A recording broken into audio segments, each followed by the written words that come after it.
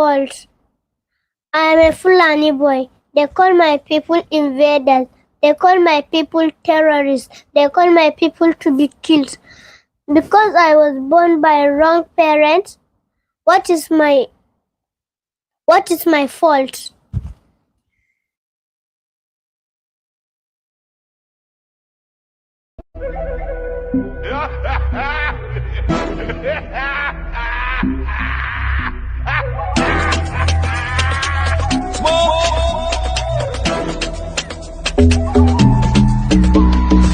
Tell your papa, tell your papa, country hard. Tell your papa, tell your papa, people they die. Tell your papa, this one don't pass jaga jaga, jaga, jaga, yama, yama, wuru, ojoro, mago, mago.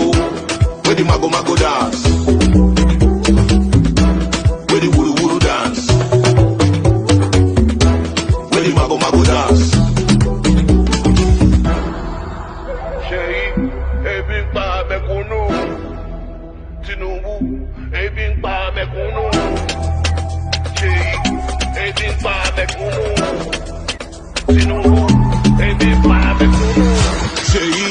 Alpha, I swear your papa no try. Too much empty promises. Bala blue grammar, Bula blue wahala. On behalf of Nigerians, take our message to him. Kidnappers, they kill Nigerians. Sheyi, try travel by road without your security. Make you feel the pains of fellow Nigerians. You they fly private jet. Insecurity no be your problem. Nigerians when they travel by road, some of them they face death sentence. Any Odio, Odile, Shagamu, Ore, Bini, experience. Make you tell Mr. President, hunger day, you still want make them cooperate. If people they protest, you soldiers suppress them. Removal of subsidy, a bold step they call it. How much your papa don't say since he removed subsidy? Lagos Calabar Coastal Road, 4.9 billion per kilometer, 700 kilometers. Honest, my family were the conquerors, the Muslim Fulani conquerors who conquered from Sokoto State to Kwara State, that made Kwara a Muslim state. So I have that origin in the bitterness, but actually we did not conquer Kwara State. Kwara State invited Fulani warriors to help them fight the Oyo Empire. And when my family and other families helped to fight and won, we took over. It wasn't violent, we just took over. So it was a natural process. I want to talk to you all, and I want you to listen and accept what I'm about to say. I said they are already usurping you from your villages all over Yoruba State. In Ogun State, Osun State, Ondo State, Anambra State, even Anambra State, even the Igbo lands as well. People are already entering those places, and they're already overtaking you people in your various states. What we are saying right now, this is not about religion. Christian, whether you're a Christian Muslim, or you're a Muslim, and with our Yoruba traditional worshippers, this is that we must band together to fight for our fathers so that they don't overtake us in it. Don't let them use religion take over our land. All those villages they've taken over in Ondo State, when they wanted to kill, they killed Christian and Muslim alike. They are fighting for the land. They are not fighting for religion. They are just coming through the lens of religion. But I'm telling you all Yoruba people, please be prepared. Nigerians at large, please be well prepared, so that they don't take you away from your father's land. And calling on to the royalties in Yoruba land. The Oni of Ife, the Imperial Majesty. Kabiesi, we greet you, sir. Please talk about this. The new Alaafin, please talk about this. All the kings in Ondo State. The kings in Lagos, Oyo, Oshun, please talk about this. Because when the war overwhelms us, we will not be able to do anything about it. Personally, I'm ready for war. I told you the last time that you fortify yourself. So people will say, why will a pastor utter that kind of statement? Please go and fortify yourself. Because when war comes, I will drop my Bible. I will go and fight for my father's land. When the Christianity came into Nigeria, 1842. it came in 1842. That was when it came in. And the first person to compile the Bible, his name is Williams. They killed him on the 6th, 1536. They burnt him. He was lynched. The person that compiled the Bible for us. So don't let us put religion into our culture or for fight for our father's land. I will fortify myself and I'll be a leader. And if you can fortify people, fortify them. We will fight that war. I will drop my Bible because of my father's land. Because the Bible says it. Hebrews 6 verse 1. It says, set aside the teachings of Christ and let us do what is complete. We will now put it aside. Let's fight for our father's land. I am a Fulani boy. They call my people invaders. They call my people terrorists. They call my people to be killed. Because I was born by wrong parents, what is my fault? What is my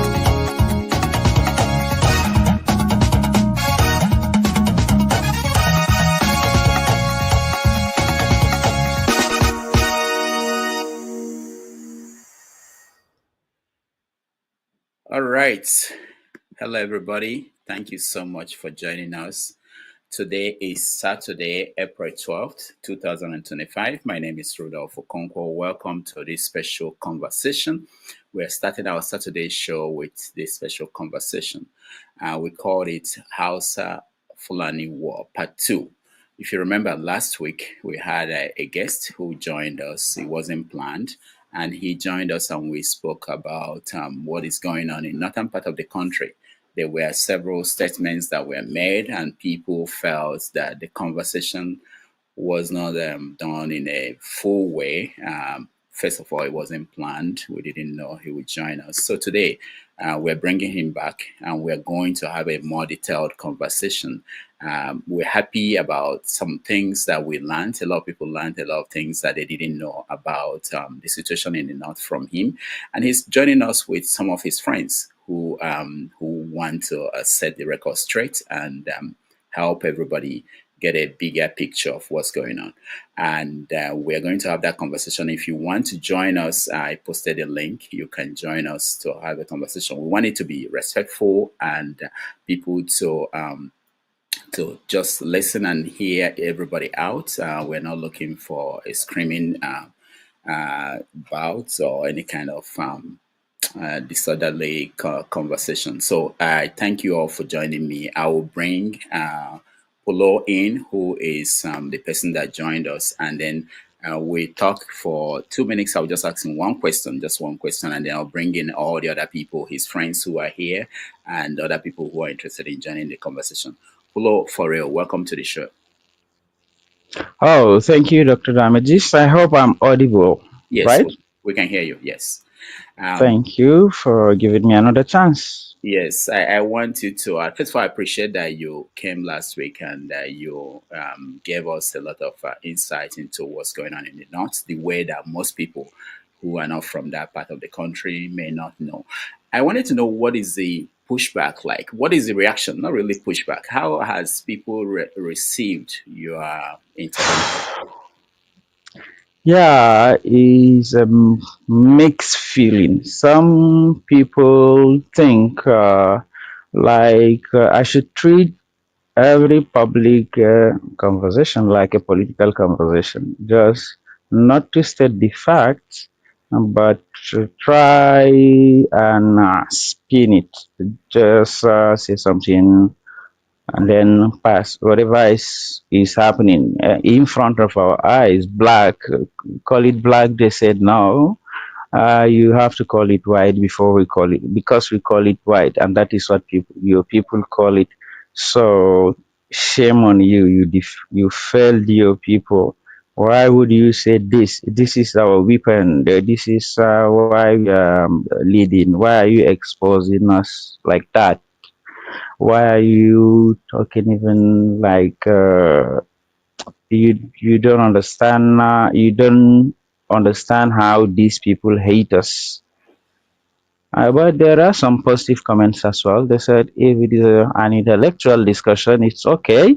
You can have an intellectual discussion and be honest with your audience. But most of these platforms are not for intellectual purposes. Most of the attendees are here to attend it. They would just want to see the political side of it, which will force me that didn't make a choice to be born in the North, didn't make a choice to be born by my parents to be a Fulani, didn't born in Nigeria. I didn't vote. I didn't do anything. I didn't win any lottery to become a Nigerian or be brought up by my parents. I just happened to be one. So, and then my people are trying to force me to do that. No, I'm proud to be a Fulani. I like Fulani culture. I like my people. I like the Fulani culture. As you can see my dress, I like everything about Fulani culture. But what does my life as a Fulani person has to do with the fact of history? And how is that a betrayal if what I said is actually verifiable and it's a fact? So sometimes I feel very bad because some people didn't actually understand it, didn't see it from my perspective. But I feel confident again talking to other people and then seeing that, oh, yeah, you actually did a great job. You're very courageous. You tell us, you say it as it is, even though it may have a little impact, but at least you educate other people that will go and tell other people this is how this is what the Fulani stands for. This is what is happening in the north, and this is the relationship as we speak between the Hausas and the Fulanis and other minority tribes. But if you're making it a political platform, then I will be pick a side and I will play devil advocate, even if it is not true. I will just pretend it is true. Just like I will be like Donald Trump. I will just be lying. One lie after another. I will lie. You caught me lying. I will lie again, and then you will you will lose track of the lies I keep giving in few minutes. So you will give up on me. Truth will never work again against me. But if you are making it an intellectual discussion, honest discussion, to find ways to be living in peace, All right. then I will say the truth no matter the cost. Thank you so much. Here we encourage conversation, honest conversation with people. We encourage different viewpoints, and we just ask people that they should do it in a very respectable way, and that's what we hope to have today. I'm going to tell you from my own end. If you look at the comments on that video, there were a lot of people who thought that. They said I look like you. Some of the comments. But the most important thing to me was that they said I did not oppress you, that you were speaking more about the past, that you didn't talk a lot about the current situation.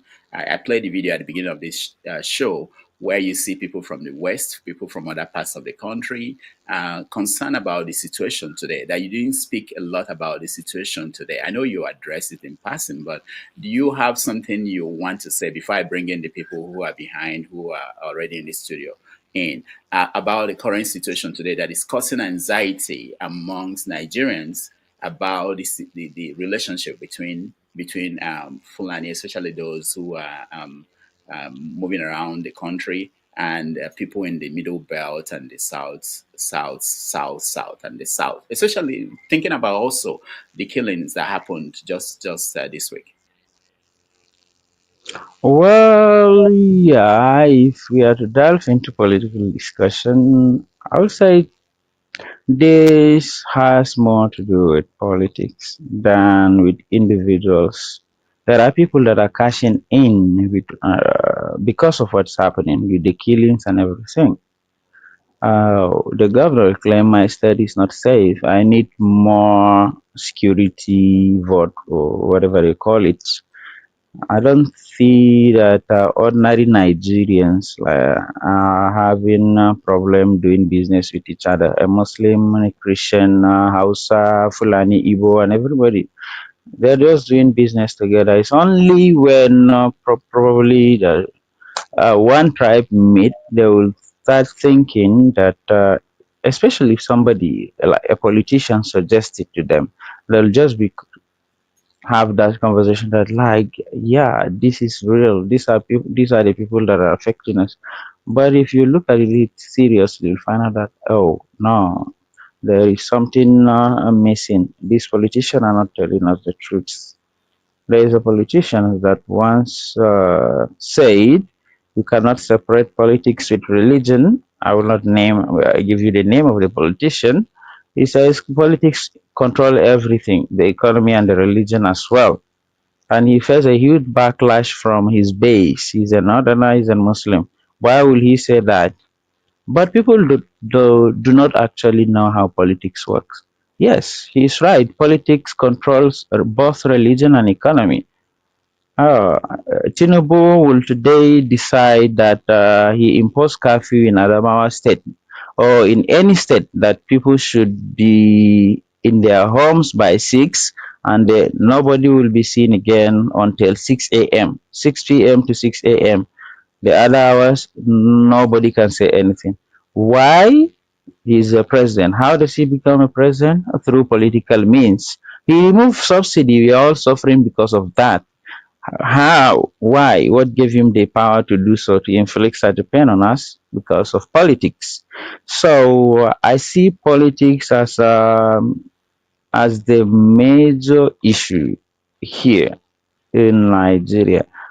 If the politicians, I was telling my colleagues the other times that this country has never been ruled by an atheist. This country has been ruled by Christians and Muslims. If they can practice only 30% of what the religion preaches, regardless of your religion, whether you're Muslim or Christian, if they can only practice 30% of what the religion says, Nigeria will not have been where we are today. We will have been developed far, far, far away from where we are today. But most of them do not give a damn about religion. They only care about religion when it favors them. But other than that, they don't care about religion. That's my own view. And you can see it even at the Red Chamber. They don't call out each other. They talk to each other. Igbos and Hausas, they have conversation, they crack jokes and they laugh. But what about other people that are just the ordinary people that are brainwashed into thinking that these are your enemies? Another thing I like to say is that everybody should carry his own cross. There has never been a politician that has siphoned public fund and use it to educate his children and give the children better life. Then later, when he was judged, and then they would make an argument that, oh, yeah, you stole the money, but your children enjoyed that money. Therefore, you also have to join your father in the prison. Why? I'm not the one that steal the money, but but you enjoy what your father stole. You have to go and follow him to the prison. I've never seen such a case. All right. Thank you so much. Let's bring in, you have some of your friends here. We have Dr. Perry is one of our people, special guest. He comes here all the time. He has something to contribute to this topic. We have Mamat Dijido. I hope I called it right. If not, correct me, please. Thank you so much and welcome to the show. Aliyu, thank you so much and welcome to the show. I see that your camera is upside down. Can you, Tilted. Hmm. Aliyu, can you turn your, I don't know if you're using a phone. Yeah, exactly. Good. Yeah. Thank you so much. And then if those who are there, some people in the back end, their cameras are off. If you want to join us, turn on your camera. I will bring you in. Dr. Perry, I will come to you later, but let me first talk to Momat. Momat, Yes. welcome, How are you? welcome to the show. Eh, I'm highly welcome. Yeah. So tell us how your connection to this story, how you came by the studio today, and what your view is. I came by the studio to represent not just the Fulani, but the herdsmen of the Sahel, because it is an important topic that's going on. We need more inclusive information on the different tribes that are coming through Nigeria who are not just Fulani, of other heritages. And I'm just here to provide more information on the roots. Okay. Can you give us a little bit of your background if you're okay with that? If you're not, that's okay. In terms of So, yes, my origins are Chadian. Um, okay, yes, my father's Tubu, but my mother is Fulani. Mhm. okay, Mhm. okay. You were born in Nigeria. No, I was born in the United States, but Oh, United States. But where do you live now? Are you in America or are you in Africa? no, I'm in the United States. I'm United States. Okay, very good. So when you look at what's going on in Nigeria, what do you see? What is your perspective about what is happening? definitely I feel there's some, miscommunication because we're not exactly we're using broad terms to classify many people groups. And I think that is the biggest problem that's going on now because um, with business in Nigeria, I mean, I think last reported the agricultural, I think cattle herding and livestock is making almost 150 billion naira uh, annually. And that's just not Fulani. You don't have to, be Fulani to have cows or something like that, the stereotype.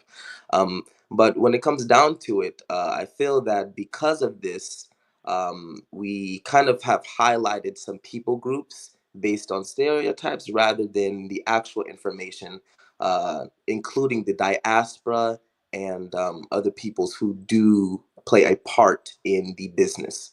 So I feel that's really it. Yeah. Do you understand the anxiety that some people feel in Nigeria as a result of what is going on in farmlands in different parts of the country, in the forest regions? Do you Mm. understand that? I mean, I definitely feel that the emotion is well versed on all the people because the Fulanis are also having to counter the same people. So it's not something that you can really say is one sided. Especially if you are herding through certain parts of Nigeria or coming from Cameroon, because it's not illegal to herd your cows through the borders. But when it comes down to it, people coming from certain regions, you see they have also animosity towards towards certain people groups for the same reasons.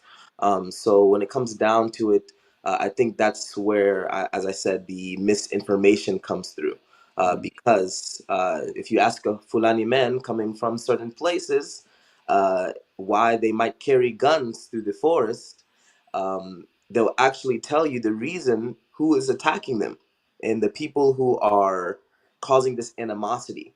So I don't think it actually comes. I think we're vinalizing people. Sorry, I'm vinalizing. Victimizing? Yeah.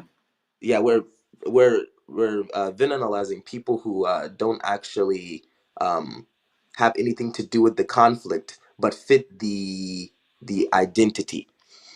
So I think that's where it comes down to, and that has to be changed. Yes.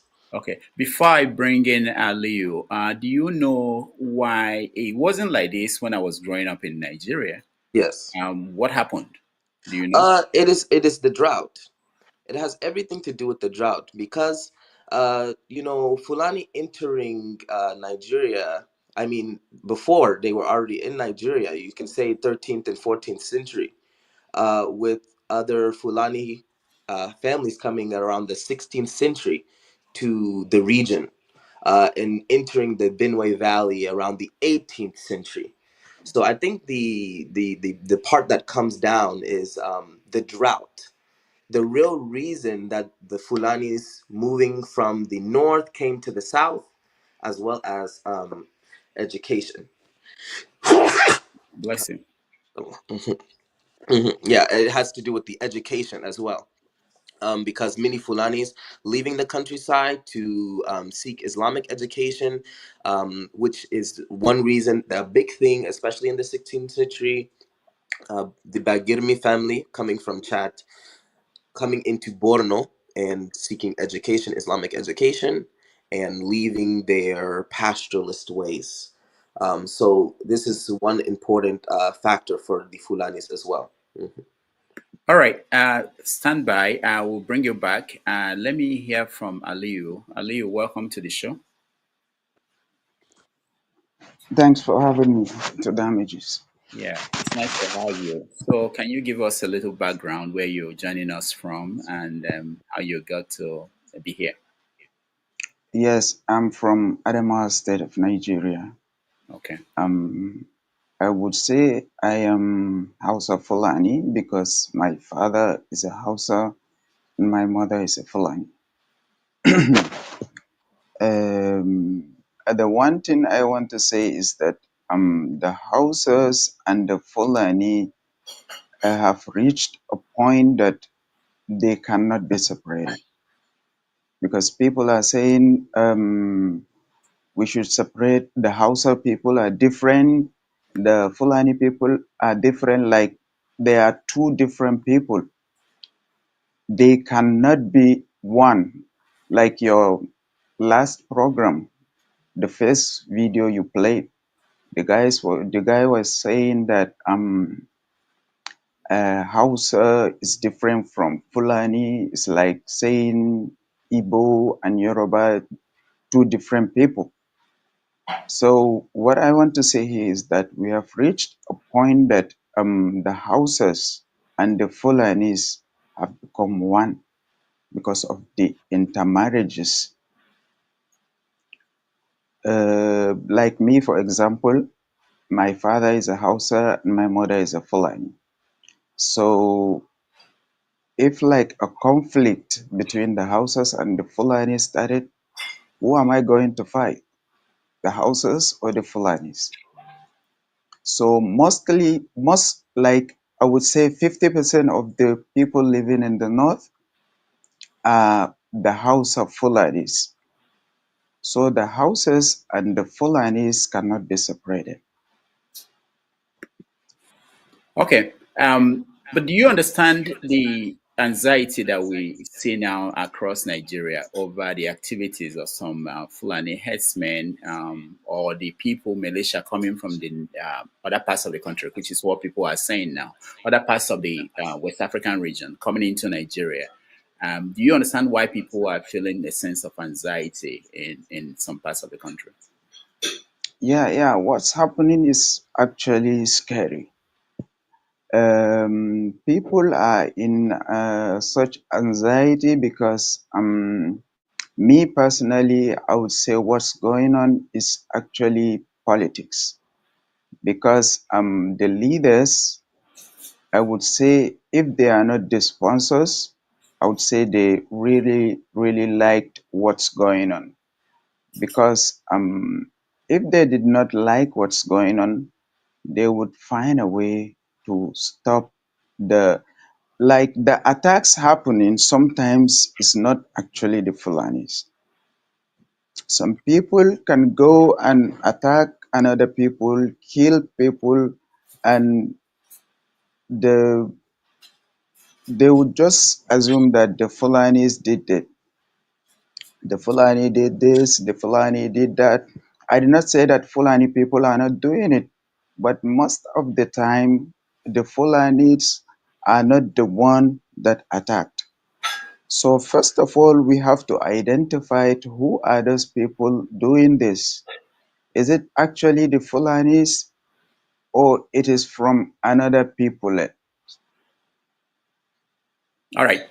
Stand by. Okay. Let me get in some other voices to come in, and then I will come back to you. Dr. Perry,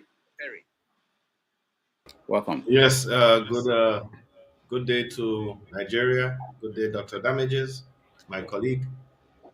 Yes, we brought you in here because you are an in-house expert. You talk about these topics before it became a big story now. What do you make of what's going on? I think it has to do, of course, with Nigeria refusing to tackle chronic issues and to decide its path forward into the future. So Nigeria is still Nigeria of 1965. Mm. So long as we remain that way, these problems would persist. Well, what do you mean that we are still explain further so that people who may not know Nigeria of 1965 will understand? Nigeria of 1965 does not have big urban centers, does not have vehicles, does not have major highways, does not have mechanized agriculture, you know. So it's a totally different terrain. So we have a new terrain, and we need to modify a lot of things to adjust to this. So long as we don't, and we continue trying to run, different societies at the same time, different people. Nigeria then does not have internet. It doesn't have the ability of public opinion and comment and you know incitement. There are so many differences. So you have to adjust rapidly as the terrain adjusts. And I think these are the things we'll be talking about today, because that's why we have these uncontrollable conflicts till now that, where else do you have stuff like this? Congo, you look at the areas, you see the same problem. It's a similar problem going on. We are still living in ancient times. There are people who are probably watching us in Benue and Plateau states, and when we say things like this is politics, this is the kind of things we talk about, they worry about people dying. For them, it's an urgent situation, and it may sound to them as if we are giving excuses. We're um, paying not paying serious attention to what is their plight. So how do you want these conversations to go so that it will address the concerns of people, direct, immediate concerns of people in these regions where this is happening, these conflicts we're talking about? That's exactly what you're saying. And this conversation is to be had and has not been had. And, Nigeria needs to sit down and say, what are the immediate solutions? What are the long term solutions? And what is the plan for the future? And as long as we still keep running a system without a head, this is what is going to continue to happen, unfortunately. Mhm. All right. Stand by, Dr. Perry. I'll come back to you. Pullo, let me bring you back in before I bring Mamat. No, there's somebody I have now that is here to weigh in, but let me come back to you first. Do you what you've been hearing, is that in line with your thinking? Is that in line with what you wanted to say last week that triggered this? Yes, I already talked about the drought effects. If you remember last week, I talked about the impact of the drought that's happening before. And the people in Niger and Chad doesn't have to come to Nigeria to graze their animals. I also talk about the porous border that we have.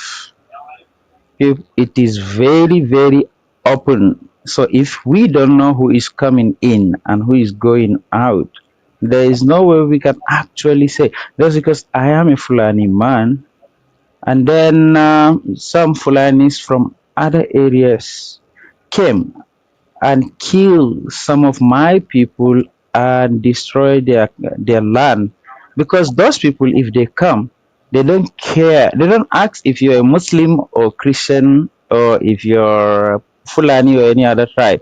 If they want to destroy your land, even if you're standing there, they can see you are a Fulani person, obviously, they will still do it and go, they don't care. because they're not from here, and we do not have a way of tracking people like that. And if you say, okay, since they are your people, why are you not condemning them? Why would you force me to condemn someone who is not my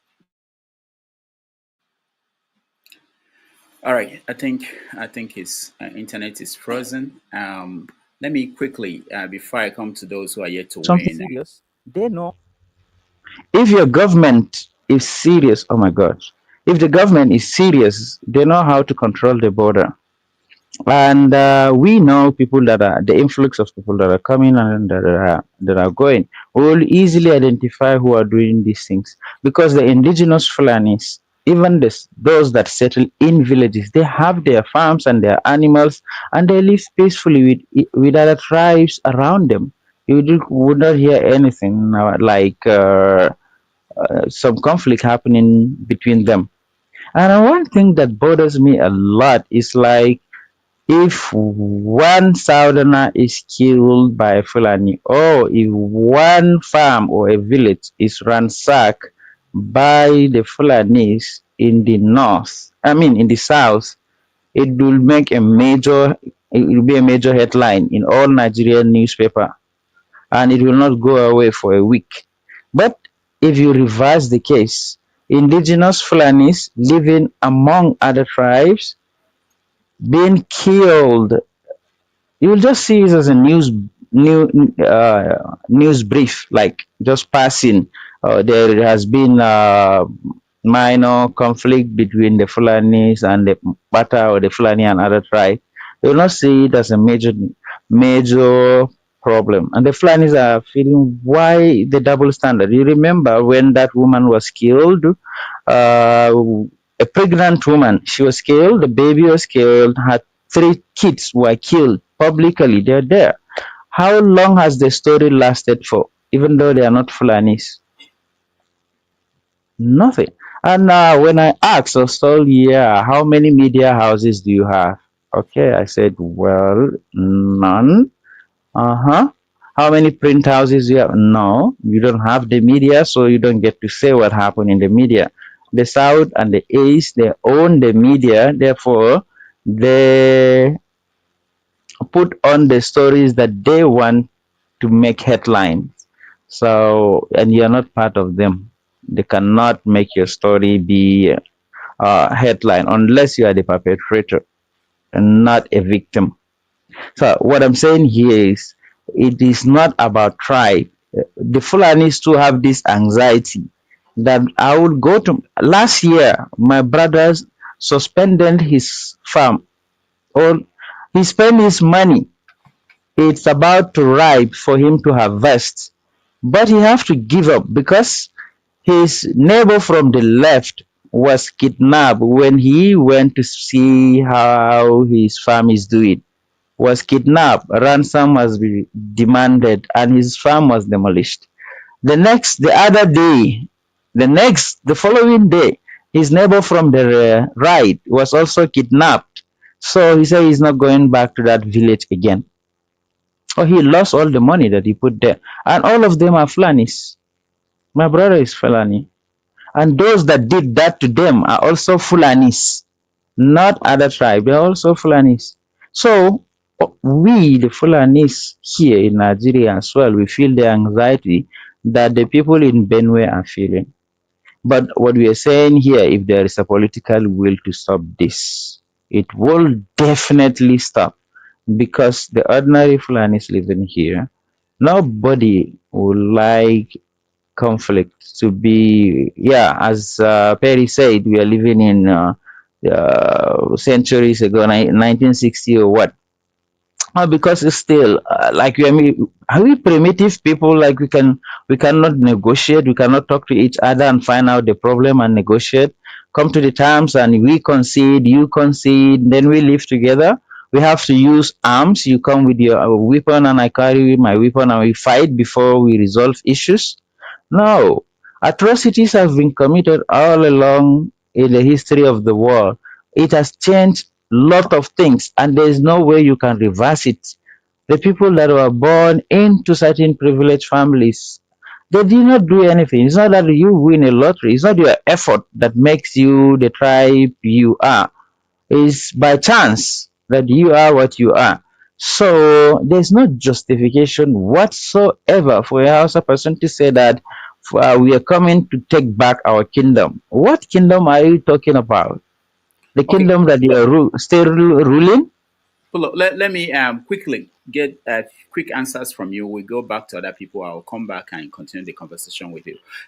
Will you support, if since the country they've not been able to stop this criminal activities going on, will you support closing the borders, stopping people from open grazing coming in from other parts of Africa into Nigeria? Yeah, 100%.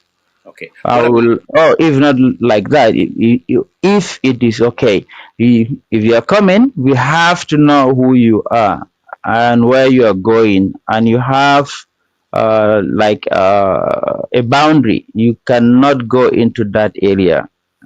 The boundary is set. You're coming into this, you're a Fulani, go to the north. There is enough space and enough places in the north where you can graze your animal and then come back. And then you have to pay before you come in, and if you're leaving, you still have to pay. what If about I am the stopping? president. Yeah, what about stopping open grazing entirely in Nigeria? Do you support that? At the moment, no, I will not, because it's just like the anchor border that Buhari did. We are not ready to feed ourselves, and you close the border, food is not imported, and the prices of food suddenly skyrocketed, and people can no longer afford what what they are used to. Your salary is enough for you to buy a bag of maize, but he closed the border and he said, "You must farm. Okay, all you need is money. Here is the money as a loan. Go and farm. We are giving you 300,000, and based on our calculation, if you farm for 3 months, dry season farming, you are going to earn this much. So you return our money, and then we will be able to feed ourselves." If you want to close the border, if you want to introduce ban open grazing, okay, educate the people first on how to do a close grazing. Like you carve out a land and you put all your animals there, and you make a provision for your animals for their water to drink and food to eat. Provide it for them. Confine them within one area, and this is how you can do it. You can even gain more by doing that. You don't have to suffer. You can gain more by doing that. So if they now know it, then you close everything. All right. Then Thank that solves the problem. All right. Thank you so much. Let me bring in someone who's here to say anything. Abby Okunla, welcome to the show. Can you unmute yourself, please? Yeah, thank you, Dr. Damages, Rudolph. Yeah, I'm, nice to I'm have you. yeah, I'm a great fan of your shows, right from the time of Dr. Damages. So Thank I got into this program via a link that was posted in a WhatsApp group that I belong to. So I saw you were the anchor, and I went back to the previous edition. It was a good one. It was quite educating, and I want to commend our young man here that has been educating us. The issue of the Fulanese, if I may say, because I'm an Edo man, and we all knew what happened in Urumi. So that was a loud cry that got the attention of the entire country. Uh, I live in the United States. I'm a Nigerian from Edo State. So this issue of open grazing has done, Nigeria a great harm. And I would agree with the parties that are saying the issue is political. Because if you look at it, in the past, like prior to the 2015 presidential election, we got series of alerts that our political elites from the north, in the bid to gain power, imported a lot of Fulanis from outside of Nigeria into the country. And I believe a lot of us didn't, you know, pay attention to that or didn't take it seriously until after they won the election and President Goodluck Jonathan ceded to that election, and no crisis, that they were anticipating. None of that happened. And these people that they flooded into our country were left at their own mercy. You know, they were not catered for, and they had to cater for themselves. So that's the genesis of all this. I feel very sympathetic with our Nigerian Fulanis because we've been living in peace and harmony with Nigerian Fulanis for a long time until this political brouhaha, happened to Nigeria. So these same Nigerian Fulanis are also victims of the mayhem that these people are, unleashing on Nigerians on a daily basis. So if you look at it, they are all not about grazing. They are all not about herders. A lot of them come in, it's just like an organized crime. They've organized themselves with a motive. They have a goal that go out there, conquer these people, get what you can get, destabilize them. I think that is majorly what their goal is. It's not about herders because majority of the crisis that is going on is not the herders, that are perpetrating, all of these. But a lot of these people hide under the guise of, herders to do these things. If you look at Edo State, to be precise, a majority of our vast forests have been taken over by these people. Only few of them are herders. And these criminals, I learned, also subdued the herders in the forest. They subdued them.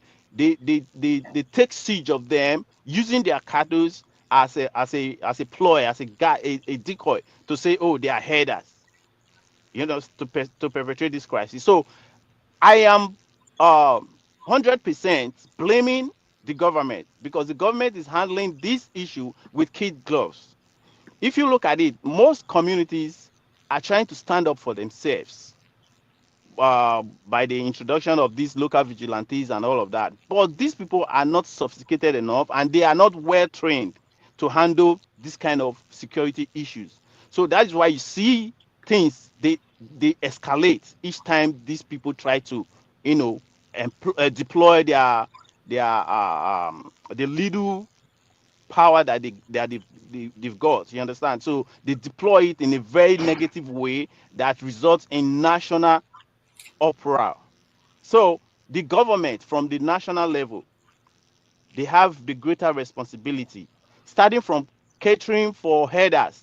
If you want this crisis to stop so that people don't begin to ascribe it to Fulani herders, I subscribe 100% to ranching, the system of ranching, because these cattle that are being reared by these herders are not theirs. I guess we have these rich Nigerians or people from elsewhere that owns this cow. So it is business. You cannot use your cow to destroy my own business because it is your business you are doing in the same at the same time. So I'm doing my business by farming.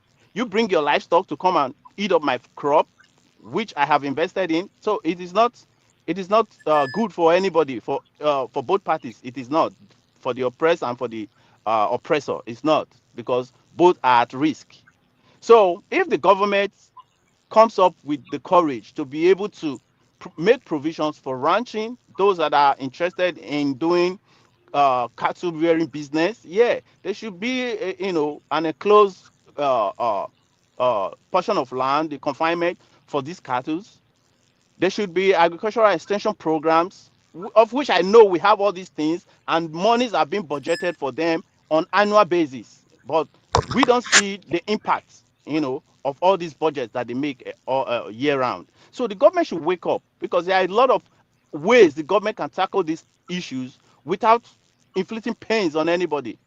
If you look at the border, we cannot continue to talk about closing borders at this time It is 2025, for crying out loud.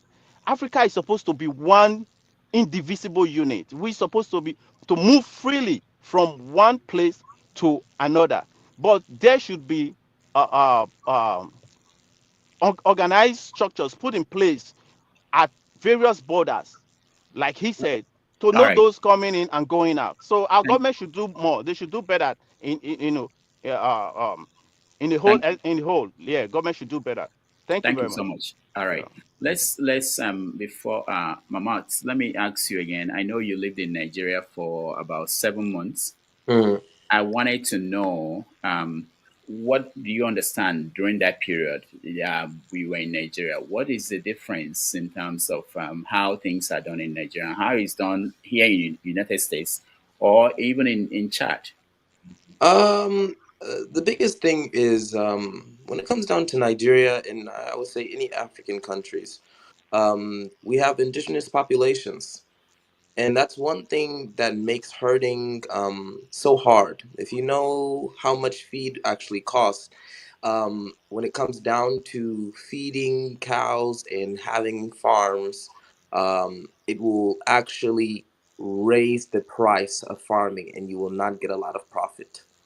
You'll be spending so much on fattening your cows for them to actually stay fat because they're in one place. I mean, regardless, they're going to have exercise. And that's one thing that also causes drought. And that's one problem that's happening here in the United States as well. If you see the Midwest, all the farming, all the things that have been going on, the land is terrible for farming. It's the desert now. And the same thing is going on in Nigeria, and same thing just in the Sahel in general, Chad as well.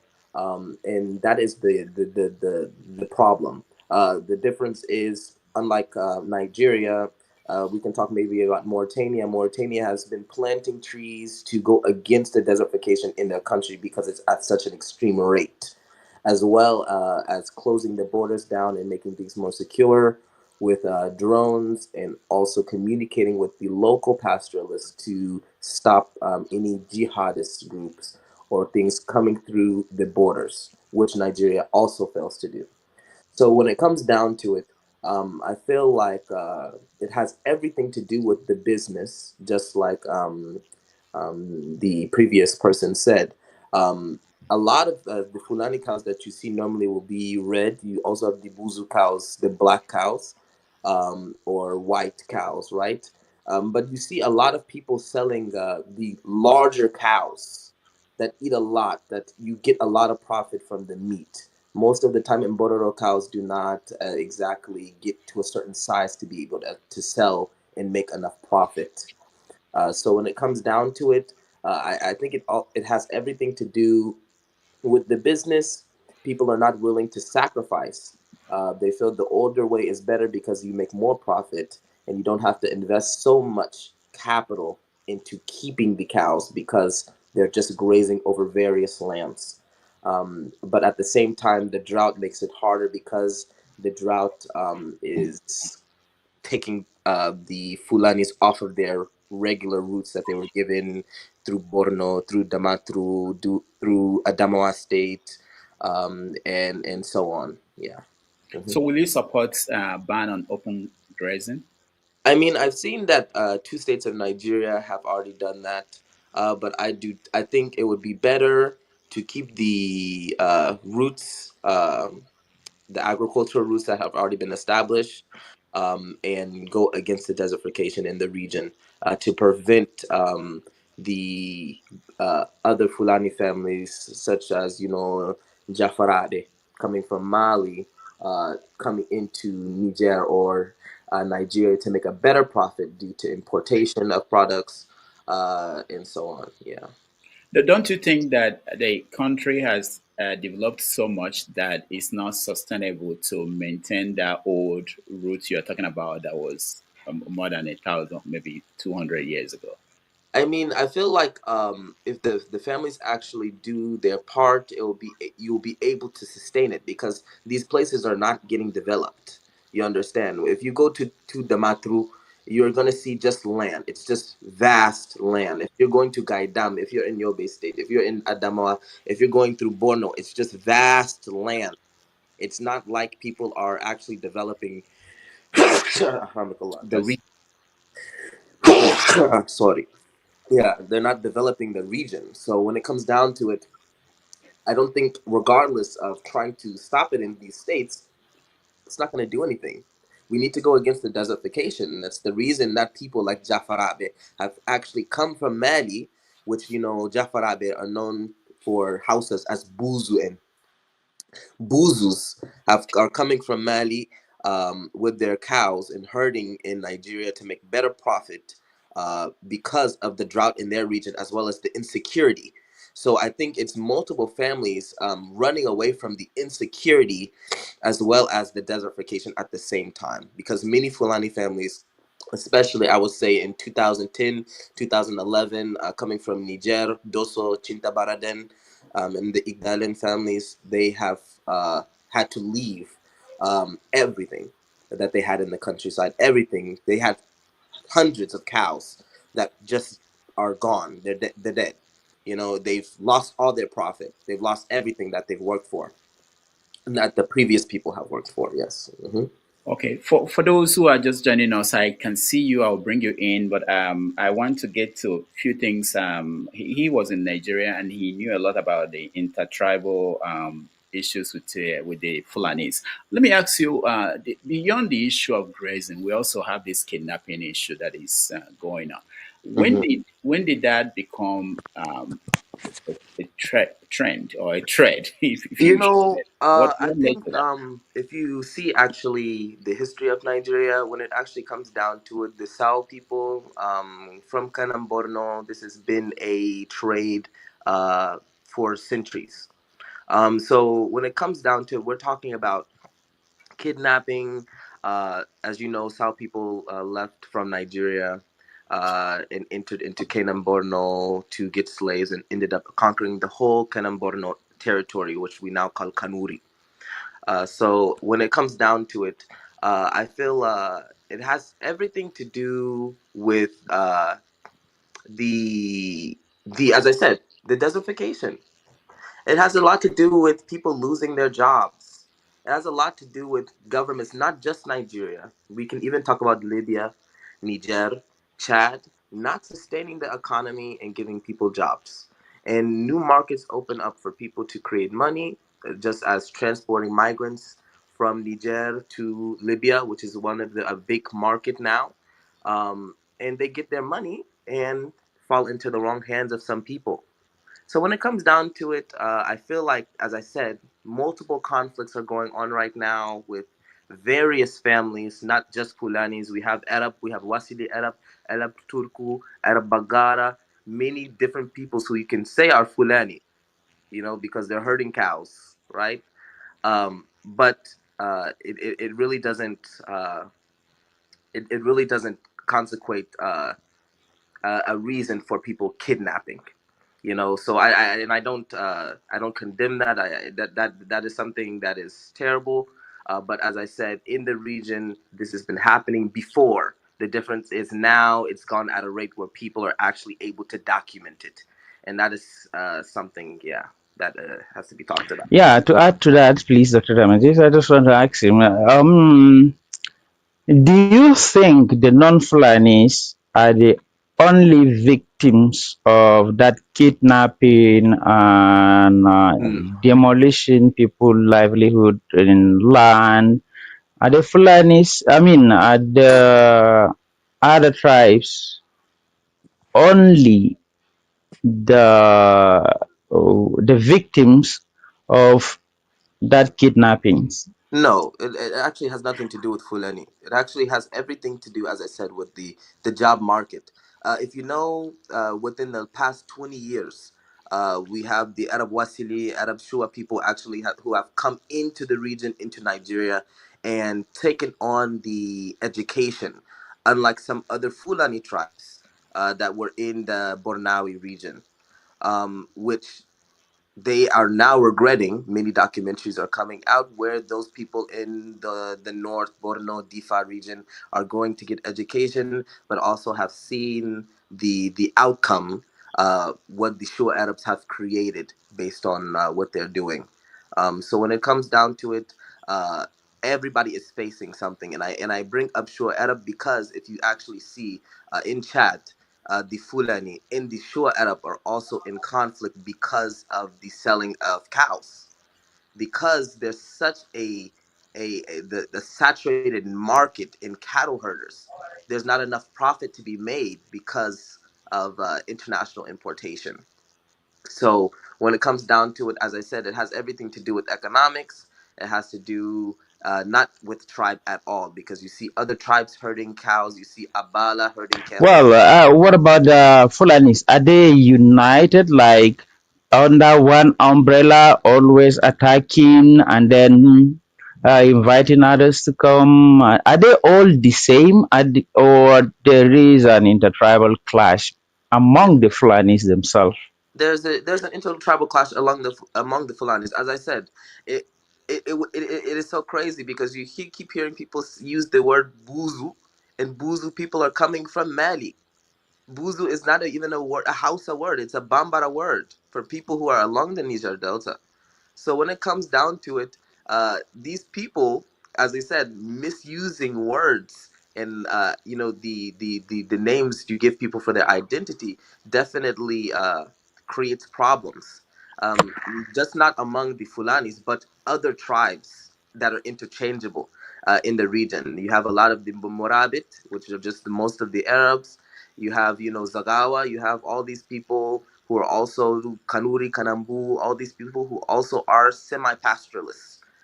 So when I say it's an interconflict with even the Fulanis themselves to talk about herdsmen and bring up Mbororo pictures like Buzu, or bring up a picture of a Bodado, and then say that these are the same people, because they're not the same families. But yes.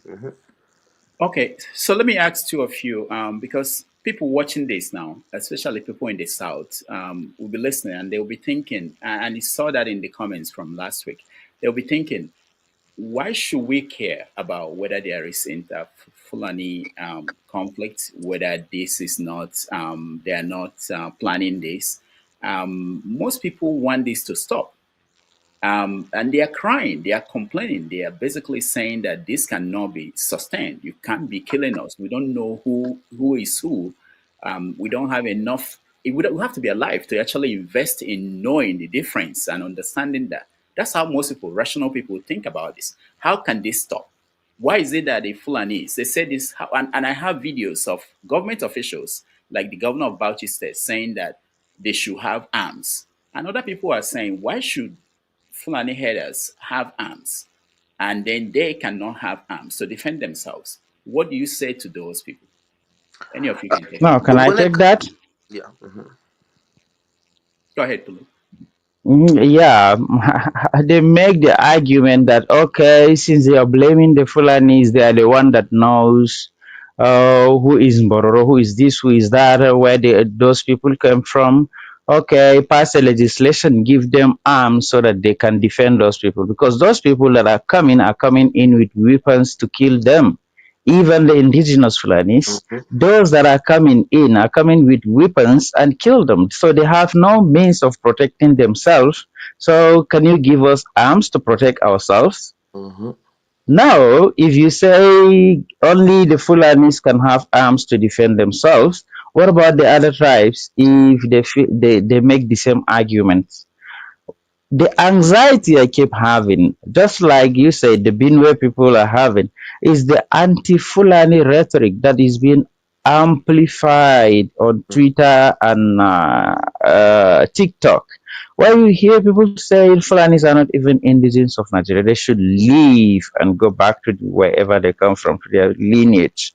If everybody is to be sent back to his lineage, some people will not know where to go. Where will I go? This is where I know. I don't know anywhere. And I can't go to another person's land. My parent and my grandparent have lived here for hundreds of years. And you're saying, okay, my origin is in Senegal. So I go to Senegal and then chase Senegalese away. The other tribes that are living in Senegal now, send them away. Like this is our land. Or in the United States, the native, okay, say like, okay, now we are educated. You call us native, it means it's our land. So every white person should leave United States. It is not your land, it is our land. Will that happen? No, no way. But why do you keep amplifying it and making a general statement on collective punishment for a conflict that happened 100 years ago when both of us were not, all of us were not born? And Pullo, you think you have a justification to come and kill me? Are you Pullo, kidding me? hold on. There are also, I got a comment from someone who said, I think Mamat mentioned stereotyping, and it has come up here. And someone wrote me and said, "Oh, this is exactly what happened in 1960s when some officers planned a coup, and some people said that these were Igbo people that planned the coup and went and started killing Igbo people. That people are doing exactly the same thing that was done. That was how that person interpreted everything, like what you are saying now. And I understand that you are not going to stereotype and say all people, Fulani people, are the ones who are doing this. What do you say to someone like that who's watching now and thinking, oh, people are complaining that people are judging them and stereotyping a whole ethnic group, but this is exactly what people do in Nigeria, and people have died because of that. Yeah, I will take what the other guy was saying. Yeah, it's miseducation, misrepresentation of misnomer. Even the term Fulani is not actually a misnomer. I already told you. We call ourselves Fulbe, not Fulani. Hausas call us Fulani. They call our language Fulatanchi. Those that does not know that, they say Fulani, whether it's the language or the person or the people that speak the language. Whereas the people that are speaking the language are called Fulbe in plural, Pullo in singular form. Uh, this misnomer, okay, if somebody is passing with just dressed like Muhammad, what will you call him? You'll say Buzu if you live in the north. And he is not Buzu. Just because he put on a turban, you just call him Buzu, especially if you have some tea in a flask and holding something and go and walking. Let's say he is he is buzu selling tea. His job is just to guard somebody's some politician's house. The anxiety that he is feeling there. Okay, now we are in a modern era where we can talk about this and we can verify things easily. Then when that happened to Igbos, we don't have access to lots of information that we can verify. Actually, does that actually happen? Is that actually the correct thing? But now in a modern era, we can talk about it, we can verify if this actually happened. Had it been it is now, it will be very hard for people to get away with certain things that they did in the 1960s. All right, thank Lack you. of information and lack of educated people. All right, thank you. Mamat, you want to say something, add something to this? Yeah, definitely. Just like you said, it's the stereotyping, and it has to do with being a Nigerian. If you are a Nigerian and you want to better the country, you shouldn't just think about, yourself. As you said, why should other Nigerians care about this? Because it's a conflict that's going on that needs to be awakened, just not in the north. I mean, we can have the insecurity. I mean, the Lake Chad region has been insecure for a long time now. You understand? Lake Chad is also Yobe, Borno State. So when it comes down to it, I feel like it has everything to do with educating people, to stop the stereotypes. There's nothing against the Fulani Hausa. I don't know how that's even possible. It's just not possible. It's too The intermarriage has gone too far between the two tribes. It's not just Fulani Hausa. You can just say it's a term created under multiple tribes, because a Kanuri person will call themselves Hausa. You will hear Bata people calling themselves Hausa. You'll hear everybody calling themselves Hausa if you're in the north. I mean, I don't know where this rhetoric is coming from, but when it comes down to it, I feel the miseducation needs to stop. And if you're a Nigerian and you want to change it, you should, guide the government or try to push groups. If you're international, especially international people who can get, NGOs or any people in the region to help to plant and stop the desertification, so the pastoralist tribes, I'm sorry, do not have to come down from the north to the south, as well as making better security so that the north doesn't have to come down to the south. It has everything to do with security, because if you go and you know that your cows might be stolen, or in the nighttime somebody's going to take your stuff. It doesn't, Fulanis just don't herd cows. You have sheep, you have goats, you have udan that are herding sheeps. You know what I mean? So when it comes down to it, it has everything to do with the insecurity, and it's not coming from the Fulani, but I would say it's coming from various group in the Sahel, which I just will use a broad term. Yeah. All right. So what we're going to do now is we're going to get our regular guys to come in. They can ask questions for Mamat and Pullo and Aliu, if Aliu is still around, or if they want to make a comment on what they have had today. So let me start with you, AY. Go ahead. Thank you, Dr. Damages, for organizing this again, man. Well done, good job. I want to come in the area of solution. Muhammad, listening to you, I begin to think this problem is more complicated than I thought. One thing I think that is not clear in discussing the solution is the banning on open grazing. It seems it's something that a lot of us don't want to accept. Both Muhammad and Pullo have said they should restrict their cows to the north. But even the northerners are not safe. Why don't you understand that in Zafara, in Katsina, in Benue, people have been dying like forever, even in Plateau. So this is a general problem across the country.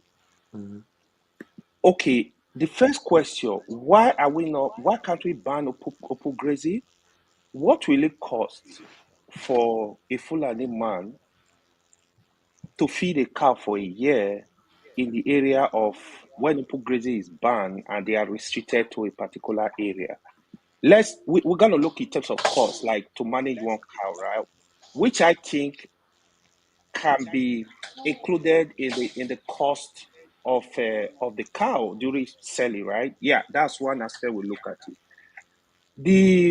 The other thing is somebody measured that, in some of the cases they are not Fulani. Yes, we agree, but we can also deny that we have seen Fulani on recently. I've been seeing a lot on people's farm with guns, AK-47. Where are they getting these guns? Who gave them AK-47? That's another thing I want you guys to address. Listen, I have defended. I know I'm not the person that know how to talk about, put people in one bus. I have said on this platform there are a lot of good Fulani that are not interested. We have good Fulani. I have a lot of friends that are Fulani. It's not all Fulani. We have Fulani that are doing this. Why is nobody talking? So the Fulani exposed a lot of educated Fulani in the north, the elite Fulani. Why are they not talking? Why are they not seeing this is becoming a problem? Because what we are having at hand now, the way people are going, especially in the south, it's more like this is headed to. I pray it doesn't happen, so we will not have civil war in our hand, because people are really hungry. It has got it to this point. So one of the major solutions I see in all this is to stop open grazing, restrict movement of cows, if not for anything, to certain area like bush, like, okay, this is your, stay in this zone and take care of for your animals, don't leave. So if we are having foreign Fulani coming to join them, they need to recognize these people. Yeah, I understand in the area of government should protect Nigeria borders. Clearly, of course, they are not doing that. Not our borders are porous. We can't sugarcoat it. They have free in and out. So why are we not looking at a way of, okay, let's identify the Fulani that are coming to join the Fulani in Nigeria. We make sure they don't commit all this crime, because this is actually like getting out of hand. I know I've asked a lot of questions. Let me allow other people to speak. All right. Thank you, AY. Yes, I want to go off of your last thing. I just want to give an example.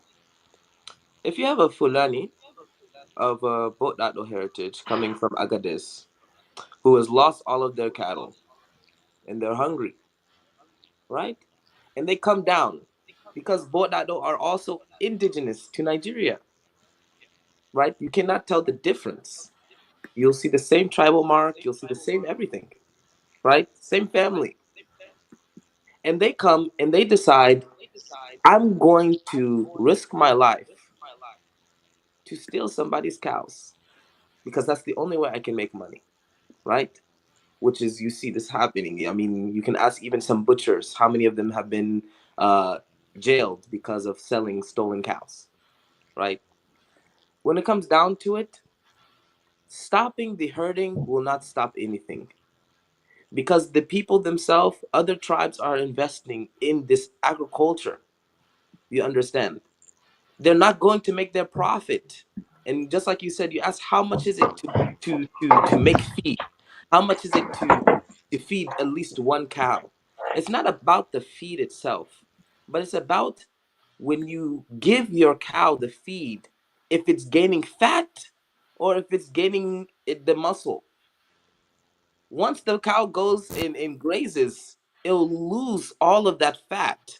Or when it's sold in the market, they're already testing how much fat it has, how much fat compared to meat, and you will not get the same price. This is why people are not willing to do this, because the grazing is the best way. If you look at the American way, you see a lot of people using corn, wheat, in a mixture of molasses to fatten animals, as well as drugs to boost growth in a short amount of time that Africa does not have. It is too. The medicine is too expensive to even import. So when it comes down to it, you see many people in the agricultural business will suffer. And that is one of the biggest markets in Nigeria right now. The agriculture, the livestock, not just the Fulanis are the people who are, benefiting from it.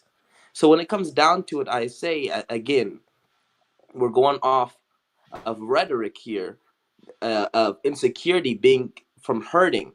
I mean, if you know anything about moving to the south, there's a fly. I don't know what this fly's name is exactly in English, but this fly, if it bites your cows will die. So they're even taking a risk on bringing their cows to the south, closer to the sea, uh, to to have security.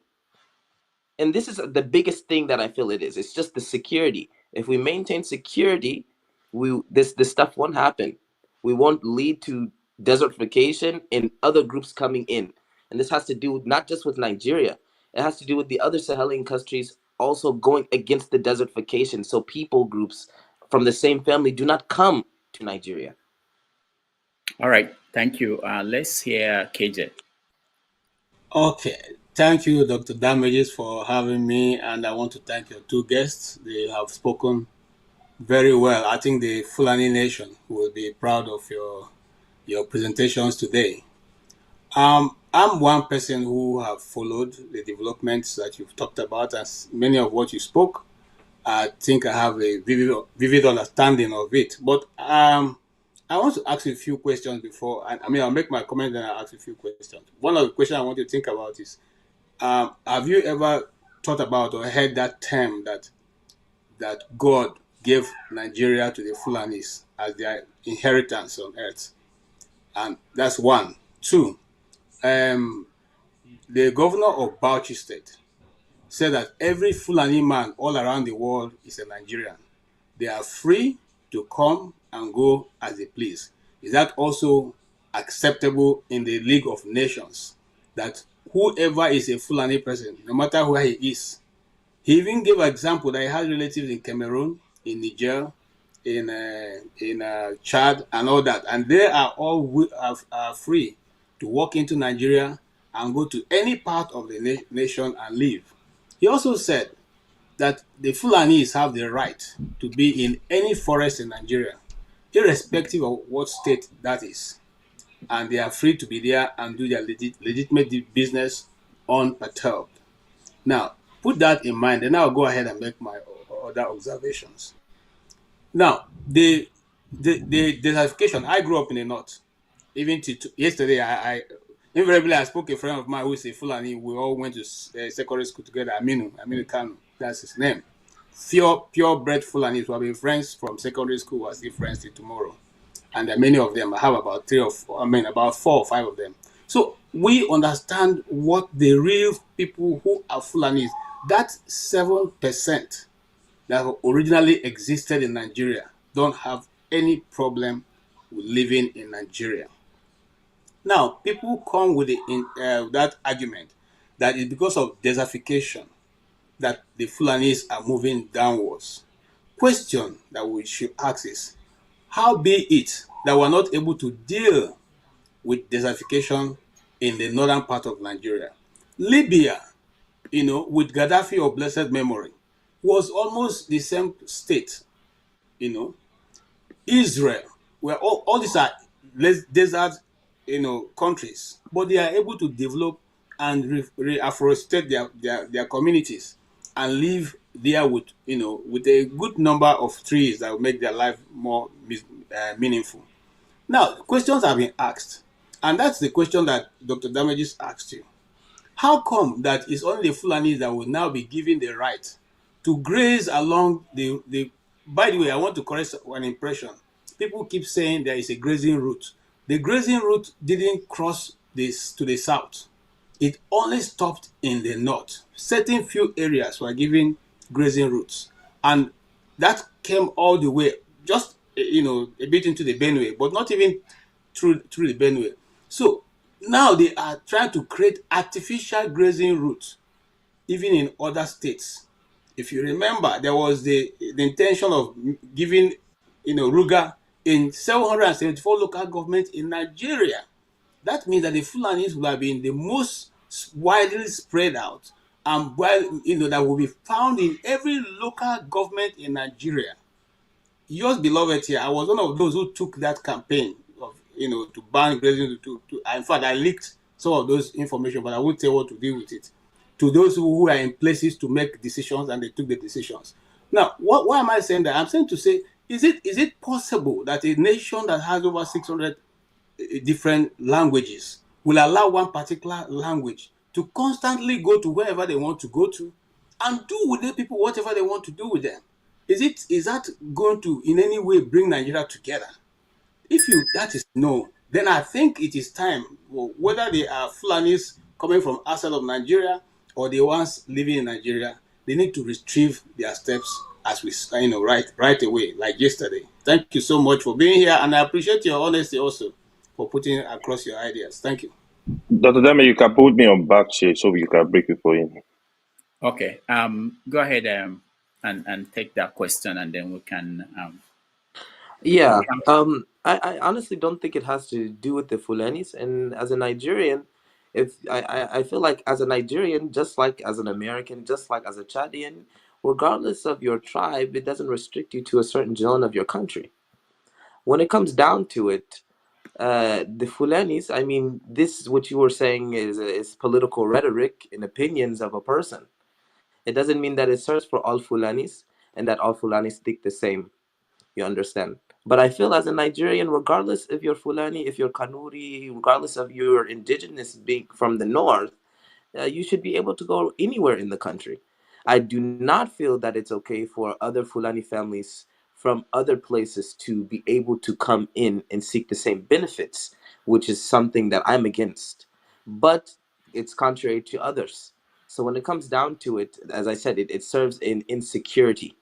It really does. To bring in other families, though Bagirmi people were already in Nigeria, to now bring Bagirmi people in, especially with the insecurity in Lake Chad and insecurity in other regions. I think it would be better for Nigeria to close that or put something in place to mark those people who are coming in, where they have to pay tax or tariff to do their business. in Nigeria because of the insecurity that it might bring. But when it comes down to it, I feel that most of what you're saying is it's contrary. It's opinion. It doesn't have to actually uh, you know, represent the whole Fulani community. And as I said, the Fulanis are not the only ones herding cows. There's other communities that are in Nigeria that are herding cows that are semi-pastoralist, not just pastoralist in research that they put Fulanis under. But yeah, that's all I have to say.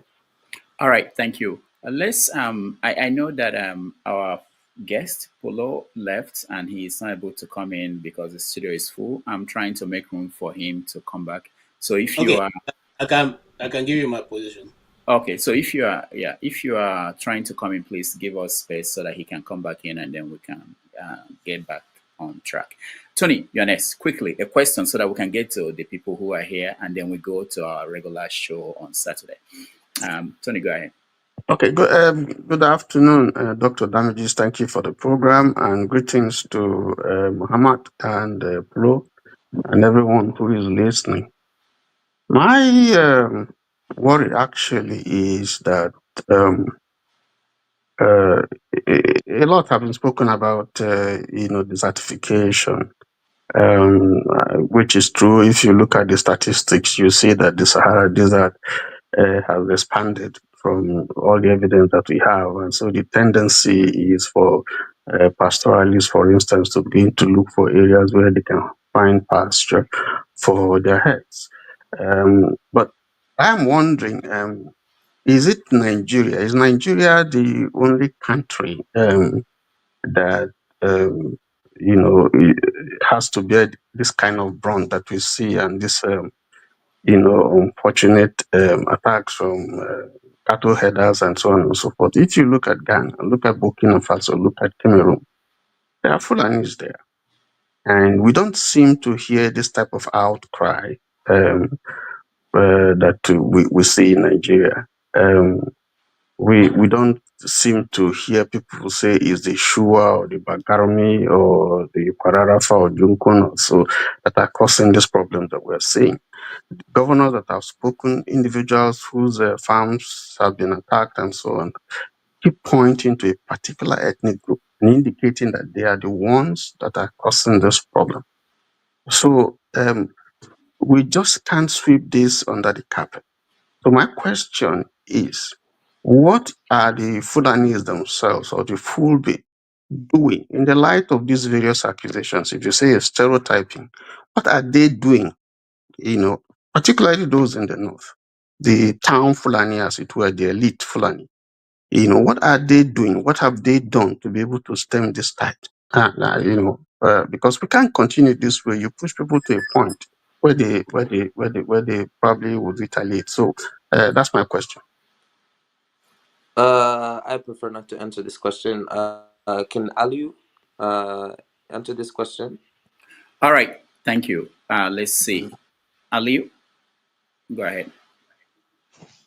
Okay, thank you. Mr. Tony, what I'm going to say about this is that, first of all, like I said earlier, the leaders are in support of what is going on in the northern Nigeria, because if they are not in support of what's going on, this thing will not continue to happen. Because I would say that the leaders from north or some part of the country, like sometimes ago, there were a group of people that were paid to be carrying out those attacks. And the news goes that these people are Fulanis, this and that. And most of the time, the Fulanis are not the one carrying out those activities. But we will go and say the Fulanis are the one doing this, doing that. And I think this is a political issue, because if the politicians really want this thing to stop happening, I think it will really stop. I think that's what I'm going to say about this. All right. Thank you so much. And Tony, thank you. Let's bring in someone else. Please, if you can go straight to your question, that will help us to get through with everybody who is here. Man of Prestige, go ahead. Okay, yeah. Good morning, good afternoon, everybody. Can you hear me, Dr. Damage? I was having. Okay, thank you very much. Nice to see you, Matt. I needed to ask you a few questions before I bring up my question. I just wanted to understand where you live, or how often do you live in Nigeria, and do you understand the political dimension in Nigeria? I wouldn't say so much. I'm not so good on the politics in Nigeria. I just live there. I'm just here Oh, for okay, okay. schooling now, but yeah. Okay, I mean, I see where you're coming from, your point of view. Okay, but I think what's going on in Nigeria is just more than what you think. There's some Mm, political connection, going on in Nigeria, and to mm, be precisely, because we are not the only countries. For example, Senegal, they are majority Muslim Fulanese. They don't have this open grazing we have. I just feel like this open grazing. This is my own personal opinion. It's a pretense. I mean, there has been an Usman Dafodia ideology, to Islamize Nigeria. I mean, that's probably the ideology that is pretty much perpetuating right now. So I'm not going to misword the way I feel about it. I mean, I may be wrong, but going by what's going on, I mean, you have a lot of land. Okay. Let me make it straight. It's not all Fulanis, because one of my best friend, a doctor in Jacksonville, the famous Mayo Clinic, is a Fulani. So having said, I'm not trying to generalize it, but there's a hidden agenda. They are using this as a pretense because they have a lot of land. Even Niger State is more than the whole of Southeast. So why can't you use that land over there? Is it because the land is not fertile? You need to do the modernized mechanism which the Senegal are doing. We have the same. They have the same kind of land you have in the north, but they employ the USA to help them. Of modernization of of ranching. Why can't that happen in the north? The reason why I think it's not going to happen, because there's some political ideology behind that. I mean, they just want to conquer, they just want to conquer Nigeria. This is just what I feel. But can you shed more light if you have knowledge about what I just said? But that's my own opinion. When it comes down to Senegal, you cannot use Senegal as an example because Senegal has a high importation of meat coming from other countries, which is actually taking the jobs of the Fulani men and forcing them to move from Senegal into Firdo land like Gambia and Mali, which also is causing some problems. It's the fact of the media. As I said, uh, even right now, when it comes down to it, it will be better for you to take a cow from Nigeria and sell it into Chad than sell a cow in Nigeria. You'll get better profit. When it comes, it has everything to do with business when you're talking about agriculture. And I don't think agriculture is the problem here that we're facing. As I said, I think it has everything to do with insecurity and instabilization in the government, because places like Senegal, Gambia, Mali, you can track these people. They have their heritage, they're indigenous. It's not easy to get to citizenship, it's not easy to get papers like Nigeria.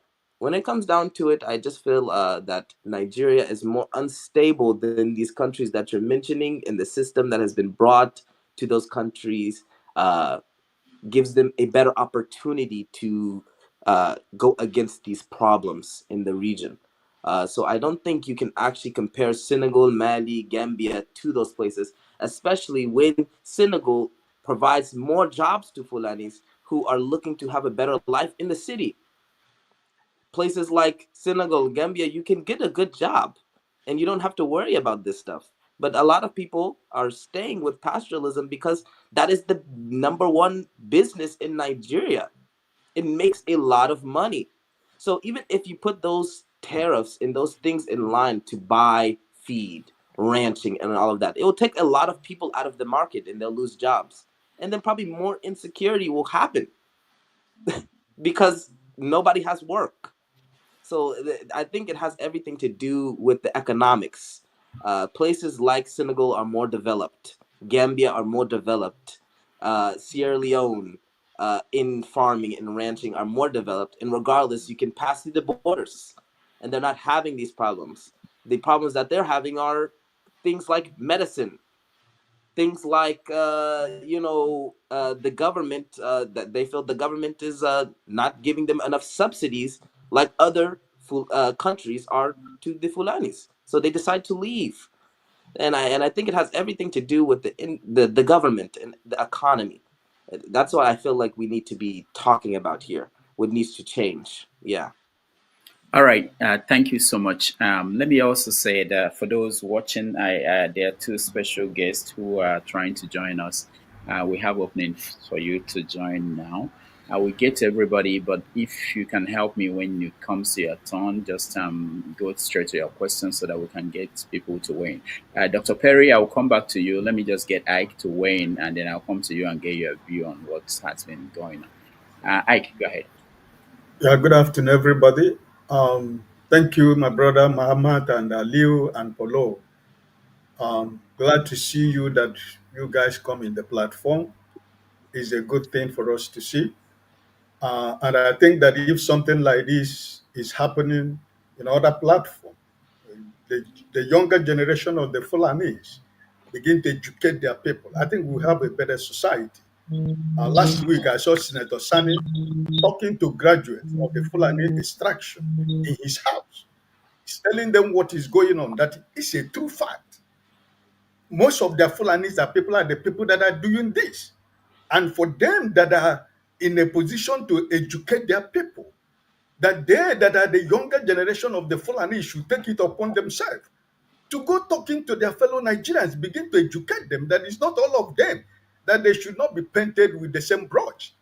So I think one of the greatest problems Nigeria is having is accepting the fact that open grazing is the problem. I want to give you an example. I don't have a question. I'm making just a general comment, and I'll give somebody an opportunity. I lived in Mali for 13 good years. Mali. And from Gao to Mopti to Timbuktu to Kidal, the northern part of Mali, I know everywhere in Mali. You don't have open grazing of cows in Mali.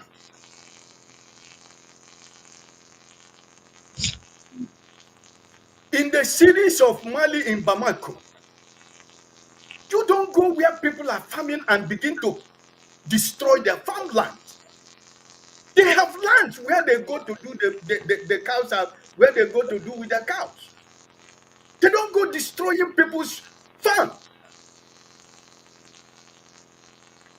So I don't know why the political elite in Nigeria from the Fulani extraction are not trying to tell Nigerians the truth. I was told, I don't know which is true, that Sambisa forest is bigger than Belgium. Why can't they do the cow over there? The Sambisa forest, I was told, is bigger than Belgium. I don't know if it is true. It is true. They have a land. They can do this. And we can stop killing ourselves. The last incident in Plateau State is a genocide, extermination of a people. And nobody is taking responsibility. And nobody is trying to admit that this is wrong. I've not heard any of you who are, I'm happy that you guys are here, but I have not heard any of you to say, listen, I am sorry for what is going on. The last killing in Plateau State is a genocide. And it has been happening in the southern Nigeria. From the southeast to the south to the southwest. Is it not time that your political leaders and the elite in the north are begin to tell your people the truth? Pullo made a comment that the southern Nigeria is taking control of the news media. Nobody stop your millionaires and academicians to have a news media. That's your problem. I'm not going to tell me the business that I have to do. So I think that it is time that Nigerian government and the people that are concerned that we ban this open grazing. Because if we ban this open grazing, these people are not coming to anywhere in the south. And I don't think we will continue to have this killing. So if somebody is not ready to accept the truth, what is going on in Nigeria, and the killing that is going on in Nigeria, all in the name of whatever they call themselves, grazing or herdsmen, somebody has to stand up. I don't think that it is good to kill anybody, because not me and you can be able to produce a human being. We cannot give life. And for anybody to take somebody's life, it's a heinous crime. Not only taking a life that is an innocent life, a pregnant woman that has done nothing, and the innocent child who could become a president of a country is taken away by a callous human being that is not even supposed to be called a human being. Polo, Yeah, that has been I done want by to thank you. Ibuka. Last week you said you find yourself being a Fulani. That's the way every of us find myself to be an Igbo man. I didn't choose to be an Igbo man. Everybody from everywhere around the world, nobody has chosen where they want to be. I came into this world and I saw myself as an Igbo man. And I cannot change it. And I'm not telling anybody to change it. And I'm proud of you that you said, yeah, you're proud of being a Fulani. And I am happy to hear that. But I think that your generation is in your hand now to begin to educate people, to let them to understand that we can live together as one people in Nigeria. But we have to also admit the fact that the people, the politicians that are sponsoring the killing in Nigeria, all in the name of all these things that is going on, that is a true fact. And if we cannot say, let us stop open grazing, I don't know where we're going to get headway. The insecurity in the north or all the borders of Nigeria, the politicians are the cause of it. We know that. I am not denying the fact that the problem is the politicians, because they are making money out of it. These people that are taking our cows, it is your multi-millionaires and billionaires that owns the cow. It's not even the people that are rearing the cow, they are not the owners of the cow. It is the same elite that are supposed to know better and to stop this killing that is going on. But no, it is all about politics. So I just want to thank you and Mahat and Dr. Aliu. It is good that they are here. And I think, but my own case is to people to continue to educate your people. Now you are speaking your mind. And I was so happy last week when you came here and you are here again today. I just want to say God bless you. But please continue to educate your people. Never stop telling the truth, because I think the truth will set every one of us free. Thank you, Dr. Damages. All right. Thank you so much, Ike. What happened to? Okay. Pullo, what happened to him? He left. All right, Mamat, go ahead if you have any response. If you heard what Ike said. All right. I don't think Aliu, are you here? Aliu? Yes, I'm here. Okay. Do you have anything? So can you respond to Ike? Yeah, first of all, what I want to say is that I am really, really sorry for what's happening in the north. Because the northerners are affected more than anybody in Nigeria. This problem also affect the northerners and also the Fulanis and the Hausas living in the northern part of Nigeria.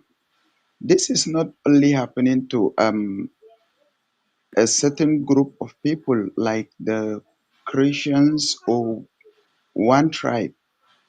This thing affects everybody, mostly the Hausa and the Fulanis living in the northern part of Nigeria. So this thing happening is actually, I would say, a group of people that were on a mission, because this is actually a mission. Maybe they use the Fulani people, or They're different kind of people. What is actually happening is that these people are carrying out these attacks, uh, all in the name of what will I say? This is actually happening because there are a group of people that want this thing to continue happening. So what actually we are going to do is that what is the solution? How are we going to find this solution? That's the Well, question that we are. so I Dr. want to David, add to what my fellow has said, please. I'll join you I in have a a minute. network problem. He raised about educating our people, it is our responsibility. So, are Pullo, you aware of we can hear you. the We can hear you nomadic? very. We can hear you Can you very hear well. me now?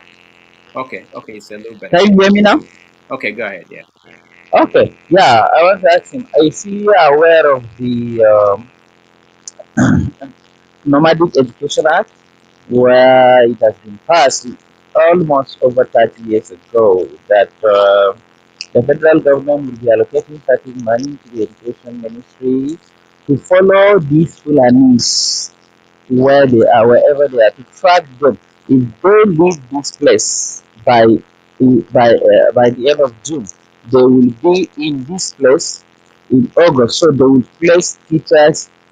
Teachers will already know the map out of the Fulani route, wherever they go and how long they will stay there and what time is the best to teach them.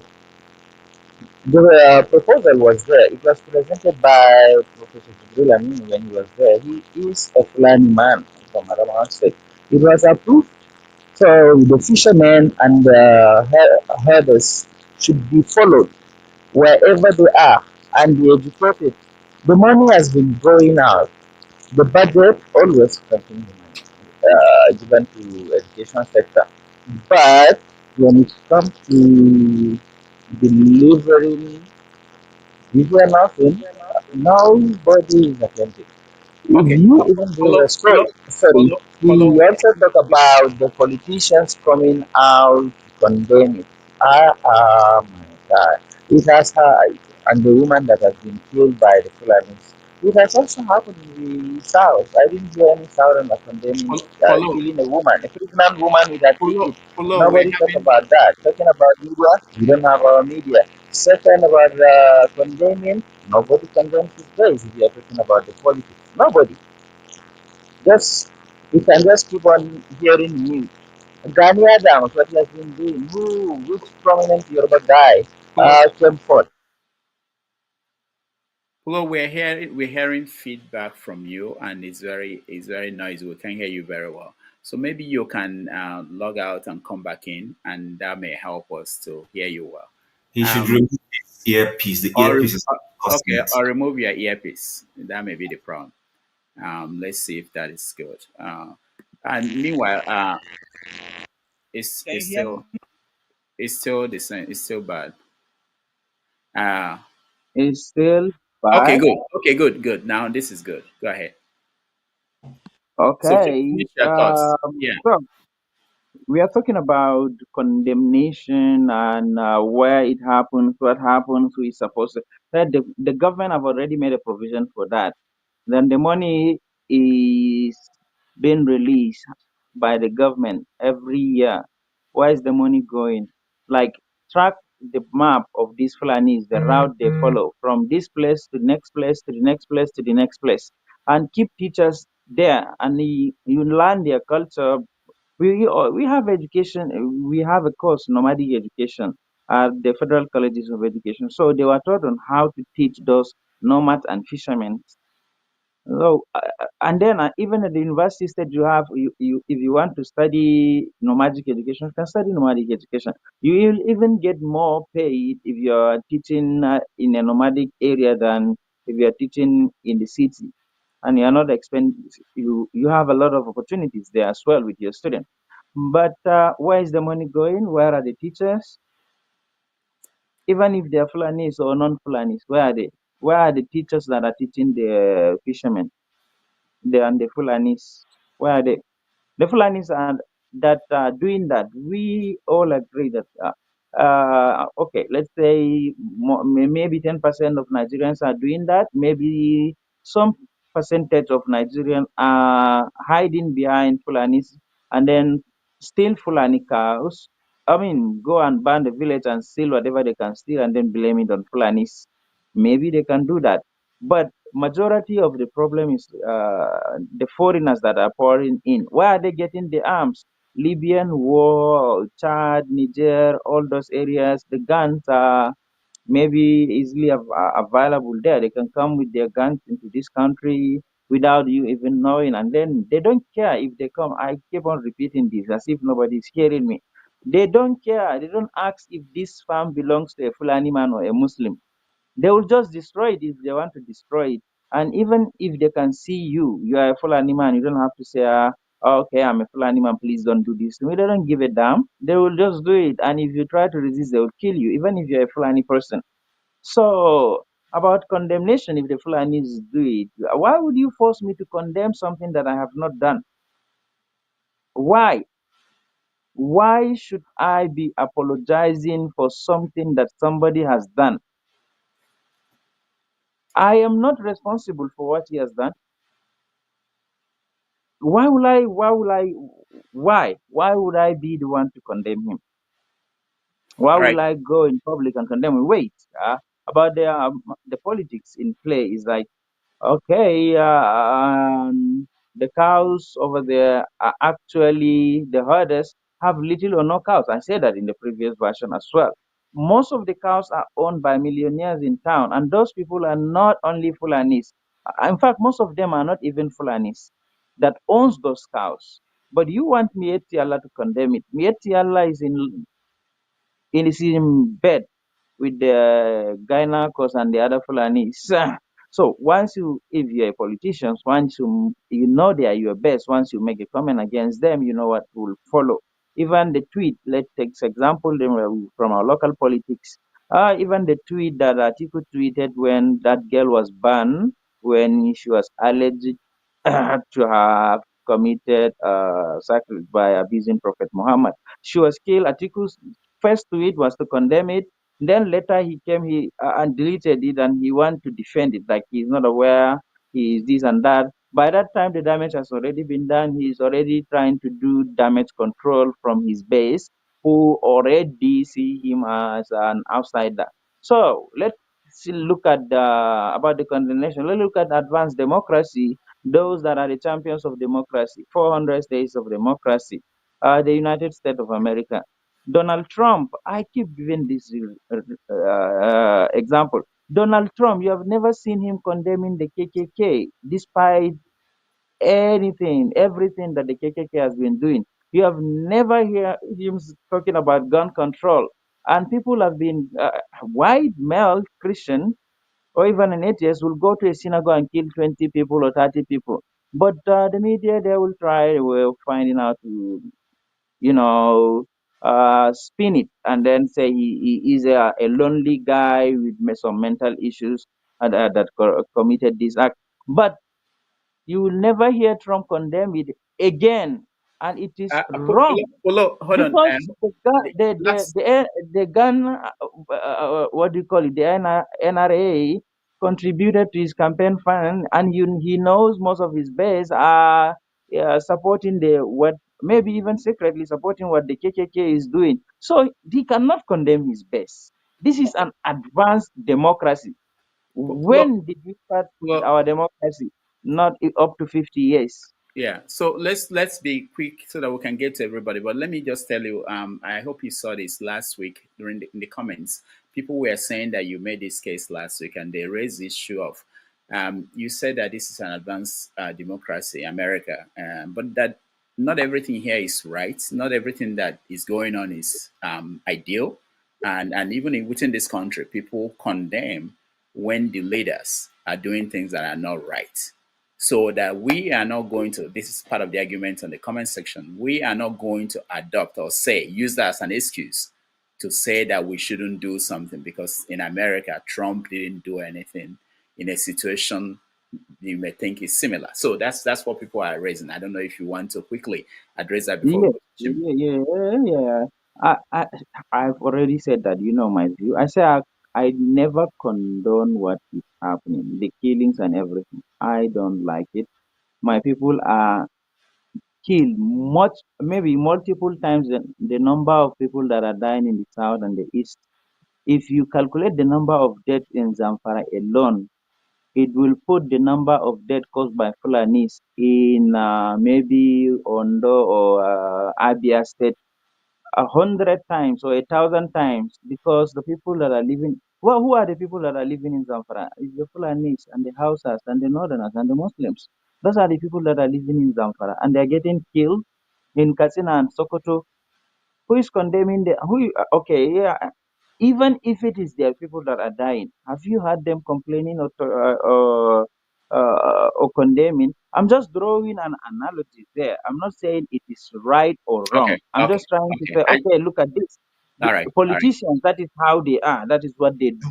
But you and the other people in the audience, we can talk about it. We can say we condemn it because they feel like we are not significant, so our voices are not significant. I have a friend who declined to join this because he's afraid that if he applied for a visa to leave, all this content will be seen, and if they realize that he have a view that this is what he stands for, he will be denied the visa. So he said, "Oh, I'll rather decline."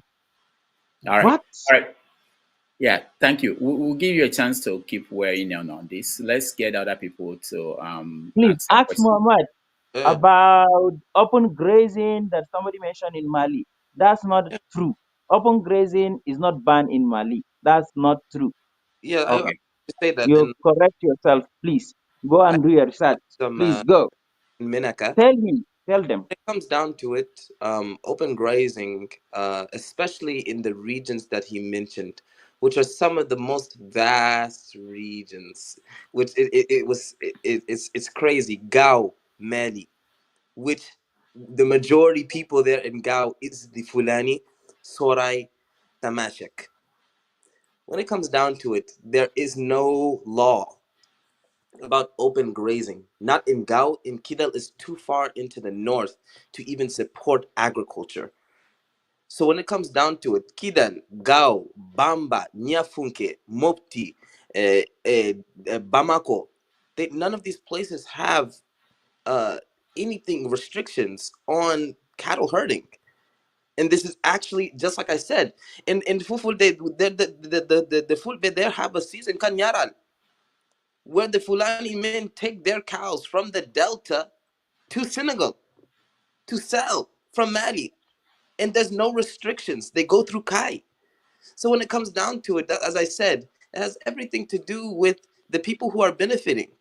I mean, you can go out and pay a boat out of men, not even 5,000 to 7,000 naira to herd your cows, and he will come back and he will take it. These people are benefiting off of the situation of people who are in distress. So when it comes down to it, these people who are coming from these other countries who are looking for work and all of these things, you can just give somebody 10,000 naira to herd your cows, and you give them some food, and then they will herd your cows anywhere you want them to. People are using these people in Bororo to go against the government. They want Could I ask him a question on that? On that point that he keeps No, no repeating. Could I ask him a question on that? no, no, wait. no, no, no. When Please, it comes down, it just has everything to you do are the with second on the people. line. No, when it has everything to do with people who are exploiting No, people but who are in. Dr. Damages, I want to steer the conversation away from Carol Harding to actually what we're supposed to. Sorry, Pansa, sorry. We want to get to everybody. We'll get to you. You're after Chim and Flagship, you're next. Sorry. So, all right, let's go to Chim. Maybe you can finish up your thoughts when Chim gets his question. Chim, go ahead. Yeah, thank you, Rudolph. Thank you very much. And thank you to Flagship. I know you were here, way ahead of me, please, but I need to just leave. It's refreshing to see Mamat Jado and Pullo for real and Aliu come on the show. It's healthy so that people don't say this is a Southern affair that we just come here to bash Northerners. so that they can hear and we can judge all. I've always believed in that. Now, there are a lot of things to unpack. I've enjoyed the level of understanding, but I wanted to talk about three things: grazing, the border issue, and one other thing I've forgotten. But let me come down to the grazing issue. Grazing as a mode of rearing our cattle is not a northern thing. It is not a Fulani thing. It is a thing that has been in human way of life for centuries. For those of us who are Christians, and pardon me, please, whether you believe the Bible or not, whether you think it's a myth, whether you believe Abraham, Isaac, Jacob, and co were myths, that's fine. But if you have read any of those accounts, you will notice that they were pastorers. They moved their cattle around. They moved from place to place. The Joseph that some people celebrate today was caught by his brothers when he went to look for them in the process of their grazing. It was the grazing process that, for those who read the Bible, will see caused a quarrel between Abraham's people and Lot. And I can go on and on. I intentionally chose to go back that way. Even if you come to the 11th, 13th, 14th century Europe, the British, the English people, the Scottish, Irish, they grazed, they moved their cattle around. However, civilization is never static. We always evolve and looking for better ways to do things much, much better. I've had this argument that because your cow will not be strong and all that thing, that's why you need to move around. I think it's banal to begin to think that way. Pardon my use of word. In a modern era, look at the beautiful city of Kano or the beautiful city of Kaduna. I will stay in the north so that it doesn't look as if I'm saying it because they come to the south. I visited the north several. I served in Abuja. I walked a lot in Kano. It's not proper when you see cattle moving on tarred road, struggling space with cars. So anyone who is here today in this century, 2025, justifying why cattle should be moving the roads, dropping their dumplings along the road, then something is wrong. Because these things are the things that are creating problems. So imagine someone, I'm not sure who said that, but that was beautiful. I take my time, cultivate for those of us who don't know the process that goes into farming, let me paint a picture for you. If it's not mechanized, I will first clear that bush, remove all the stumplings. Sometimes we burn it. Then we'll till the ground. And then we now plant our products. After the first rain, maybe corn and a few fast items that usually come up, they now come up, they spring up. There's a second process. I need to go weed that farm. It's also labor intensive. All of these things I'm painting are labor intensive. They involve money. For the person who can get extra hands, he pays them to do those things. And then just around September or just around June, July, when he's supposed to go and have it. This is stopping me like this. Go ahead. So just about when the man is supposed to start enjoying his labor, these kind of people we're seeing now go in there and start destroying his farm. How do you want him to accept you? How do you want him to embrace you? I'm not supporting anybody killing anybody, but these are the things that lead to people maiming their fellow human beings.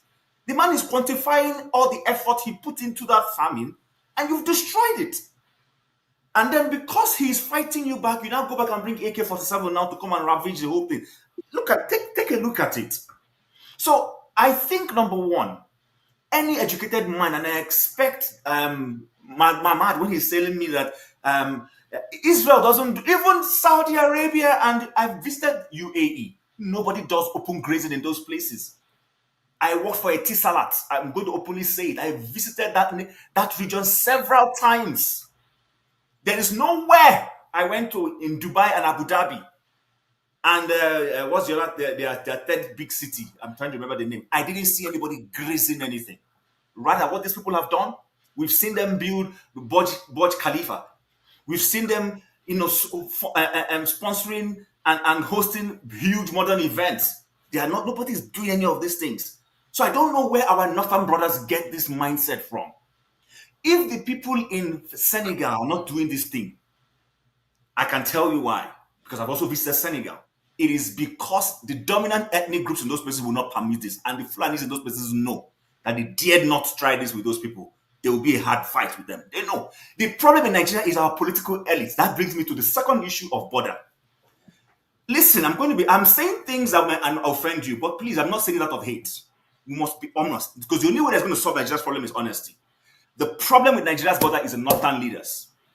The guys who have led Nigeria predominantly, whether it's the person who headed customs, headed any of the immigration services, or head of state, are all northerners. It's a fact. If they wanted to fix Nigeria's border and make things work, they would do it. And the first people that will enjoy it is the same northerners that will enjoy it first and foremost. So until we begin to change this mindset, we don't even have a good census system. Why don't we have a good census system? Because some people don't want us to have good metrics. Those people who don't want to have us good metrics also come from the north. I'm sorry, I have to say it as it is. So let's start saying it clearly. I want to be able to visit Pullo and enjoy food with you, and then invite you in the same way. Listen, none of us decided to be a Nigerian. I'm not even going to go into being Igbo or Fulani. I woke up to be a Nigerian. So I've accepted it. So I'm not going to wake up here and start. I have northern friends. I'm not going to go into whether they are Fulani or not. I have northern friends. I've worked with northerners. But the point is, we need to be honest. Let's solve our problem. The world is moving. They're not waiting for Nigeria. Nigeria doesn't have the largest number of cows in the world. Nigeria doesn't have the largest number of cows in the world. Yet, Nigeria is the only place where cows are causing problems. The management of cow system is what is creating our problems. Why is that? So we need to begin to adopt a modern mindset. Ranching is a business. And I will end here, Rudolph, please. When somebody from the south goes to the north to do his business, whether he's from Osun State going to do his taxi business, or it's an Igbo man from Nnewi going to go and sell spare parts, he goes to those places. He pays for a land.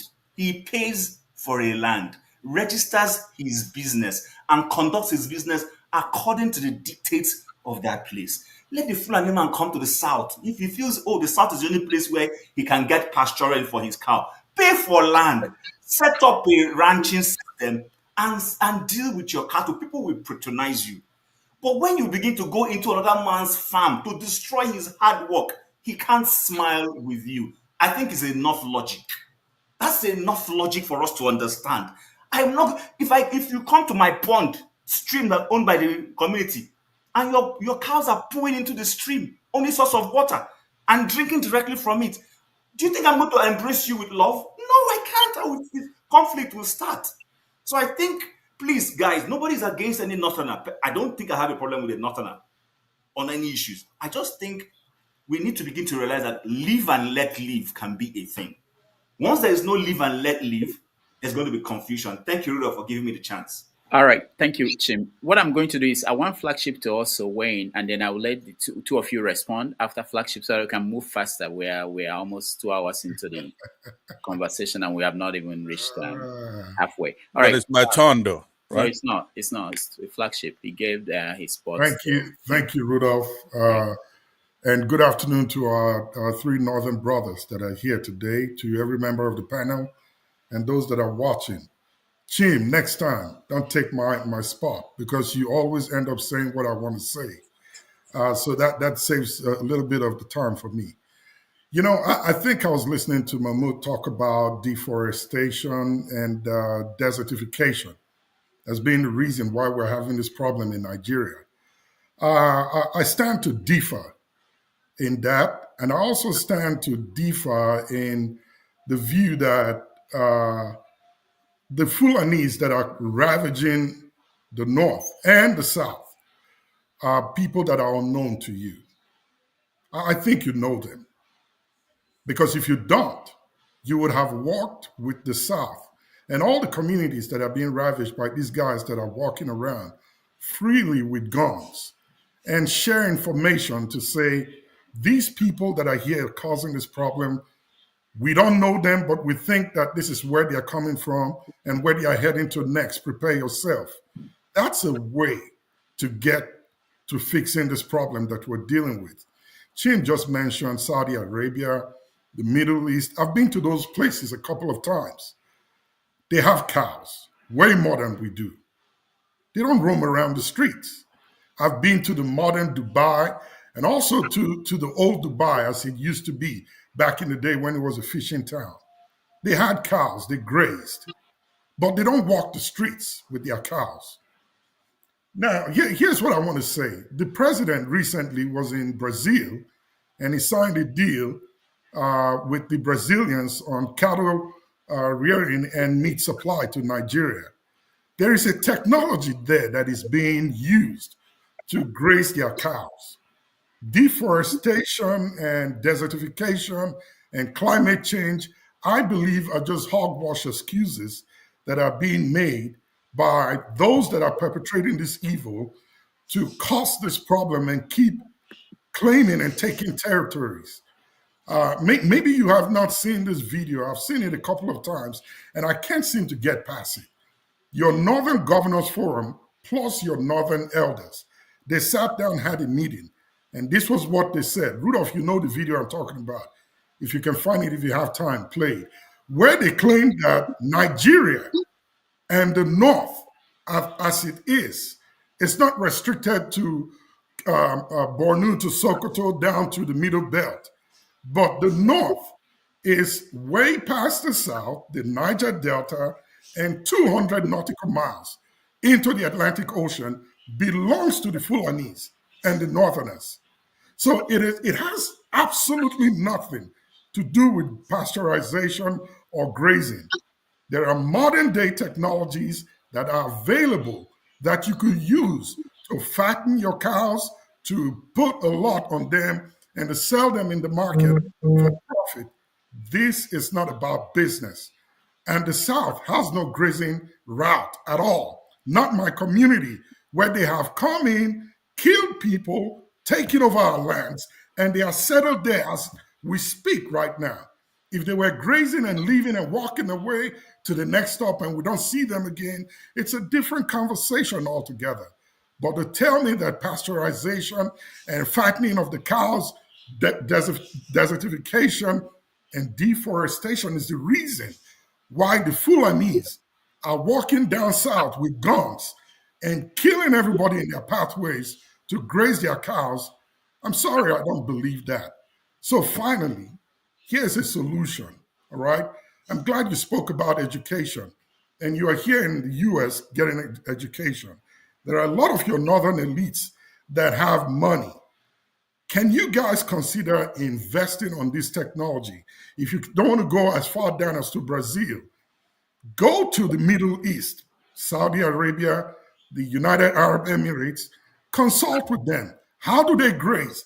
How do they keep their cows in these desert regions and not walk them all around other nations around them just to fatten them and put them in the market? And I've tasted the beef from this part of the world. They're about one of the best, but they raise them within ranches and they use technology to feed and raise their cows, not grazing them on people's lands. And lastly, I differ from your opinion when you say that cattle herding is the biggest agricultural business in Nigeria. It's not true, my brother. That is absolutely wrong. From Ondo State, the West, where there's cocoa, to Sapele, where there's timber, Benin, where there's palm nuts, and the rest goes on. These are agricultural products that Nigeria had survived on prior to the discovery of oil.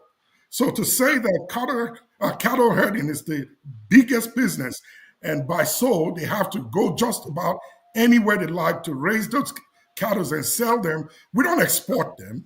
We only sell them in Nigeria. So there's no way it can be classed as one of the biggest or the biggest business in Nigeria.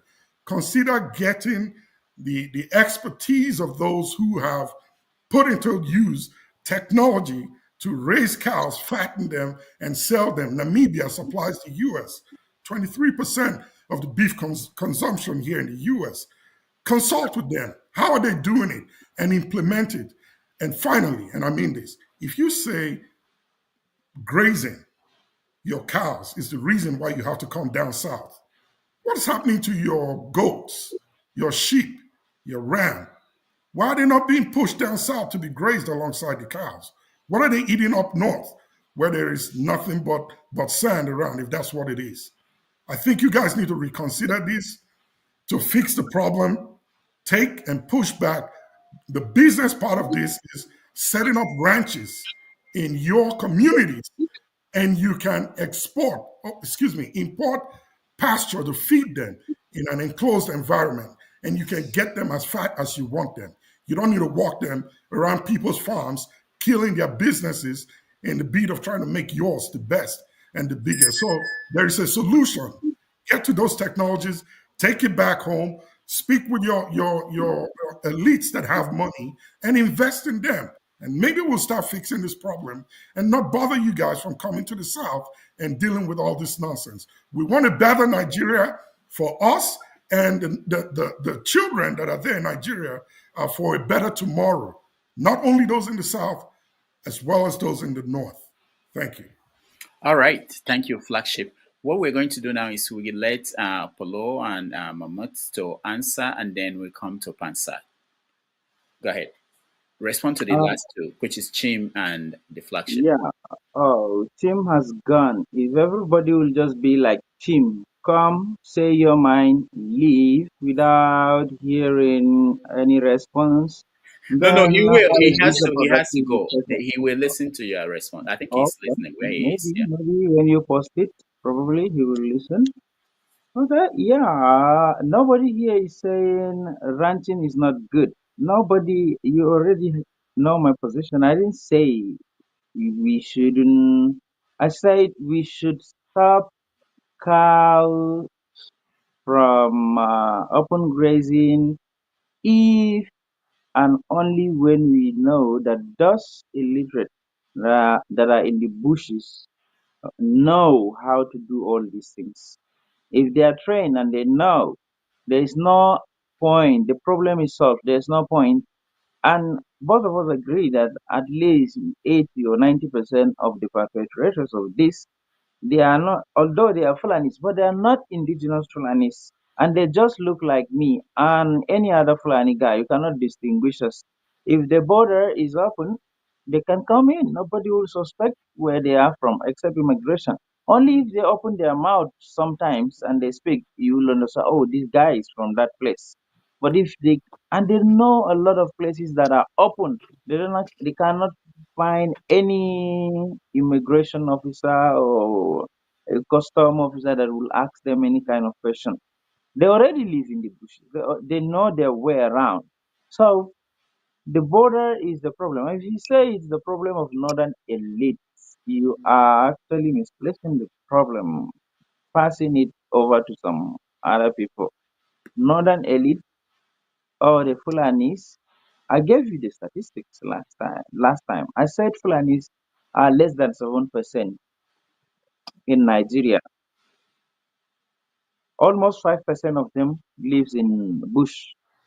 There are almost of those 5%, almost 4% of them settle in villages and they have their farms and their cows. They don't go about roaming. 2% of them perhaps may be roaming, and the other people that are roaming the bushes and killing people are coming from other side as desertification is coming. Then only 2% left that are settled in the cities and went to school, and you call them elite. Yes. So if you're blaming them, how is it that only 2% of one tribe managed to fool over 200 million people in Nigeria and then become president or hold influential political position? Did they use some magic or did they put some a gun during election to people's head that you should vote for Fulani or you'll be killed? Oh, if the administration comes in, like what do you call him, Tinubu now, is there a gun on his head that okay, you must give this northerner, a Fulani guy, a high and influential political position? Is there something like that?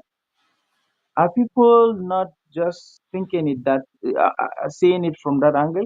Like, okay, you guys, if this is what is happening, it means those people cannot do it alone. They have to connive with some people from us. So who are those people that are they conniving with? Can you fish them out from your end? Because obviously the Fulani that are very tiny cannot do it by themselves alone. They have to do it in association with other people from other states, not the north. How did they manage to do that without your people? And if your people are involved and your politicians, they know the subvention come and everything, they mishandle the money, manage the money, and they didn't use it for a good cause. They don't want accountability. They don't want attention to be on them. They will redirect your anger. They will say, "See, these are your problem. These people are your problem, not us." But what about the money you are given to build a stadium? Where is the stadium? Where is the money that you are given to build a hospital? Where is the money that you are given to do this? They don't want that. They don't want this type of question to be asked. Okay, the Fulanis are your problem. If you deal with the Fulanis, that's all. You solved your problem. And the Fulanis are just 2%. How is that possible anywhere in the world? If you are reasoning very well, it means there must be somebody, there must be some other people that are in bed with those minor Fulanis that are getting more and more influential. And then how do you know those people? Are they coming in public and saying we are Fulani allies and we agree with this? Probably may publicly come and say Fulanis are condemning, are eating our crops, Fulanis are killing our ways of life. You are not the only victim. The majority of the victims are the northerners, not the southerners, and they are the Muslims and they are the Fulanis. I say that. So how will I be happy if my people are the ones that are dying the most? You are the victim of my people, yes, and yet again, my people are still killing me, even myself. Then you are trying to add more pressure on me by saying, go and fish out those people and bring them. I'm afraid of them, just as you are. I'm anxious. I don't want to see them. I don't want to see their faces. I'm afraid of those people. I don't like them. I don't want them to destroy my land. It's just like you. Okay, yeah, and then I talk about this, what do you call it? Nomadic education. The money has been coming out. Wow, who is holding the money? Why are we not holding the government to account? Why is that money going into?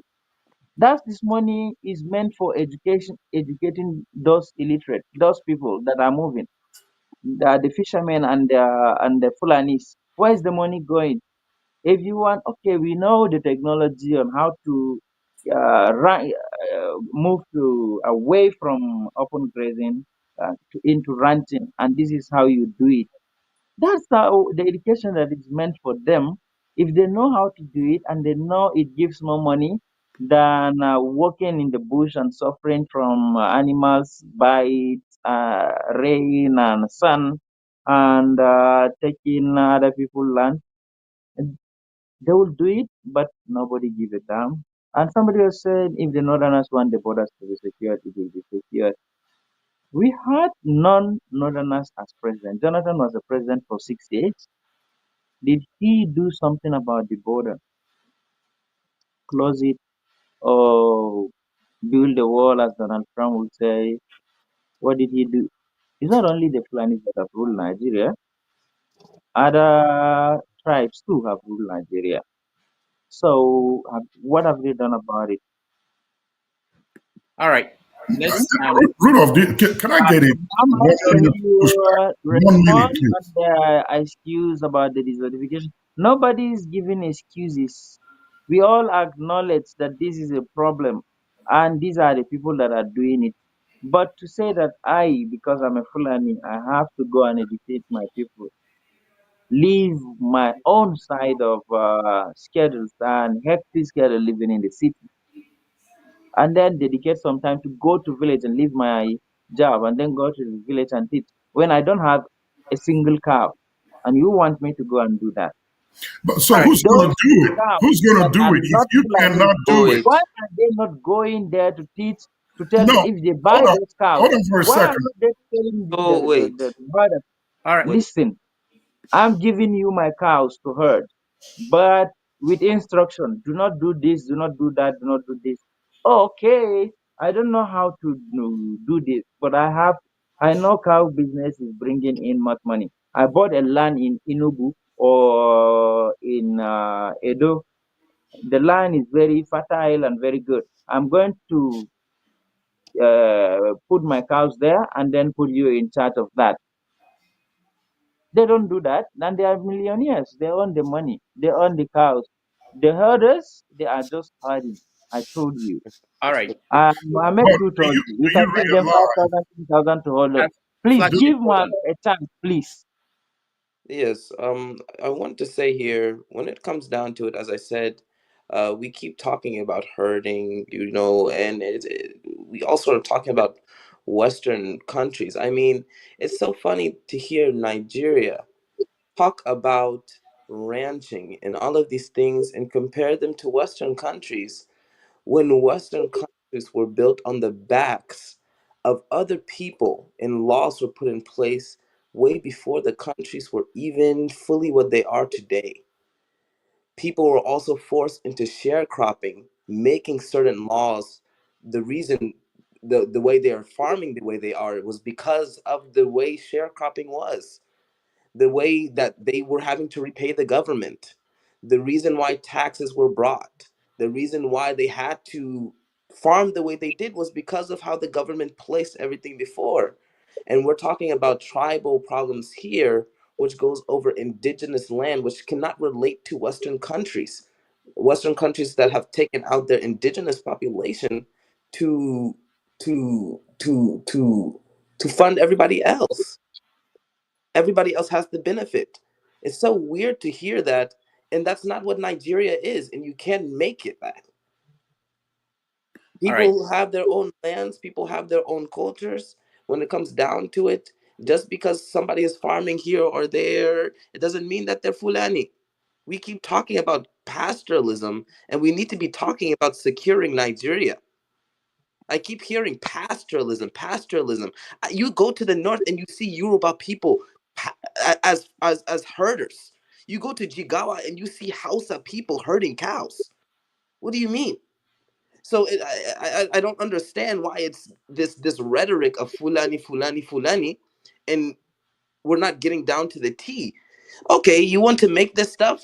Now, what Nigerian is going to pay for every head of cow that they have to have papers like you have to do in the United States? All right. So, Pansat, we've been on for almost 2.5 hours. Do you want us to take a break? We'll come back to you, or you just have to go. Let me go in part, you take a break, then you come back and we'll finish it off.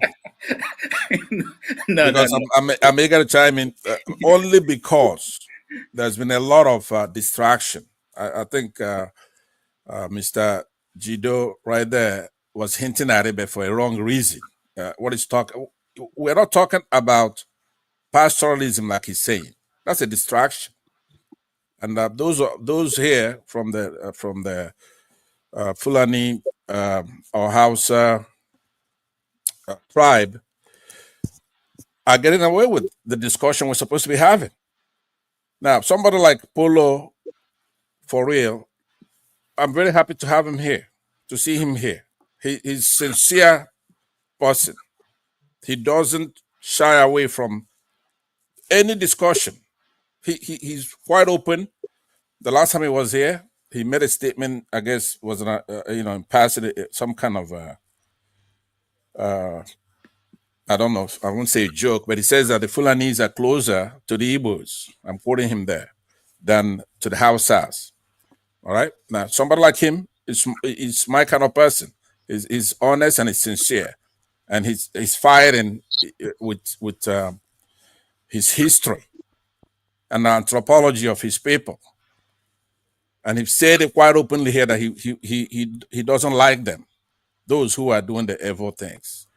But he makes a mistake of stopping short.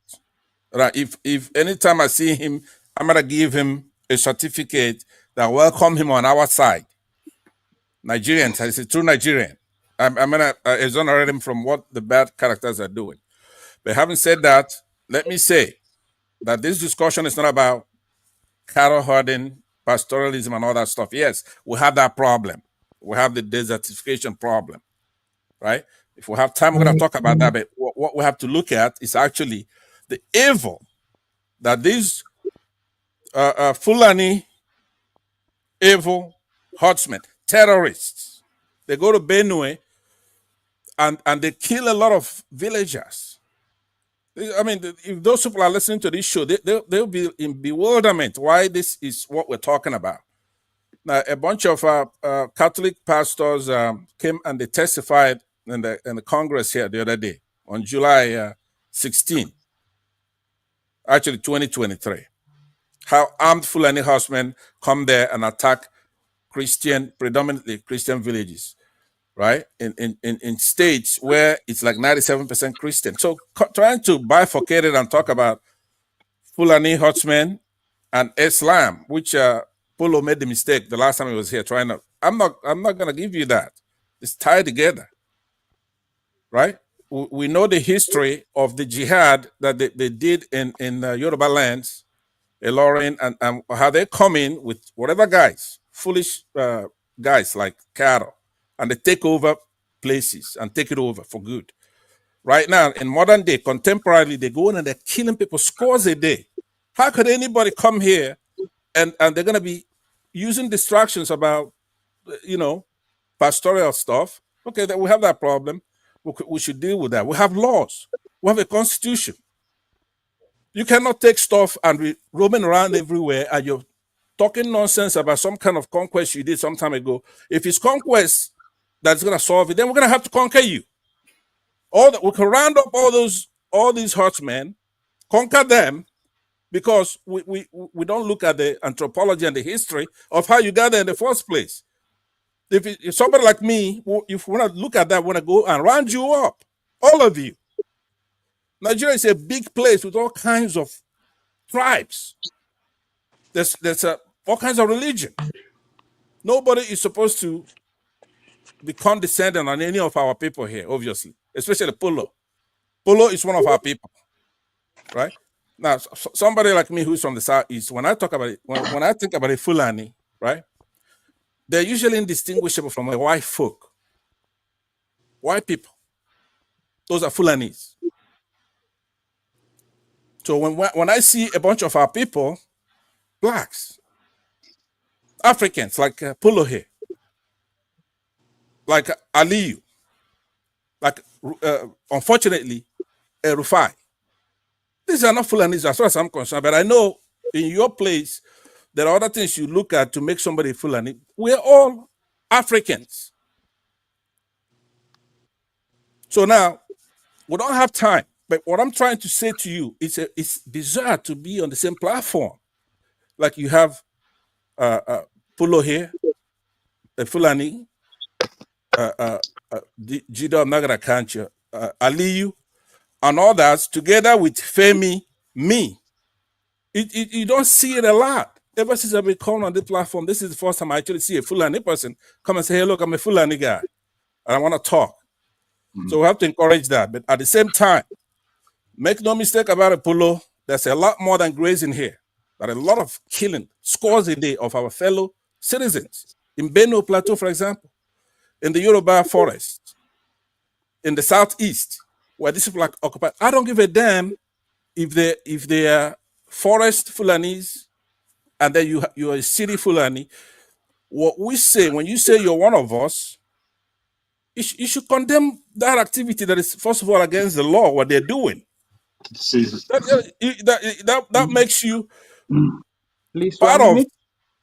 Yeah, 1 minute, please. I'm not done now, Rudolph. I'm not even a minute. Yeah. I wanted to. It seems Passat, like Passat. you, Wait, hold on, you Hold didn't on, hear me. Passat, can we take a break? When we come back, Just 1 minute and we'll go for break, please. Okay. 1 minute. Go ahead. So that we will go. Okay, yeah, it seems like you didn't hear me well when I was saying, oh, I have to be repeating myself frequently. I kept saying, I condemn it, I condemn it, I condemn it, I don't like it. I'm more scared of those people than you are. And my people die from those people than you people. No, So that's not it true. is, The last part is not true. Hold on. What Look. the heck? How Hold many on. people Hold are on. dying Please. in Zamfara, Hold Sokoto, on. Katsina Hold on. No. due No. to No. those No. people? Just hold on. Hold on. Please, Look. guy You God, said. go We're and gonna do come your back. But research. hold on. When We'll come we back. come back from break, and Yeah. you give me the I will. data I will. that But hold on. shows Hold on. the I will. people that die from in Yeah. the hands of herdsmen. Yeah. Judo Okay. was telling you that Just hold on. herdsmen, Hold you on. go Pullo. to Pullo. Kaduna, you see a Yoruba man Rudolph. with cows. Rudolph. You go to Jigawa, you see a As Hausa man. friendly But as he is, all go in ahead your and mute him, mind is please, so I can let Fulani, you go to break. Fulani, Fulani, Hold on, Fulani, Pullo. Fulani. Pullo. Hold on. Just because We're somebody is giving fighting, you. doesn't mean he's a We're giving Fulani. you. We're giving you a lot of privilege here because you really, you are really welcome here, right? Like I said, you did say at some point that why should you be made to apologize, right? That you also hate those people. So you said that, and you said the other thing you said, right? And I give you all that credit, Rudolph. You could take a break now, but please, there's a couple of things that I really want to say that are important to having said. It's an opportunity to talk about it, but we must remember all these people who are getting massacred out there, our fellow country men and women, kids, those in the IDP camps, and then we have to focus it on that. The other little thing about breaking the law, driving your cattle, obviously that's why should I even get into that business of telling you? If you want to drive your cattle, the entire West African thing, then buy it and drive your cattle if it's better. You cannot be oblivious to our constitution and property rights and All things right. like that. You have to live in a society. All right. Thank you. Uh, Thank you. Thank you. Let me say thank you. I know that Femi's been waiting. The constitution that your president is very happy to pick.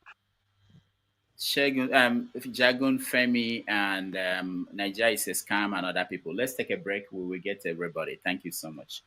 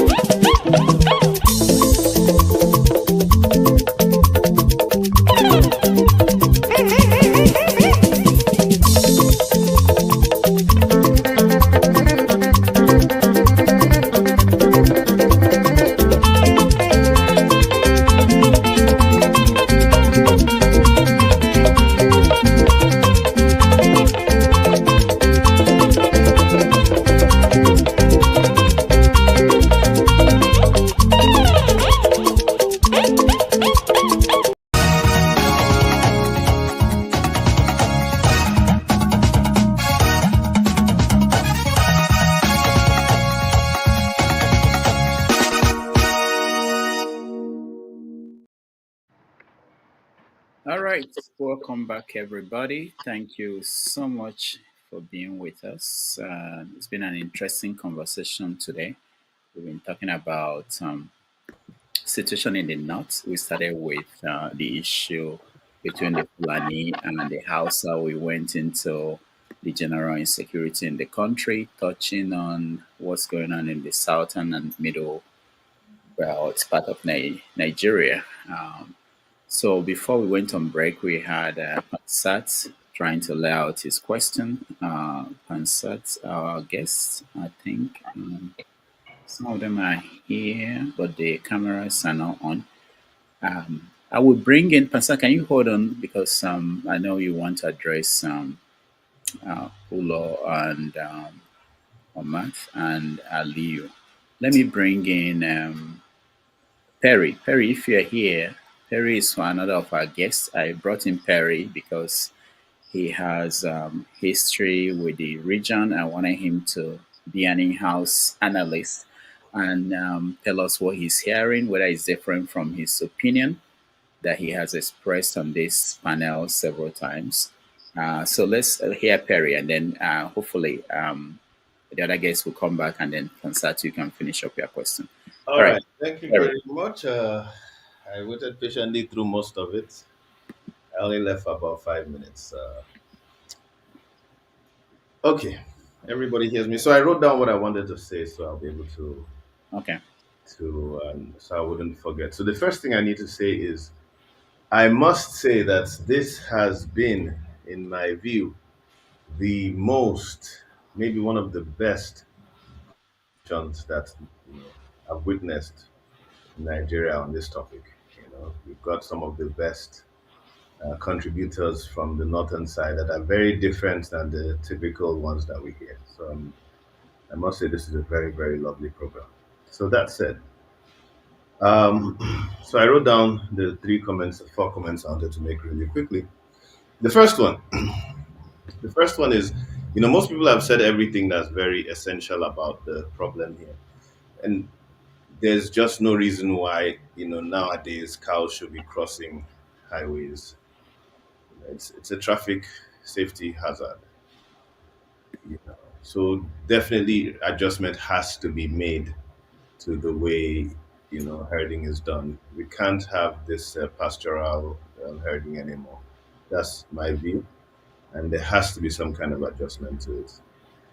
Otherwise, this would always continue. So, we can't have them crossing the highways anymore. They have to create grazing lands for them.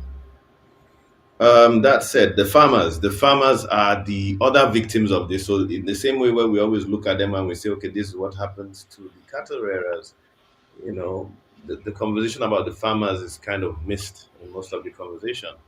You just think about all the farms that get destroyed. This cannot continue.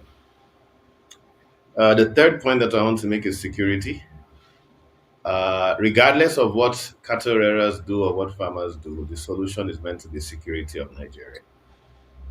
It should never be barbarism, what I call genocidal killing, which is the fourth point.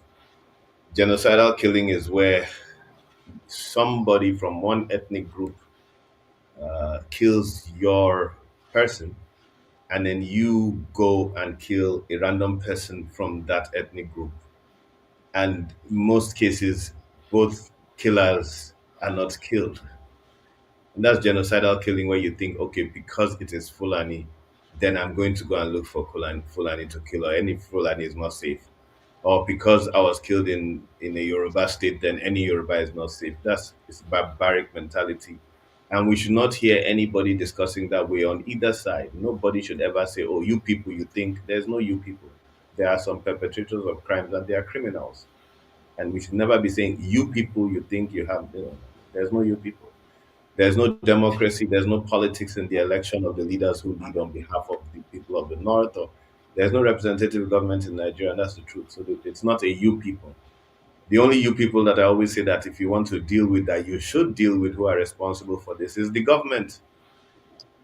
That's the only you people who are here that you can say, okay, because these Fulanis continue to do this to my farm, the only people that you should go and attack is the government, but not a random northerner in your area, a random southerner. No, So that's the brief. The brief. Thank you.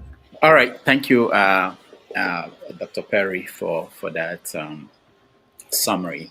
Pansat, before I think I will say hold on, okay, Pansat, if you can, so that I think Aliu is trying to come back and hopefully Pullo will come back in. But let me give it the opportunity to the people I mentioned. I see Jagun. Jagun, welcome to the show. It's been a while. I saw you. Let's see. Jagun, welcome to the show. Thank you very much, Dr. Damages. Is my yes? I'm on. Yes. Yeah. Can hear you. How have you been? I can't. Thank you. I've been pretty well. I hope you've been well as well, and all the panelists and those in the comment section. I come here today. I've been watching. Don't worry. From time to time, I view the show and see what people are saying. In this particular occasion, I wanted to come on because I'm extremely emotional about the scenario that takes place right now in Nigeria. Extremely. I'm completely unhappy with those who have been brave enough to come on the platform and call themselves Fulani, Fulbe, Pullo, whatever they wish to call themselves. We know exactly who you are. I tremble as to how the Fulani as a group have taken such a stronghold in the Nigerian constitution, in the Nigerian space. The strongest country in West Africa is actually the weakest at the moment, largely because of the Fulani interjection, as far as I'm concerned. We all have our problems. I, as a Yoruba person, I do not support the Yoruba president because I believe us in the South have a completely different way of reckoning. We reckon largely, at least as the people, if not politically, we largely reckon in meritocracy. We largely reckon in the rule of law. What I find is that the whole of Nigeria is far too polite. At times when they need to be gun-ho, we are far too polite. We are rough nation, don't get me wrong, but we are also quite gentle as a people. I am bemused at what a lot of the Fulani guests have said today. To me, they don't seem very apologetic. They are to say, not my problem. There's somebody who is saying that we in the North suffer more than you in the South. Is that reasonable thinking? That's not reasonable. A death is a death. A life is serious. And we are taking it as, oh, we have suffered more than you. Nonsense. Rubbish. Should be thrown out. As far as I'm concerned, I personally, politically, would like to pull down Tinubu as the president of Nigeria. I'd like to pull him down because I don't believe he's doing a conscious job of what a president needs to be doing in a country like Nigeria. I cannot see why the Fulani are not able to see the wreckage that their people are doing within the country. I can't fathom why. You can see the damage that's going on in Nigeria that comes from so-called herdsmen, terrorists, killers, murderers, unlawful people, and you cannot verbalize that that's what's going on. For me, I'm terribly sorry, but my emotions tell me not a life for a life, but my emotions tell me that there is injustice as far as the way Fulanis have been marauding over our country. We in the Nigerian West African arena, we stand a clear opportunity. Most of us don't see it, but we stand a clear opportunity of leapfrogging economically, politically, and financially over a lot of the stronger countries in the world, the leading countries in the world. We stand that chance. Nigerian politics as a whole And the Fulani particularly are helping to drag us back into some archaic historical nonsense. Nonsense. I'm completely upset. Our country can go left or right, down or up, and it's up to us. If any Fulani here, if all those people who have commented, unapologetically, as far as I'm concerned, I'm listening to them, and you have no apology for the poor behavior of your people. Now, we're not stupid out here. We understand that there is a Fulani elite. We understand that there are those who are afraid of the Fulani. We understand that they're between the Fulani elite and those Fulani who are being used auspiciously to create influx, damage within our nation. And we want to do like it's normal. It's far from normal. It's far from something that is acceptable. I'll tell you this about myself. I have Fulani people in my family. During my grandfather and my mother's generation, on my mother's side of the family. And we as a family, we are more under the Yoruba auspices. And we all behave like Yoruba people. We all speak Yoruba. There's about 2 of us that speak Fulani or Hausa in that way. Now, I also have Igbos in my family. 2 sisters of my mother have married an Igbo and have married and they were beautiful people. The 2 of them were beautiful people. Beautiful. They're my uncles. They are my cousins.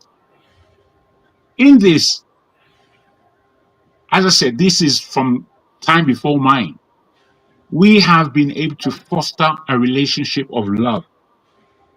In that country called Nigeria, I don't see the level. I do not see the love.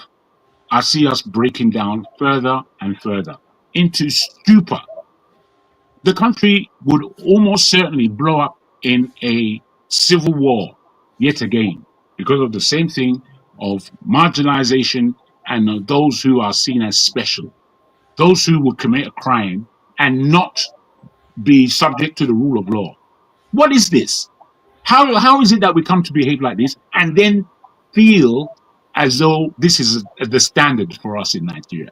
I'm totally unhappy with it. Though, as I say again, we in the South, no matter our disagreements, there's a way that we perform verbally that suggests that although we have wranglings, deep wranglings, we still suggest an arena where we can form a semblance of the land lies straight. But unfortunately, we know we're Nigerians, and we know that the impunity of most of our leaders, and therefore some of our people, enters into the space where we feel that we are better than others. Now, you see, this kind of non-humility that many of us aspire to is the killing of the country. Because of the fact that we have 1 or 2 brave Fulani people on air right now today, and the importance of this subject, that will suggest that we have no apology to make.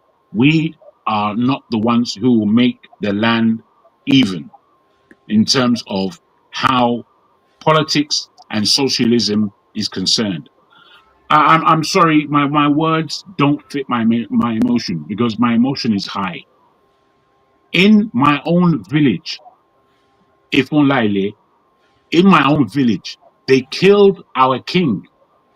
They killed our king. I will say again, it's not an ordinary person they killed, though. They killed the king. I personally feel almost like Nigeria is the Wild West. And I want to be a part of that gunslinging Wild West, where we'll just be killing ourselves anyhow. As has been said, we have a minority to the tune of 7% who are running that country into hell, running the country backward. And nobody wants to admit it. We have been begging from the time of our World War for education to be I beg your pardon, the freedom of the nation. Those in the North have largely objected to that. We don't want European education. We want to invest ourselves in the Quran.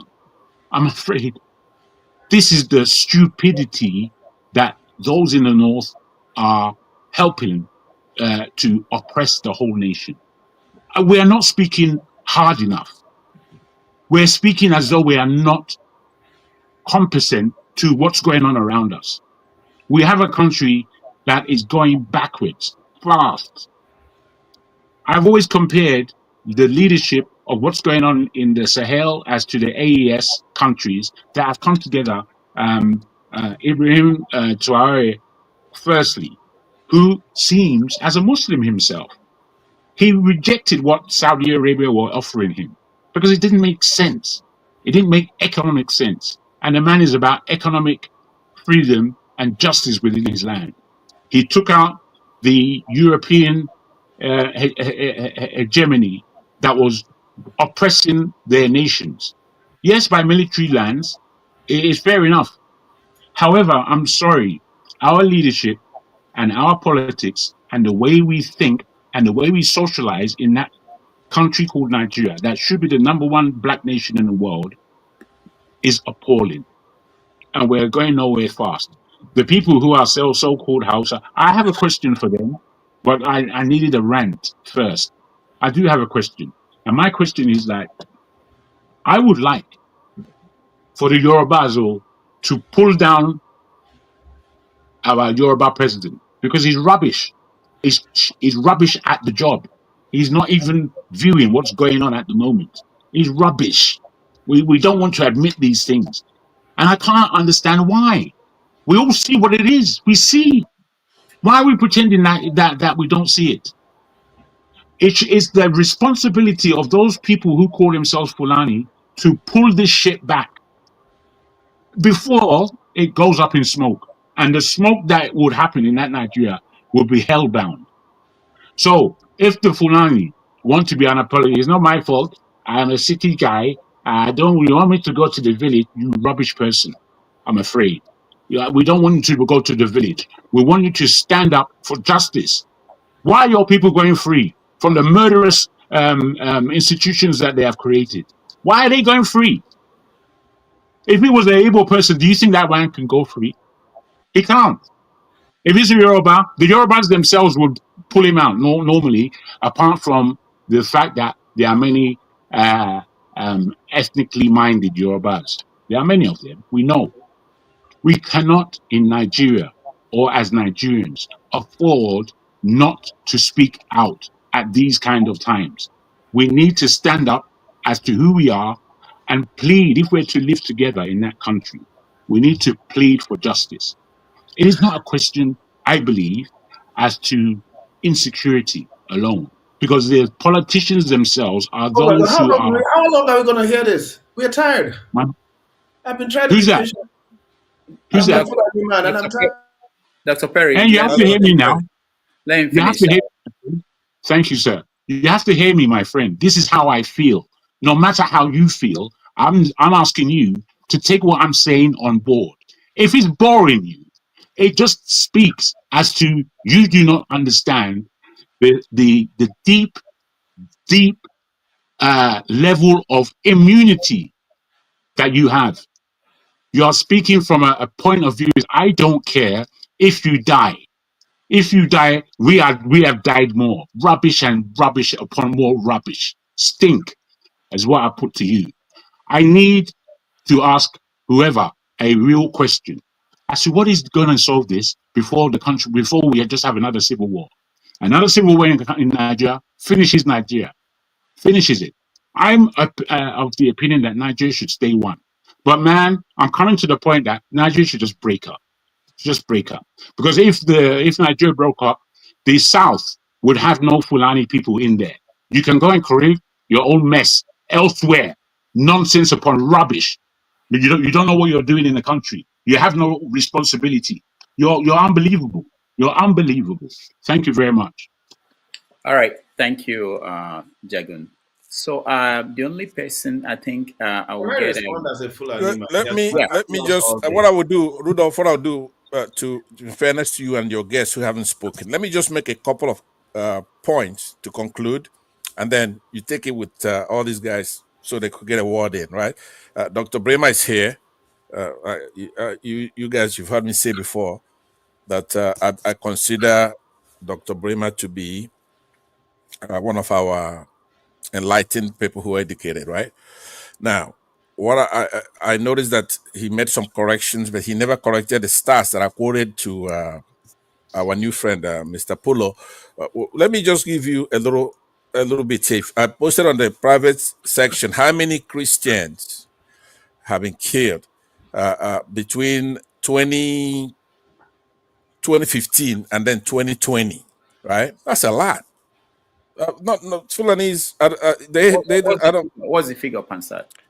It's I just posted it, so could you just show it for a second because it's very short on top. It will show you the number of Christians killed by herdsmen. That's like 7,000 between 2015 and 2020. That's just by the herdsmen. Then you have the ones that are killed by Boko Haram. Then you have the ones that are killed by the other Nigerian army, which is another form of Islamic terrorists. You know what I'm saying? So now, what I want to say is this: anybody who's killed, whether they're Fulani, it's our people, right? We don't get down to that nitty gritty, but anybody who's killed by terrorists, they're killing our people. They're killing human beings.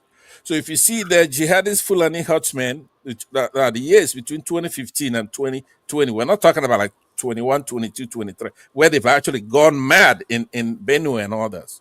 So that's 7,400 for jihadist Fulani herdsmen.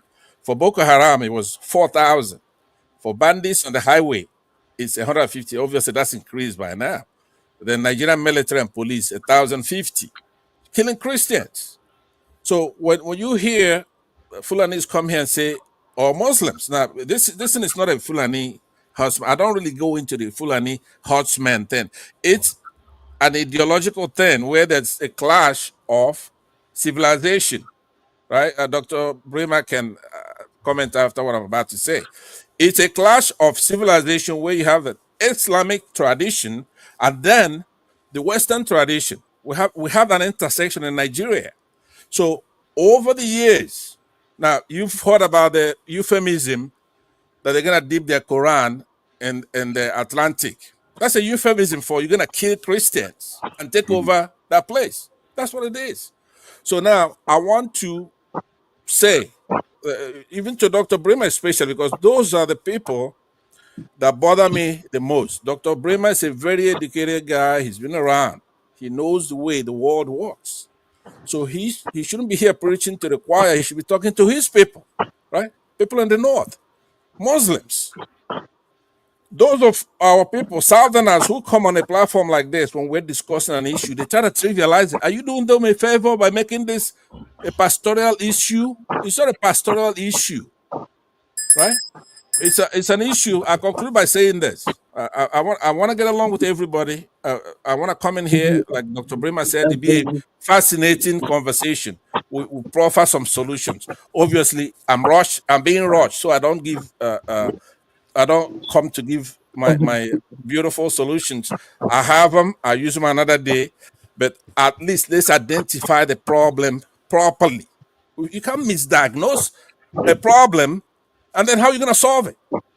I'm saying that it's an Islamic problem, and they have to understand they're going to be decimated.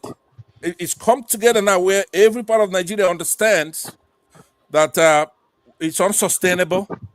That divide and conquer nonsense is gone. So right now, we should try to tell them the truth so that they could respect their fellow citizens, obey the Constitution, let people have their liberty, freedom, right? And then we can then manage the other stuff. When it comes to desertification, there are all kinds of things to ameliorate that, right? When it comes to land management and stuff like that, a lot of people have gone through that. They're not alone, and I have a sincere understanding of that situation, the climate change, the impact on it, right? And the Sahel. All right. So Thank you. we have to do sustainable land management practices, reforestation, community-based initiative to promote resilience. There are all kinds of solutions for it. What you don't have the right to do, right, is to go taking lives in these farms. It's not a clash. When you go there and you kill somebody, they're not clashing with you. You're a terrorist, All right? right. It's not a clash. And some of us here will have to be able to ignore the distractions and the euphemisms that's been employed all over the place. There's no clash. All right. Thank you. They Thank know you. it's 97% Christians. So you have 3% going there massacring people by scores a day and putting them in IDP camps. Please. Thank you very much. Dr. Brim, I want you to add a little to what I said. Don't try to give him a soft landing. Use your vast knowledge. We're all one here. Right? Talk in the sense that it's going to solve this problem. Thank you. Thank you, Pansa. Go ahead, Brema, then Femi. Okay. I thought it was Idris Alba that was coming next. All right.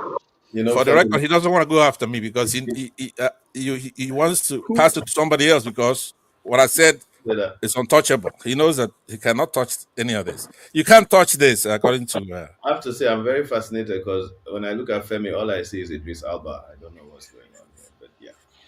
Anyway, all right. It was painful listening to Jago, and I think people like Jago, especially, are the problem with Nigeria. These are prehistoric, barbaric type of mentality people. They've not advanced into the modern age.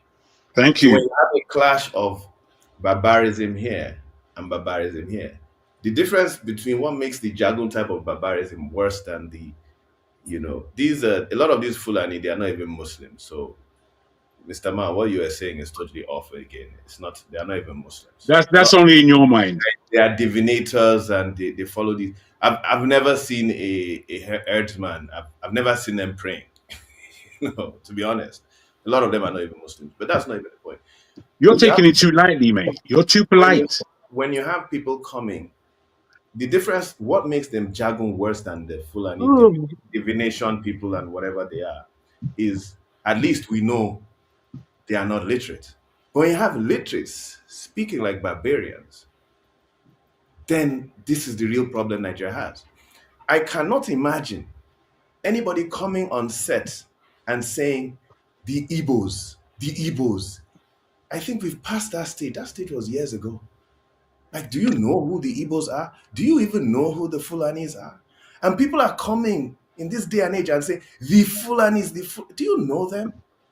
So because a crime is prevalent among a group of people, you now come out and you say, the Fulanis.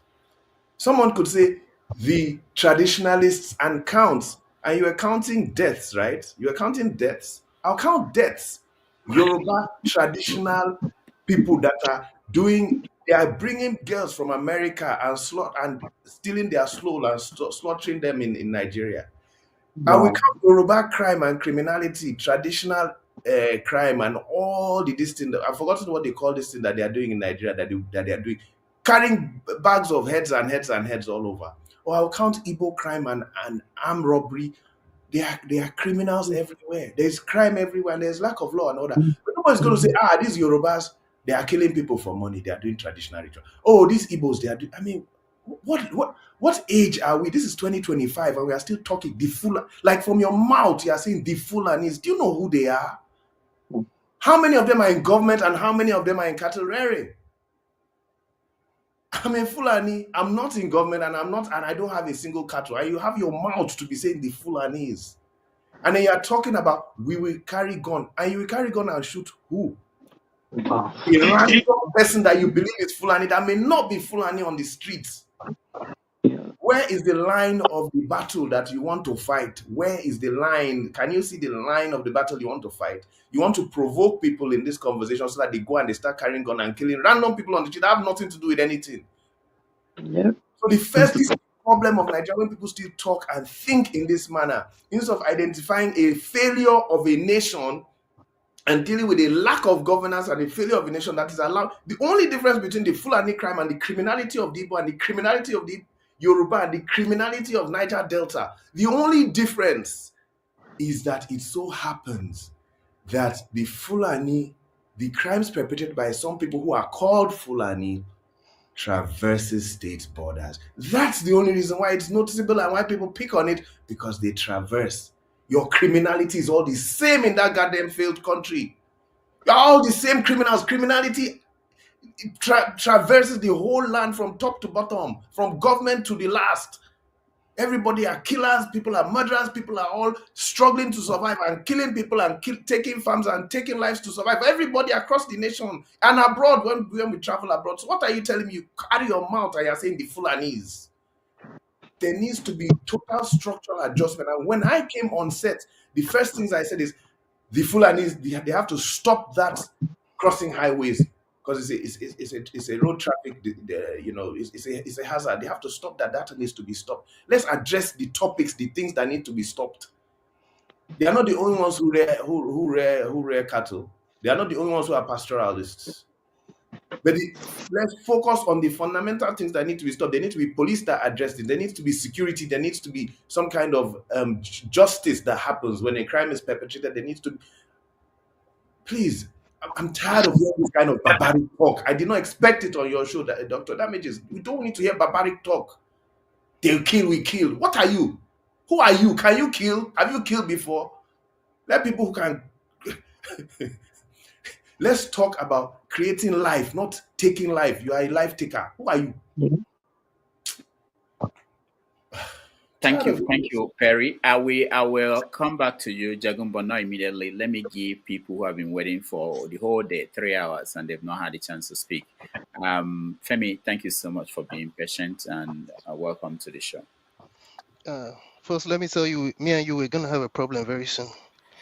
Anyway, so were it not to be for the fact that we're in the 22nd century, the likes of Dr. Rudolph will probably be rearing cows in Williamsburg and Bushwick, Bed-Stuy, because if you look at the history of even Brooklyn and New York, you'd realize at some point there was actually cattle rearing and goat rearing going on there, the Barbers and co. In any case, I think it was in the late 80s when Professor Jubi Aminu, what KJ was referring to, as the Minister of Education, had actually been part of the reason why the National Commission for Nomadic Education was set up. Whatever happened from then up until now, I wonder what your opinion is, and I know you probably may have talked about this before, Dr. Brimo. Why is it that despite the positives that one expected to have been born out of the setting up of that commission, all the way down to when we had the Almajiri schools that President Jonathan put into place, why is it that there seemed to be so much pushback? Yes, I understand. Having grown up, I was born in Kaduna, by the way, and I grew up there for a good length of time. So I'm not averse, or it's not like I'm not aware of how the North works, to at least to an extent. I went to school with a few Fulanis as well. Anyway, why is it that it seems to me, it comes across to me and a lot of us that maybe just to be kind, the so-called elites, and I know you have them across tribal lines, the elites amongst the Fulanis seem to be the ones that seem to push against anything that seems to be too much of, in their opinion, Western education, when in my opinion, some of the smartest people, I'm telling you, I went to school with them, you're one of them. Some of the smartest people I've come across actually are Fulanese, people that can recite, some of whom, if they're Muslims, like, I mean, all of them are Muslims, and I'm aware of that too. So they can recite the entire Quran. And you can even align that with the fact that the likes of the United Arab Emirates, I don't know if it's correct for me to say that you can't be more Muslim than the typical Arab. I mean, again, I say this with no what's it called, and you already you have the UAE, for example, thinking sending Mars rovers to Mars, thinking about they're already setting up AI orbs in Dubai and Abu Dhabi. But we tend to it just comes across as if there's just that stagnancy, which continues to be encouraged by the elites amongst the Fulanis. Is there something intentional there that keeps the Fulanis as a group, or even not a general northern group? I'll say I don't want to generalize, but we're speaking to the Fulani. Is there something that's in it for them that makes them perpetuate this lack of modernity, for lack of another phrase?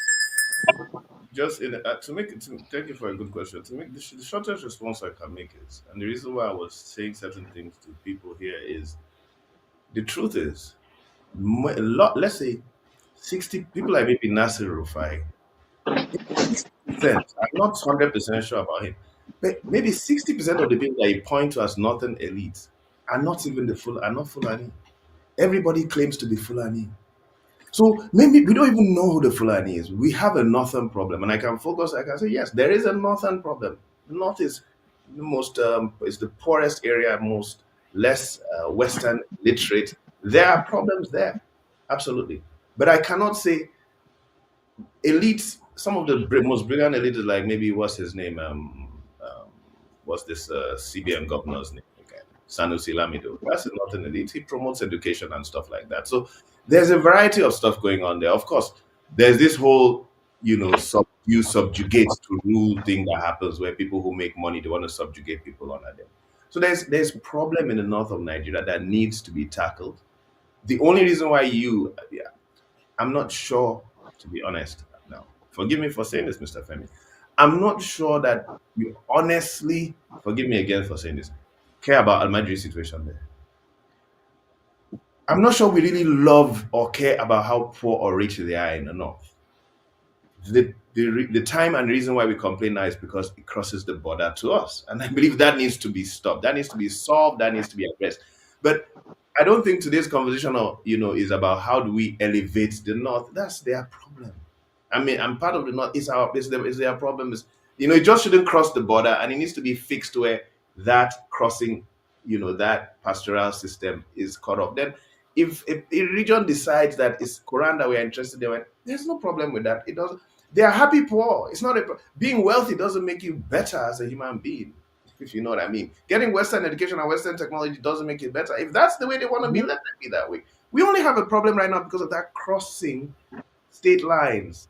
And that these organizations need to address and create and rent lands for grazing and stop cows crossing state lines. I think we can't go into this whole bigger topic of why the North chooses to be the way it chooses to be. All right. Thank you. Let's go to Niger Siskam. He's been here from the beginning, I think. Niger Siskam, welcome to the show. Yeah. Thank you, Dr. Rudolph. Thank you. I would have loved to talk to that Fulani man Pullo.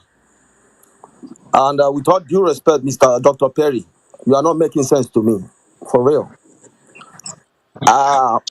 2 years ago, hold on. 2 years ago, I live here in the United States. I was at work. They called me on the phone that Fulani people have kidnapped my brother. Wow. My mother, who was 80 years old, was crying profusely. And somebody will come here to talk rubbish. Listen, Fulani people are doing all these things because other citizens cannot carry arms. If it is possible, I will buy AK-47 and will hunt them down. Yes. I was working my ass up here. Somebody who didn't do nothing for me from nowhere came to my village, kidnapped my brother. And somebody will say, you don't even know who they are. You don't know where they are coming from. My immediate older brother, he lived in the north. He lived in Gaidam. He speaks Hausa. He speaks Fula fluently. When they contacted him, he spoke the language. The ransom came down. Okay? And somebody will come here to talk rubbish because he has never been affected. Huh? What are you telling me? And the man, the Pullo man or whatever, Pullo, he said, when you compare the people who have been killed in Castina and people who have been killed in the south, he's trying to compare it like Igbo women, when they want to cook fufu, there is a way they, massage it before they, that's what he's trying to do. He don't want to condemn him. Even you, Dr. Perry, you don't want to condemn this act. You are trying to cover everything up. Listen, the stigma that is coming to Fulani people, you cannot control it. It's already there. It's coming. It's not about whichever way you try to romance the word or whatever. Okay? I'm bitter. I'm pissed for real. I'm pissed. Why would I work for a whole year and I will send the money back home just to save my brother's life because of Fulani who came from nowhere? And you are here trying to rigmarole, speak grammar. Eh? If I see you one-on-one, you speak like this, I will fight you for real. I will. And you are asking Jagun, has he killed somebody before? Can he kill? So it's only Fulani that knows how to kill. Fuck you, man. Wow.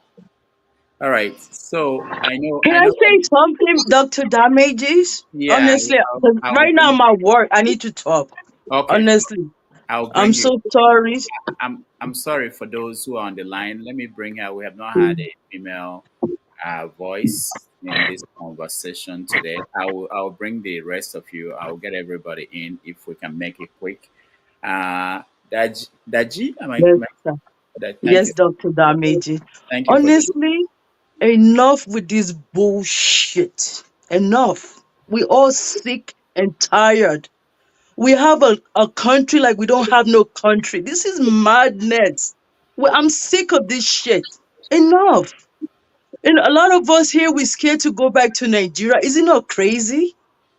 I don't know what the fuck is going on. Enough. We are tired. Enough. I don't know. Is something wrong with our brain or what? What the fuck is going on?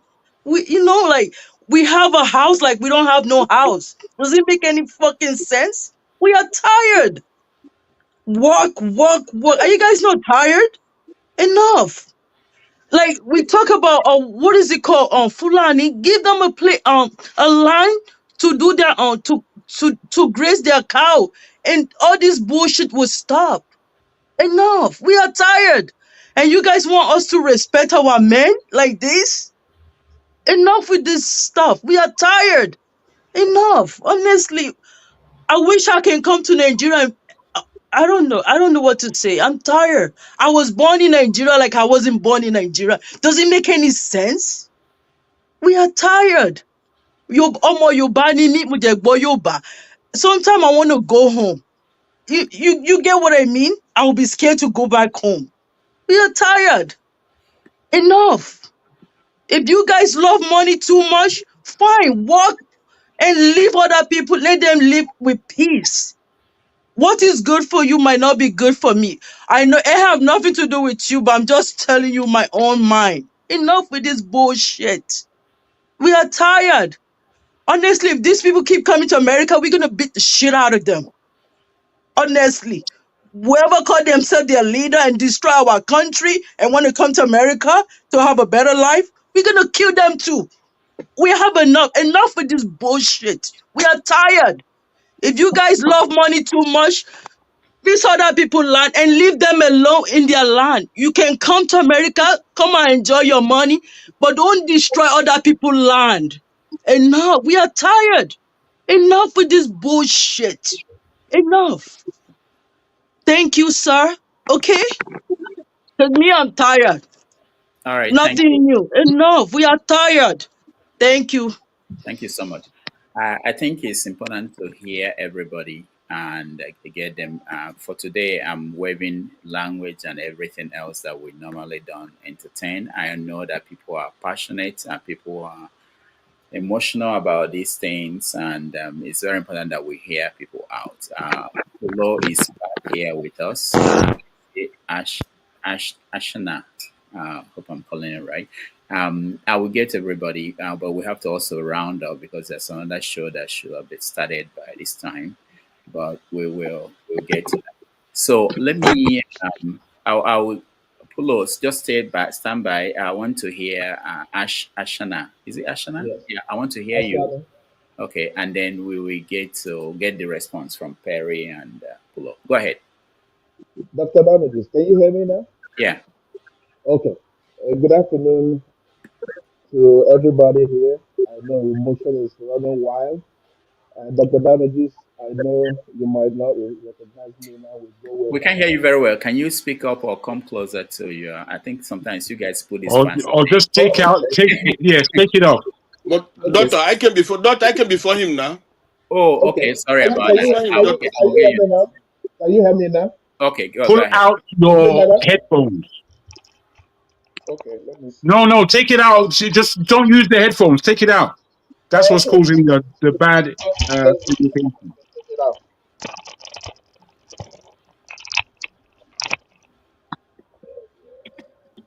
All right, can we go to maybe we'll go to Benson if he's taking time. Benson, let me see. Okay, he's back. All right, go ahead. All right, we lost Can you him. hear me now? Yeah, well, we can't see you. Let me. Okay. We can't see you. Okay. Where did you Okay. go Can to? you see me now? Okay, good. Okay. Assalamu alaikum to my northern brothers. I am really pleased to be with you guys this afternoon. Dr. Damages, you might not recognize me now, but we go way back with Shawore and the Okay, prof. But okay, I will call you later so that we can talk. okay, But I appreciate everybody's contribution this afternoon. And why I've been raising my hand is that it gives me really great joy that I'm able to see my Fulani brothers today because I was actually born and raised in the north. And growing up, I attended an Islamic school. So I know the Quran in and out, but I am Igbo by birth. I'm giving this preamble because I want us all to be on the same page. The problem with Nigeria can only be solved with one word: truth. Truth is the only thing that can set Nigeria free. The moment we look each other in the eye and we are not confident enough to speak the truth, we will keep going round and around in a circle. So when we talk about the Fulbe people, they are, by my estimation, because I grew up in the north, like I said, in Kano to be precise. And like I said, I went to an all Islamic school combined with a little bit of Western education. So I give kudos first to these guys that are you seeing here now, because they are actually putting their life on the line to actually be on this forum. So I say a very big thank you. I know that you have said your truth to some extent, and I know that you cannot go all out to say everything as it is, because I know the tribe you come from, and it's very, very risky. Growing up as an Igbo in the north was very challenging. The school that I was able to attend, like I said, was an Islamic school. So I was not able to integrate very well because the kids were indoctrinated right from birth. Because you guys, I can tell you honestly, underrate any northerner or an Islamic a Fulbe to your own detriment. They are the most intelligent human beings. As a matter of fact, they are the most intelligent black people on earth. If you take it from me as a person that grew up among them, it will also be to your own good. Because one of the problems we from the South always have is that we look at them and we call them illiterates. Those people, some of those people that you call illiterate that are rearing their cattle, know the know the Quran inside out, from from the beginning to the end. How many Christians raise their kids to know the Bible from Genesis to Revelation? Growing up, I can tell you, right, it's just now that I'm basically, because I moved to the South at some point, that everything phased out, but not completely. I could write the Arabic from the left, from the right to the left. You understand? So I know them and I know what they stand for. Their organization, their feudal system, their religion. If we can understand it, then we can know better and understand where they're coming from, how they are organized, who they really are. These guys that are here now saying all these things, some of their people might not accept every word, any slight mistake they make on this platform. Their life could be in danger. So I was shocked. That's why I came online today. I've been following your program. But the moment I saw them, and I saw three of them, I said, This is unbelievable." that they could actually muster the courage to come out. So I'm not expecting them to come and apologize on behalf of what some elements in their group is doing. I don't expect it at all from them. It behoves us from the west, the south, and the east to really, really understand who they are. Because if you don't know who somebody is, you are tantamount to berate or to underrate them. And that is what our problem is. Let's take their religion, for instance. They organize such a way that a child is indoctrinated right from the time you were born till the time you die. You have to memorize the Quran. It has to be part of you. So if an imam comes on a Friday, Jum'at prayers, and tells you after Jum'at prayer, we have to kill the infidel, you all go out and do it because they have already indoctrinated you on the benefits you're gonna get.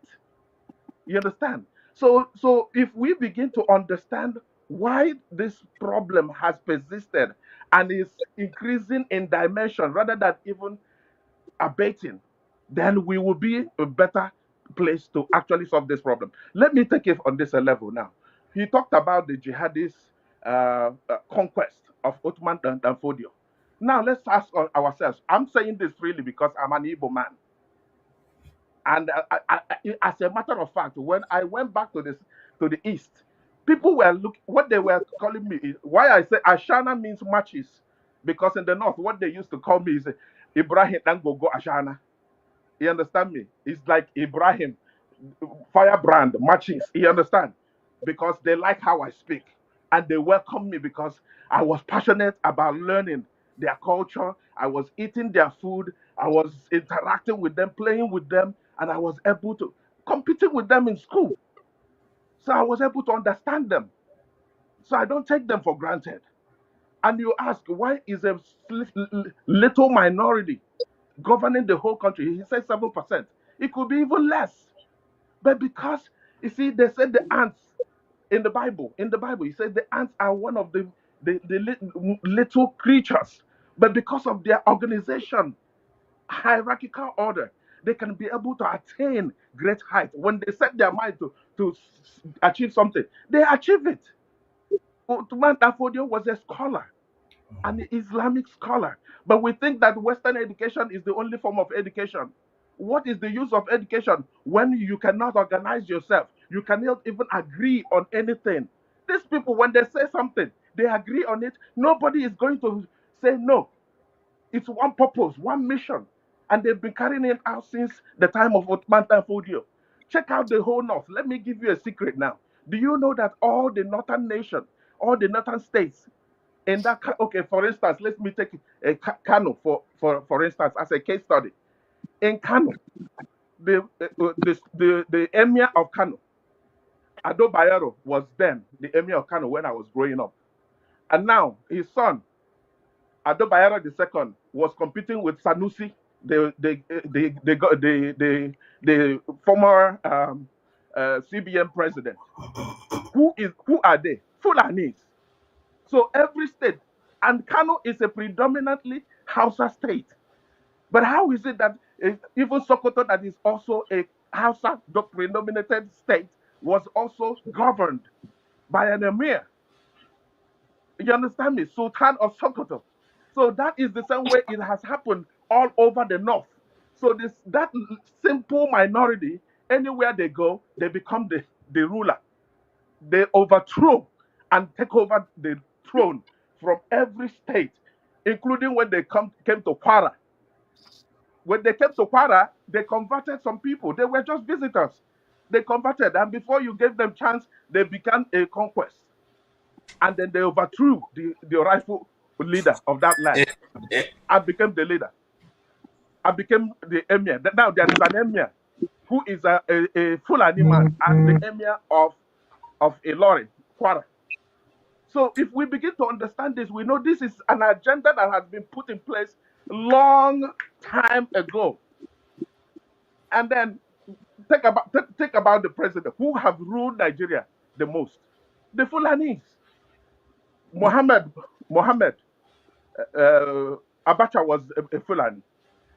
No, he Uh, was not. He's from Niger State, and oh this is no, not Abacha, not Abacha, Mohammed. and for all of you here, just 1 second. For all of you here, any of you that can prove to me that Fulani led the most or led the least, list them.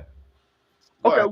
no, most So because can we move Shehu on? So Shagari we also was have 4 years. contribution to make, Dr. Damages. Let him Shehu list. Shagari was 4 years. The leader was also what is his name? Buhari, who led for more than 8 years. I think it was 10 years. 10 years from plus 4 years. That's like 40 years. How long have we been? You Give me understand? And then few northerners here and there. any So other. let me make a There's no final more. final conclusion. Final conclusion is this: these Babangida is from people that Nigeria. are coming in to From kill different places. are terrorists. Let's just take it like that. They are Can terrorists we can because we most can we of them come in? that Can we come in, come they in, come on bikes. They Dr. don't even use Damages? the cattle. Can They we come? don't use that cattle Hold to on. attack. Let him round up. They don't use the cattle to attack. They come on bikes. They come in, and most of the indigenous people say they don't even speak Fulani or Fulde because they our brother here said they came from all over West Africa. And who opened the gate for them? Buhari opened the gate for them because he said if he never becomes the president of the country, Biri that are Zasu Chika Dejini. What it means that if I do not I will not return to power, the monkeys and the baboons will be soaked in blood. And that's the reason why we are where we are now, because they brought them in, they can't feed them, they can't take care of them, and these people are running haywire and doing everything to survive. All right. Thank you so much. Let's bring back Pullo before we go back to our people who are on the line. I see you, Jide. I see um, Stay Humble. I just want to get to people who are here to speak. We have less than 20 minutes, about 20 minutes to round up. So sorry. I just have a question for you. Are you going to allow this rewriting of or his attempt to rewrite history stand? Because a lot of things he said they are not true. They are Oh, okay. totally bad. When you come in, you can correct that. Let's quickly hear from Pullo. It's been people talking since you left. Quickly, if you can do that in 2 minutes, so that we can get to other people who are here to say anything. Then Dr. Perry, you can add anything in 2 minutes. Well, I agree with what Shana said to some extent. And then the previous speakers that are ranting like, kill everybody, you run to come to the United States. We're done with this bullshit. Bullshit. Why are you so agitated? You can make your point politely. You cannot be like you're agitated. What does that add? Does that improve your argument? No, I said Fulani people are less than 7% population. Out of them, 5 are in the bushes. Out of them, 4, maybe 3, are settling in villages with their cows and their farms. So they are victims of those Fulanis that are coming in. They are not immune. So when they come to destroy a particular land in the north, they don't even ask who owns the land. Is it a Fulani or Muslim or whatever? They don't care. They just vandalize and go. Those are brutal people. They are heartless. They don't even see human life as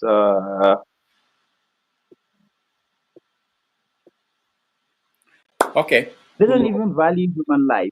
But they are very organized, as he suggested. So 5%, 2% manage to infiltrate everywhere, manage to fool other 200 and something million people to just get political influence and all the power that they have without the consent of the other tribes. Are they magician? What are you trying to do? Is this some conspiracy theory going on there? Is it something too difficult to understand? Very few people came into the country. Few years later, those minorities they did not increase in number so much, but they managed to infiltrate up to the level of the presidency for several times, and no government will come without a Fulani man holding a very, very influential office in the government. No government. None, zero government was formed without a Fulani man being at the top. Zero. The current National Security Advisor, no regard is from Adama, is Fulani. He is the National Security Advisor. That's a very important political office to form. right? If you all agree with me. Somebody was saying Fulanis are Nigerians, are not Nigerians. If they are Nigerians, give them your ancestral land. What I was saying, my counter argument is okay. I hope you evolved where you find yourself. Did you evolve there if you believe in evolution theory? Or did you just sprout out? Oh, is Eve after Adam should just come here to Nigeria and drop this one. Oh yeah, go there. Oh yeah, you are Igbo, go there. Oh yeah, the Eve will be just distributing human beings around the world and say, okay, grow up there. Or we are all planted and we find ourselves there. Everybody must have come from somewhere. The difference is my ancestors were here 400 years before you came. That's the only difference. And you didn't create the land to claim that it is your land and other people cannot come in. You didn't do that. And if you want to chase away the Fulanis because it is not their land, okay, think about think about the injustice, the sheer injustice of that. We are saying that the Fulani, indigenous Fulani, are not the problem. The foreign Fulanis are the problem. And it is a security problem. And even the Fulanis that are here are very scary, are very anxious and scared of those people that are coming to clear their land. They farm, they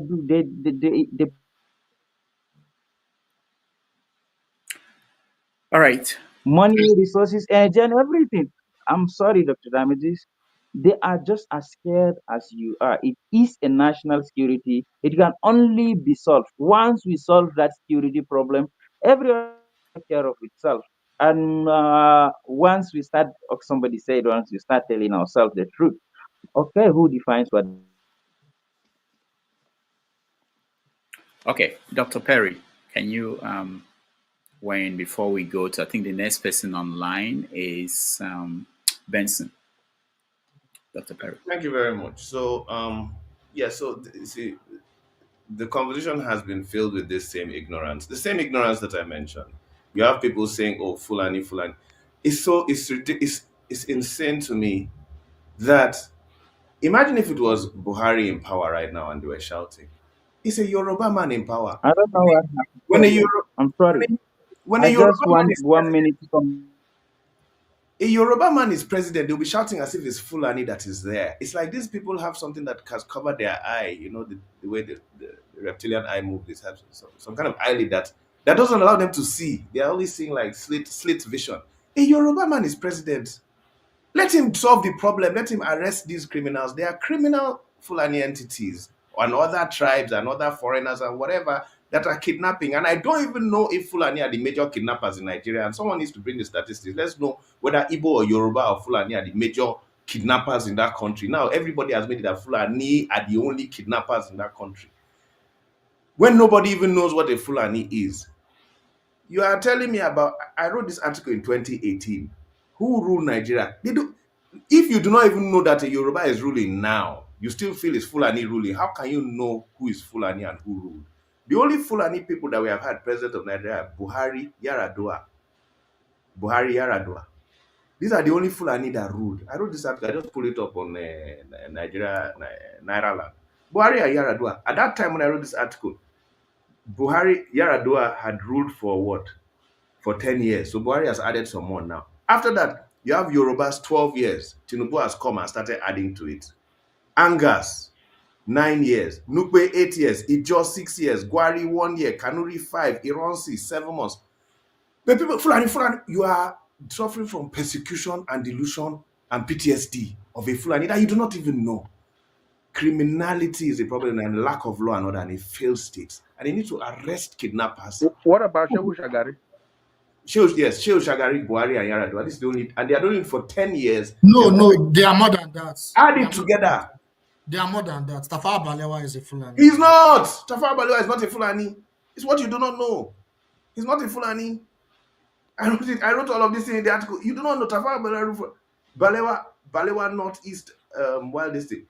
Tafawa Balewa is not. You do not know who Fulani is, and that's the problem. Ignorance and illiteracy and anger and this barbaric, genocidal, this blood-seeking, this thing, testing. Muritala was not Fulani. He's not. Muritala is from Niger State or something. This thing is from. If I From Kano State. Muritala was Kano State. It's Hausa. Muritala, I have Muritala here. Muritala Mohammed from Auchi, born in Kano before assassinated. You have some Christian. I don't know which one was the Christian among them, whether it was Muritala. It's diverse. But there's this persecution that Fulani are persecuting us, and they have this illusion that even when Tinubu, a Yoruba man, is president, I should solve the problem. You are shouting to them instead of shouting to Tinubu that Tinubu, can we have law and order here? Can you route out whoever it is in the forest that are kidnapping us? You people are thirsty for blood. I will send a barrel of blood from here to you people. You can drink it. All right. Thank you, Perry. Let's quickly get to Benson. Benson, if you can make it quick, we are pressed for time. But Benson, you are next. After Benson, I think Jide and Stay Humble. If I'm missing you, just let me know. And then I'll come to KJ has something to say, Jagun has something to say, and then Forefathers. All right, go ahead, Benson. Dr. Deme, thank you for giving me this opportunity. And thank you, all the whole panelists. Well, from what the man is saying, he's saying that it means that the South or the South leaders are Mugu. Exactly. That's what they're Mugu. That's what I can say. They're Mugu, because if they're not Mugu, they can't allow this thing to be happening all this up till now. From this, whatever they talk about Fulani or no Fulani, what I know is that the Fulani is the one killing people in Nigeria, mostly. You see, this Boko Haram, ISWAP, Fulani herdsmen, all of them are in one group. And the ones they send to east or south or to south mostly are those that are trained. That's what they send to that area. You see, I live in I know Fulanis that are violent in nature. Not even the only Fulanis in Nigeria, but even those in from Guinea, all of them. I met them in Botswana. I met them in Guinea, in Namibia. When they used to come there, I know them. They are very violent. When you see them, you know that this is a Fulani. Even the way he talk, even they want to fight in any minute. They are violent in nature. And this issue of you see, a Fulani man. There's a woman in the House of Reps. When they were discussing about the issue of cattle and so, he said the Fulanis like cattle more than their life. He said like cattle more. So how can a human being like a cow more than a human being? Erofai said they went to Fulani other side to go and beg them not to kill Nigerians. That means he doesn't have military. What is that man? The Zamfara governor said these Fulanis that causing killing people in Zamfara and so on. He said they know them. The military know them. They know where they are. He said that with us here, they know them. So the lady asked her, why if people know them, why can't you report them? Why can't he said you don't know why the military are not arresting them. That's what the man said. So when people come here to gaslight or so, it's very, very unfortunate. You see, Fulani people, like I said earlier, they're very, very violent in nature. And they know what they hold against these people that are been ruling us, that are not cannot even take any stand on them. And whatever the Fulani is doing this as an entitlement. They believe Nigeria belongs to them. And they believe that nothing anybody can do. Because they are in the military, they have the guns, they have everything. So that is why they are doing everything they are doing. I see what Jagun said. I see what what the other people said. Why is it that, and again, I want to ask, if the Fulani said these Fulanis are coming from outside, why, when they are arrested, they are sent back to the Nigerian army? If they're coming from outside, why are they being integrated to the Nigerian army? You see somebody from maybe Burkina Faso, somebody from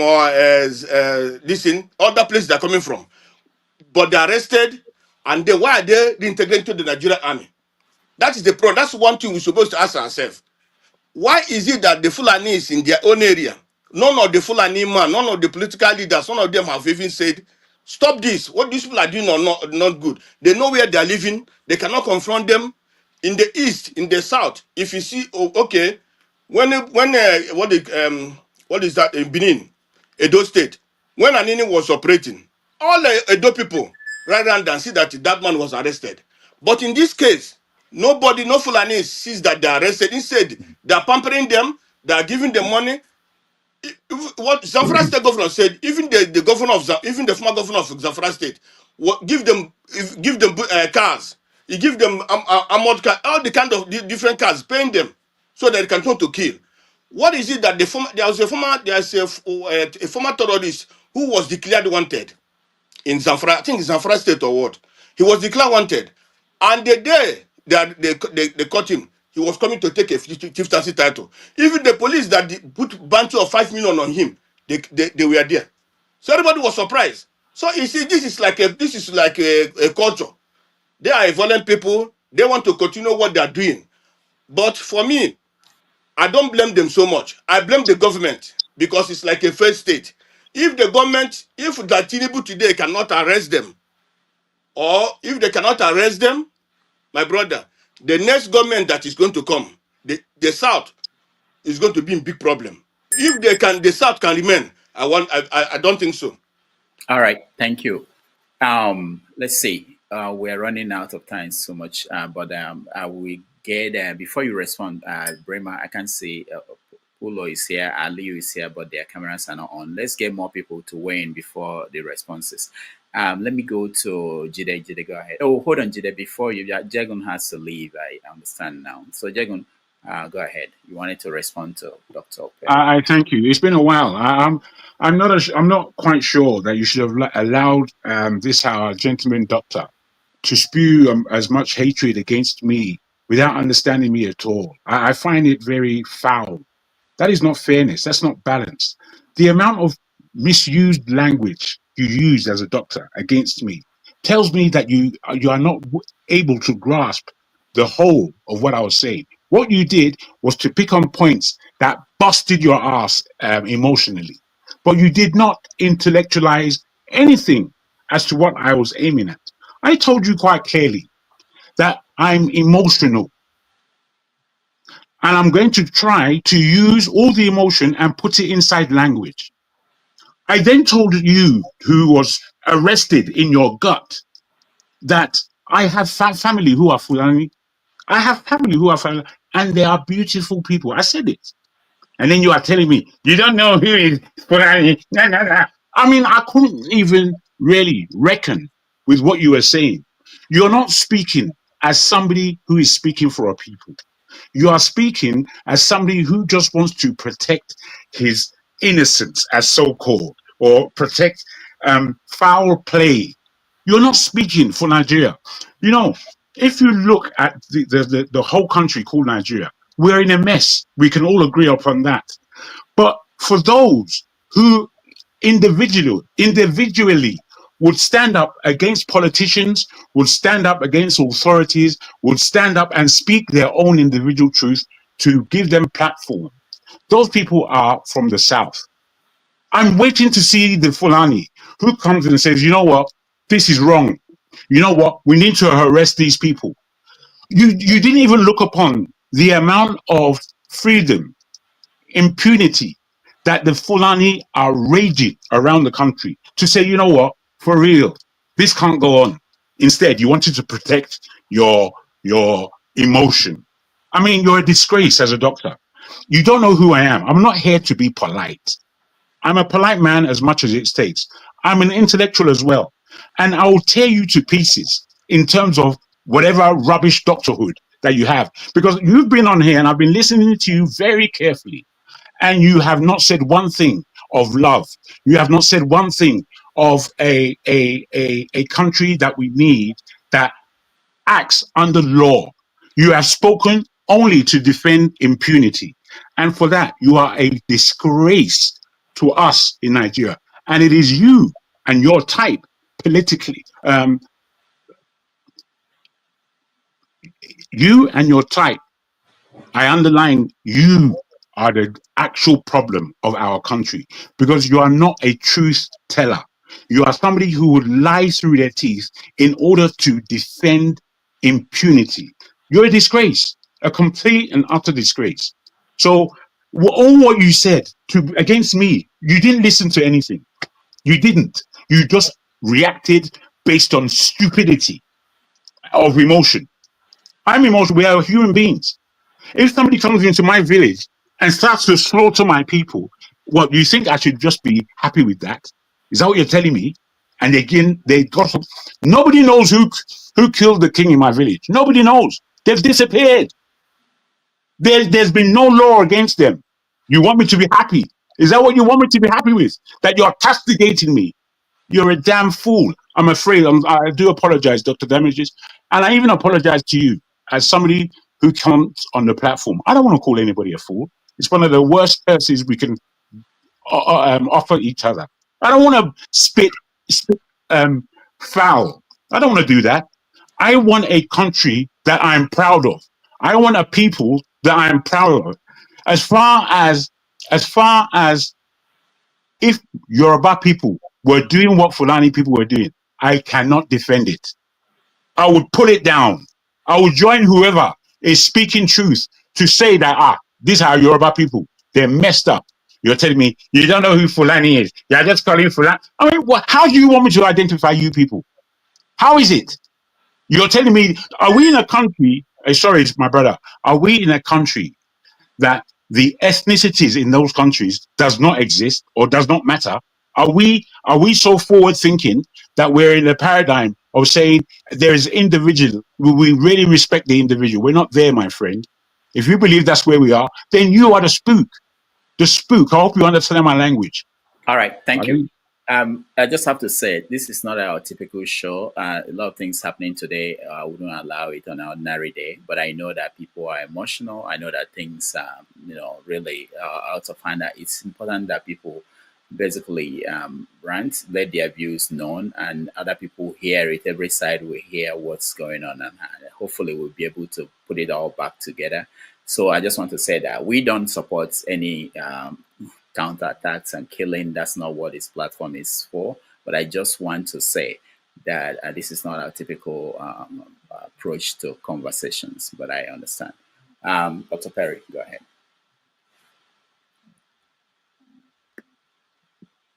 You're muted, Dr. Perry.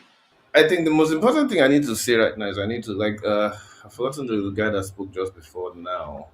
Was what he ended with. I need to remind everybody in that country, your president is Bola. I don't know whether it's Bola Kale or what the Bola is. Bola Tinubu, Yoruba man. Your army. Someone was in the army. They are recruiting Fulani from somewhere. Your army, the general of your army, the general chief of the army is a Yoruba. What's going on?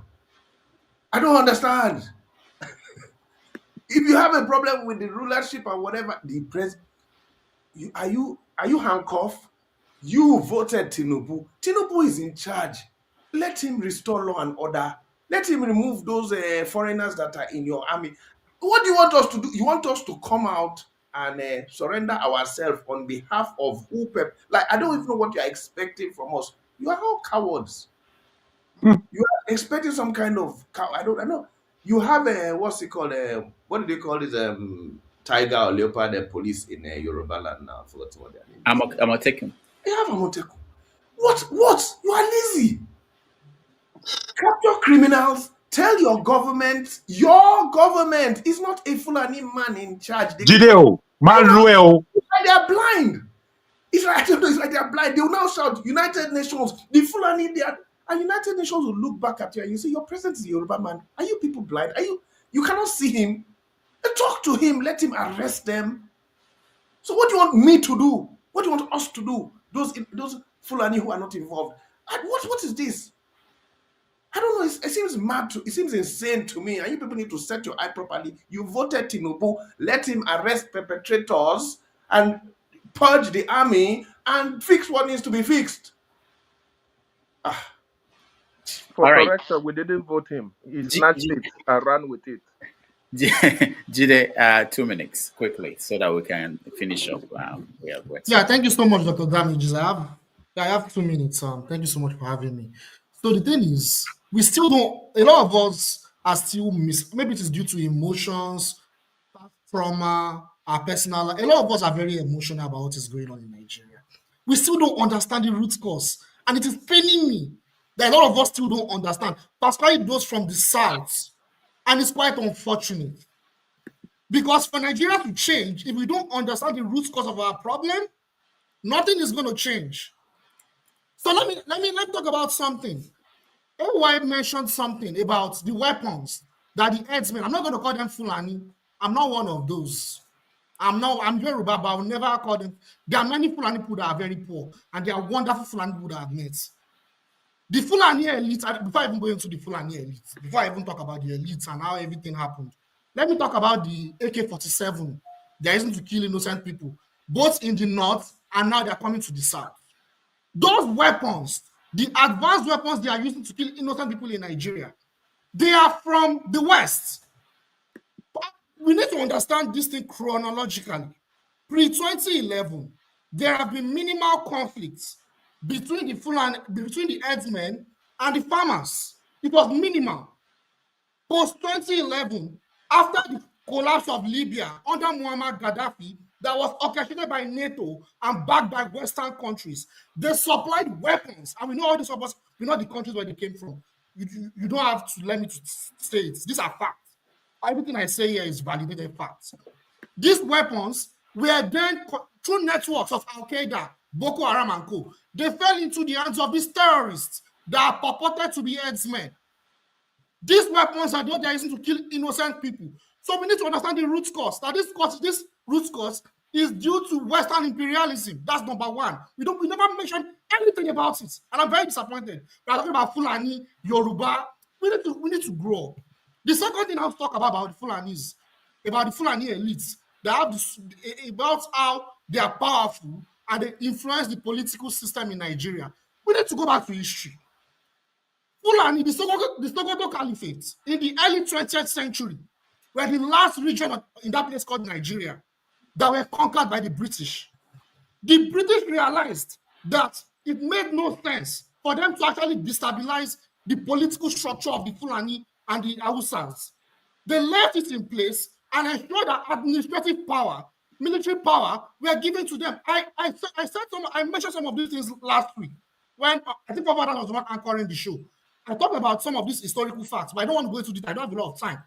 Now, the elites of these Fulanis, they still influence the political situation in Nigeria. The political influence in Nigeria is still heavily influenced by the Fulanis. Now, what is my solution?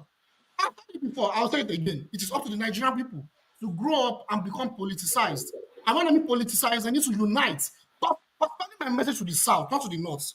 Because honestly, I understand what's going on in the North. And I know that the largest victims are from the North. The Southerners need to grow up and become more politicized. This is their Western mindset. They need to break it away. They need to grow up politically. They need to understand where this problem is coming from and not be hating other ethnic groups. This was how we are victims of slavery. This is how we're victims of slavery. History is repeating itself. I'll stop there for now. I don't have a lot of time. Thank you.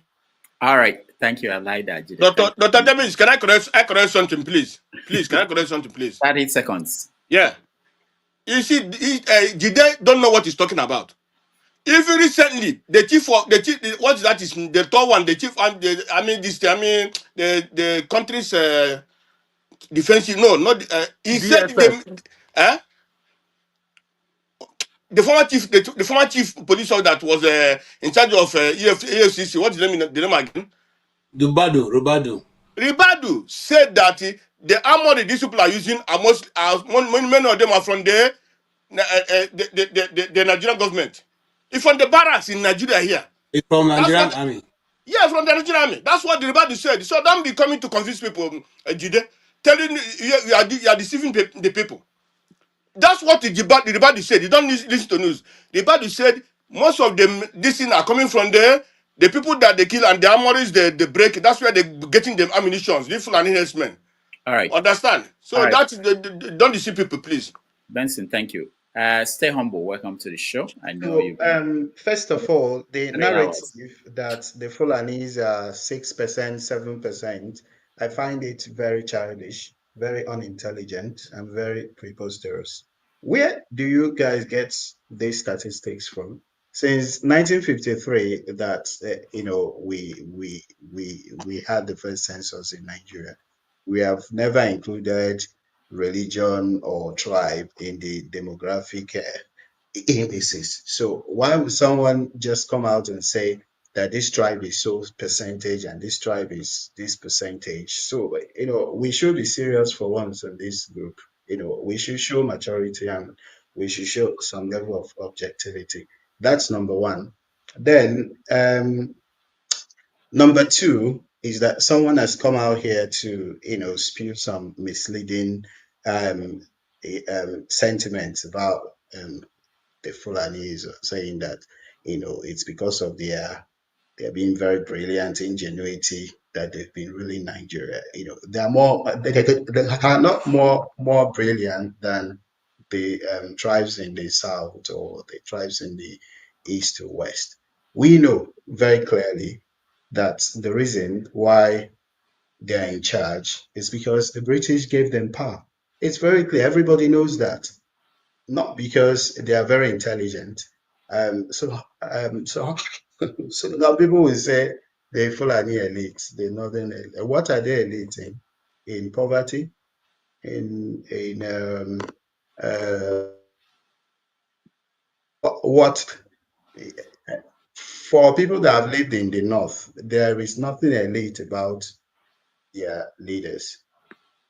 There's no development, poverty everywhere, embezzlement of funds and stuff. Yes, I don't see anything elite about them. Yeah, so we should be very objective and we should be clear about these facts. Yeah, because I know that there are people who are aimed at misleading people. Regarding the guests that you invited on the forum, really, I didn't really want to set out to ask them any question because what they were going to discuss were very clear to me. We all know what is happening in Nigeria, and what Dr. Perry Bremer is someone that read, I think since I was either in secondary school or in the university, and something struck me about him really. He seemed to be, quite antagonistic, to the Igbo cause. Really, very toxic articles those days about anything East or whatever. So I just wanted to ask him why. That's one question I've always wanted to ask him. Yeah, I didn't know I would get the opportunity to meet him at this forum any day. Yeah, so I've read a lot of very, very bilious, toxic, antagonistic articles from him. Yeah, so I just want to ask him why he hates the Igbos. All Thank right. you. Thank you. Stay humble. We are happy to have Dr. Perry. Dr. Perry, you want to respond to stay humble? I'm sorry. Just the question. I'm sorry. Oh, stay humble. Repeat the question. So my question is that when I was younger than this, I used to read, Sahara reporters, the likes of Rudolph Koko and Chido Onuma, Oke Ndibe, Dr. Perry Bremer, who is here as well. And then I found your articles really bilious and, a bit toxic and a bit antagonistic to the Igbo cause. And I didn't know I would ever meet you on this kind of platform. So I've always had this in mind that any day I will meet you. I will ask you why, who are you representing, who sent you, and what do you hope to achieve by your. All right. Thank you. Thank you. Dr. Perry. Thank you very much. Very beautiful question. So, to be honest, at that time, I actually had a news platform, News Rescue, and that at that period, I had a lot of people on the platform. To be honest, and I was making $50,000 a year from the platform. It was a platform that hosted a lot of people who were promoting Buhari at the time because I believe it's going to save us from Jonathan, Clueless Joe. During this period, Hausas used to be there. They used to bash the Igbos there, and I used to make my money from the platform. $50K a year, dollars. It was good money. But when the Hausas messed up, I bashed them even more. And the Igbos were on my platform because it was a nice fighting field. Now, when the Hausas say, He's Shia. When I started supporting Zaki because Shia problem, I now moved to because it's where the problem is and who needs advocacy. Because I'm an advocate, and I saw that they massacred the Buhari government massacred 1,000 people and buried them secretly at night. And this is on behalf of the Hausa-Fulani were happy about this massacre of for Hausa people. So when I started bringing justice for Zaki, all the Hausa left, and now there are no Hausa for the Igbo to fight. All the Igbo left, and I stopped making money from my platform. I went to zero. I am not for anybody. I'm for justice at any point when I see it, and whoever you can be a victim today or you may be the perpetrator tomorrow. And on a forum like this, you have people like Jago and some other people who they are emotional and then they are sad and then they are speaking stuff that will make some other people become the perpetrator. And we have to always control ourselves. And that's it. So I'm not against or for anybody. I'm just for a just way of dealing with matters. And the way matters need to be dealt with is through the government. So who is my enemy is the government, and I remain continuously against the government. The government, take that your anger, take it to Tinubu, and let Tinubu fix the problem. But do not take it to the streets in return at any point in time. I don't know whether I've answered your question. So, do you belong to the misruling establishment in Nigeria? The ruling establishment. I've been Yeah. declared wanted by the government. Oh, okay. It's Buhari's okay. government, was it Buhari's government? Yeah, the government I supported Buhari. Under Buhari, they declared me wanted. They said Interpol, they put my name. Google my name, Dr. Perry Brahma, declared wanted. I was declared wanted by the government of Nigeria. Which government? When people are talking about fighting for this, when I'm fighting for justice, you people are sitting down at home. I'm there, I was there. I'm retired now. I'm a retired activist. I'm retired. When I was there fighting Nigeria left and right with Showore and this thing, fighting, standing, fighting police, fighting under any government, fighting. I mean, I did not do it. I don't have a record like them, Rudolph and them Showore, but I have 8 years of this thing record. I'm retired now. Which government? When I was there fighting, these are people that "Hey, we will do, we will do, we will do. You have not. I mean, I don't know what you have done, but we have fought. We fought the streets, and some of us are now retired. But we need common sense in what we do. Focus on the government. All right.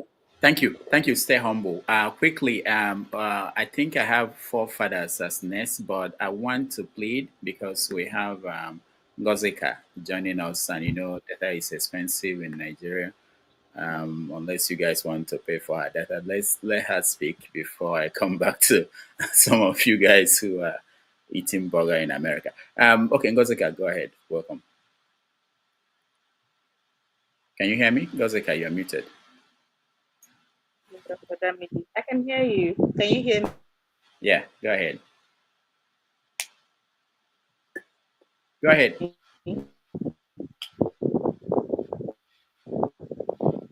All right, so Gozika Can is you hear having. me, Dr. Perry? Dr. Damiji? I can still hear you. I don't know if you can hear me. Yeah, go ahead. We hear noise from your end, but go ahead. We can hear you. So sorry, let me just. His fan is heat. It is in Nigeria, so my fan was on. I joined because of Fulani matter. I was following the class, but I came in late when the whole show had gone down. But I just wanted to say this. While the debate is ongoing, these people are still doing what they are doing. I mean, if anybody is still in doubt as to whether or not these people have an agenda, then the person is late to the party or is just playing ostrich. As I speak to you, I'm from Enugu State and I live in Enugu State. Ihamufu is bleeding. There is almost every other day, they just kill people. They just go into the town, kill people. Like, it's not even like they just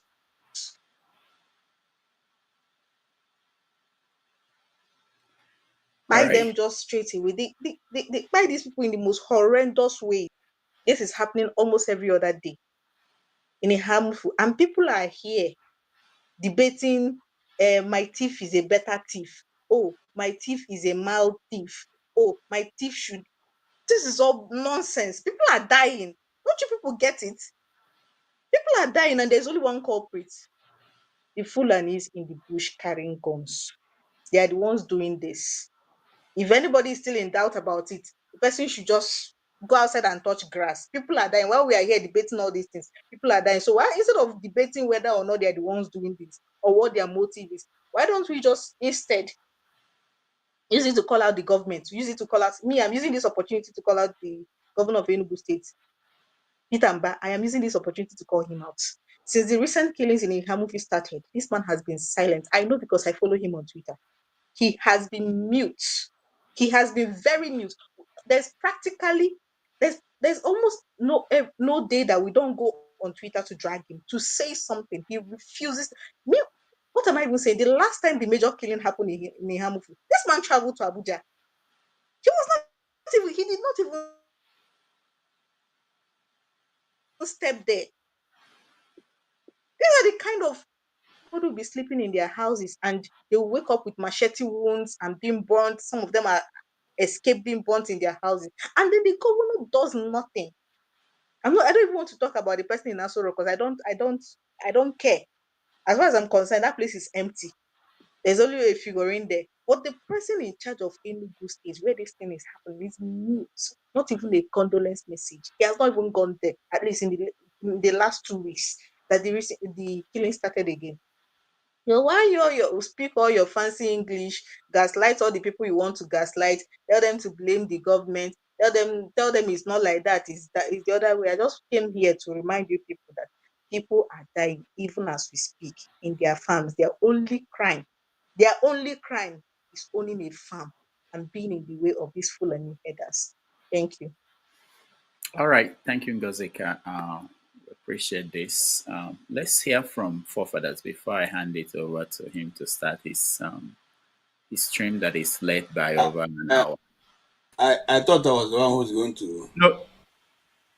Going to what? To speak, because you said No, you're going to speak. I will get to you. I'll get to Dr. Dominic. No, I don't mean I'm ending. I'm not ending. I will get to Okija. Okija is here too. I see him. He should be next before Dominic. What happened to forefathers? Did he remove himself? I'm not here. Okay. Go ahead, forefathers. Yeah, I mean, this in the screen is a bit. Let me see if I can get. Okay, I'll go great. Let me get this one back. Then you get there. All right. Greetings, Dr. Damages, and greetings to all the panelists, the chat, and the viewers. I must say, listening. Is Jagon here? He's gone. It's a shame. Yeah, Jago, a long time, and it's good to see you again, and also being very, very hot as usual. But that said, I don't know what the Dr. Perry has said. I know he's been on before. I disagree with him on quite a few points, but what he has been saying for the last 5 minutes, I don't see one thing that is wrong with it. He's asking for you to hold your government accountable. What is wrong with that?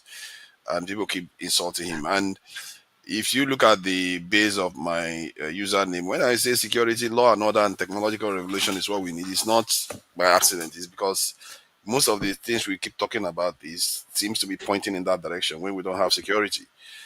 And okay, so regarding some of the comments, some of our northern brothers were making, like them not needing to condemn people that are perpetrating crimes and murders in the society. You don't even have to be a northerner to condemn that. Why do you have to defend yourself? Now, hold on. No. You don't have to be a northerner to do that. So you can do that without saying, I don't have to do that because I'm a northerner. Because the other people that are not northerners are doing it.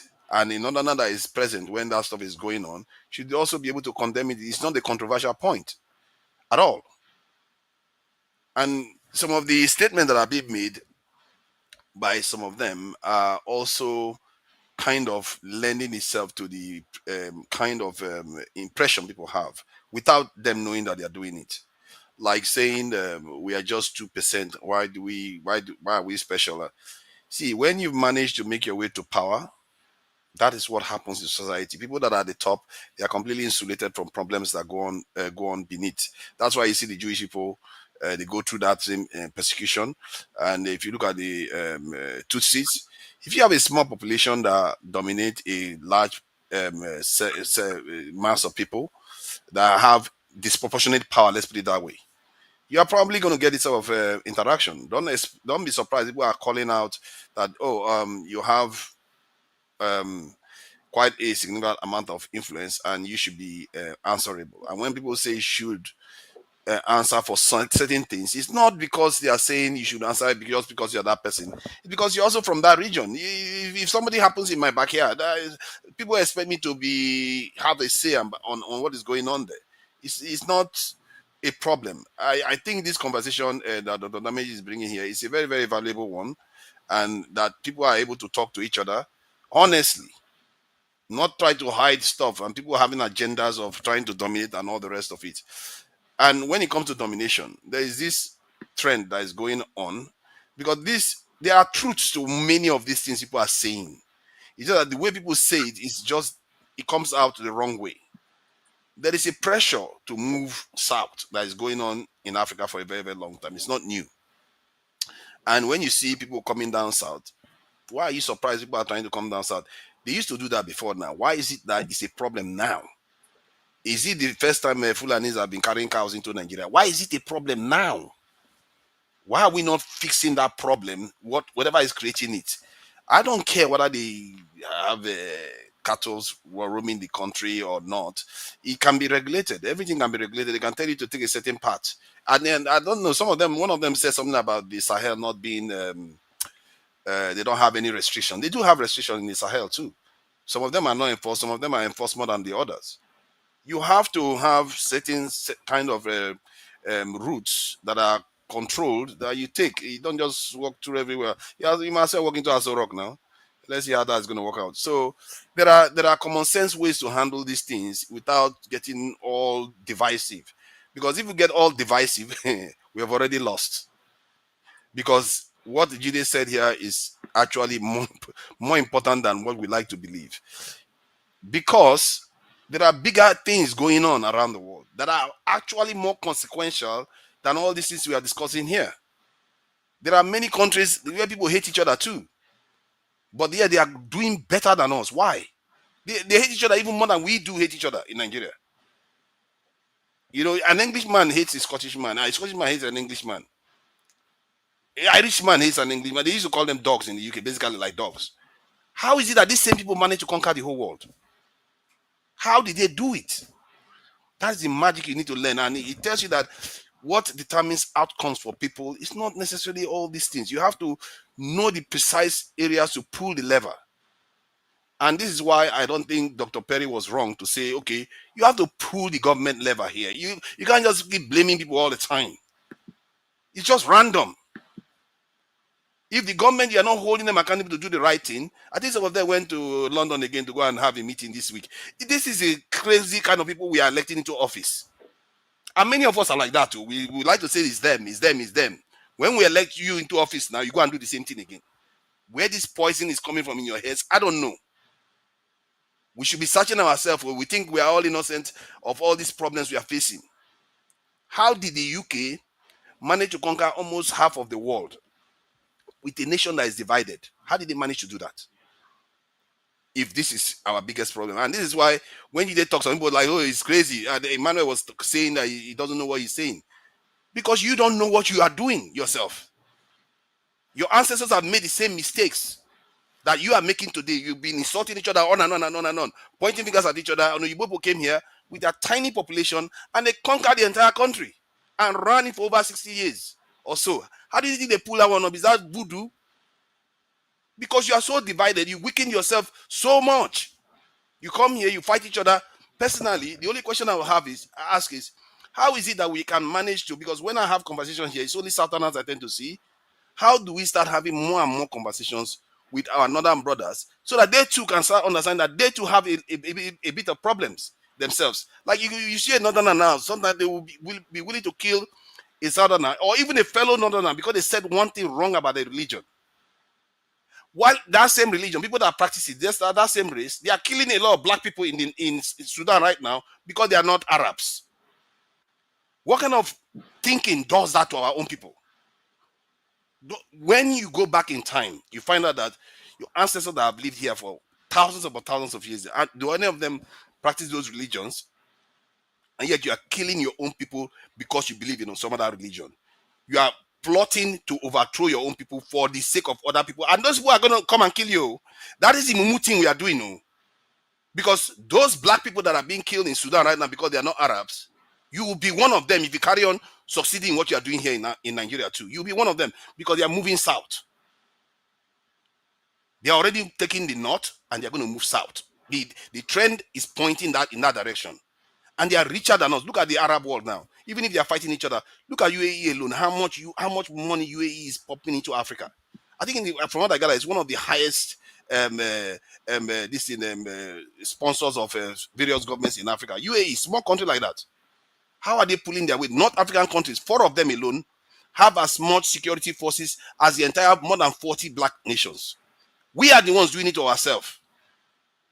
And we pretend as if this is Hausa man that is causing our problem. Yoruba man is causing our problem.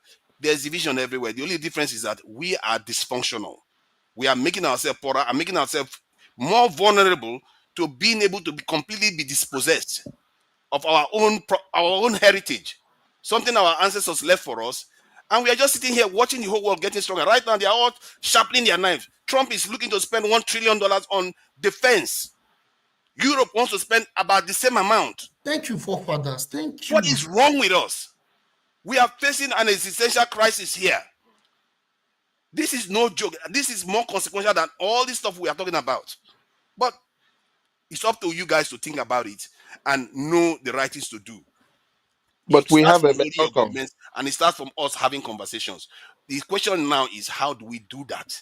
Because as I sit here, I'm talking to you. I'm thank God Dr. Damages brought you guys here. But we need to be having more of this, because the way we tend to talk, we talk like if Northerners are some kind of alien race from somewhere else, and Northerners the same thing. They too treat us as if we are some kind of alien race here. We all have a shared interest. This is life and death situation. We have a shared interest to come together and figure our problems out, and before the others deal with us the way they see fit. Thank you. All right. Thank you so much, forefathers. I just want to announce that the show will soon end once we hear from Okija, KJ, and I think if Aikwa has something to say quickly, I will get that. And then forefathers will start the normal have your say of Saturday, which is late. And then the ladies show will come up soon after forefathers. Let me also announce that tomorrow on 90 Minutes Africa, we have a poet, a publisher who will be joining us from Nigeria, Savio Badamose. He'll be talking about, because April is Poetry Month, he'll be talking about Poets Writers Awards, publishing in the era of AI. He's actually a publisher based in Ibadan who has 2 of his writers have won the Nigerian Literature Prize. Just so you know, people make money from writing. They won $100,000. So maybe this will inspire some people to go back into writing. So he will join us tomorrow. If you can be part of it tomorrow at 1 p.m. 1:30 p.m. New York time, and I think in Nigeria that will be 6:30 p.m.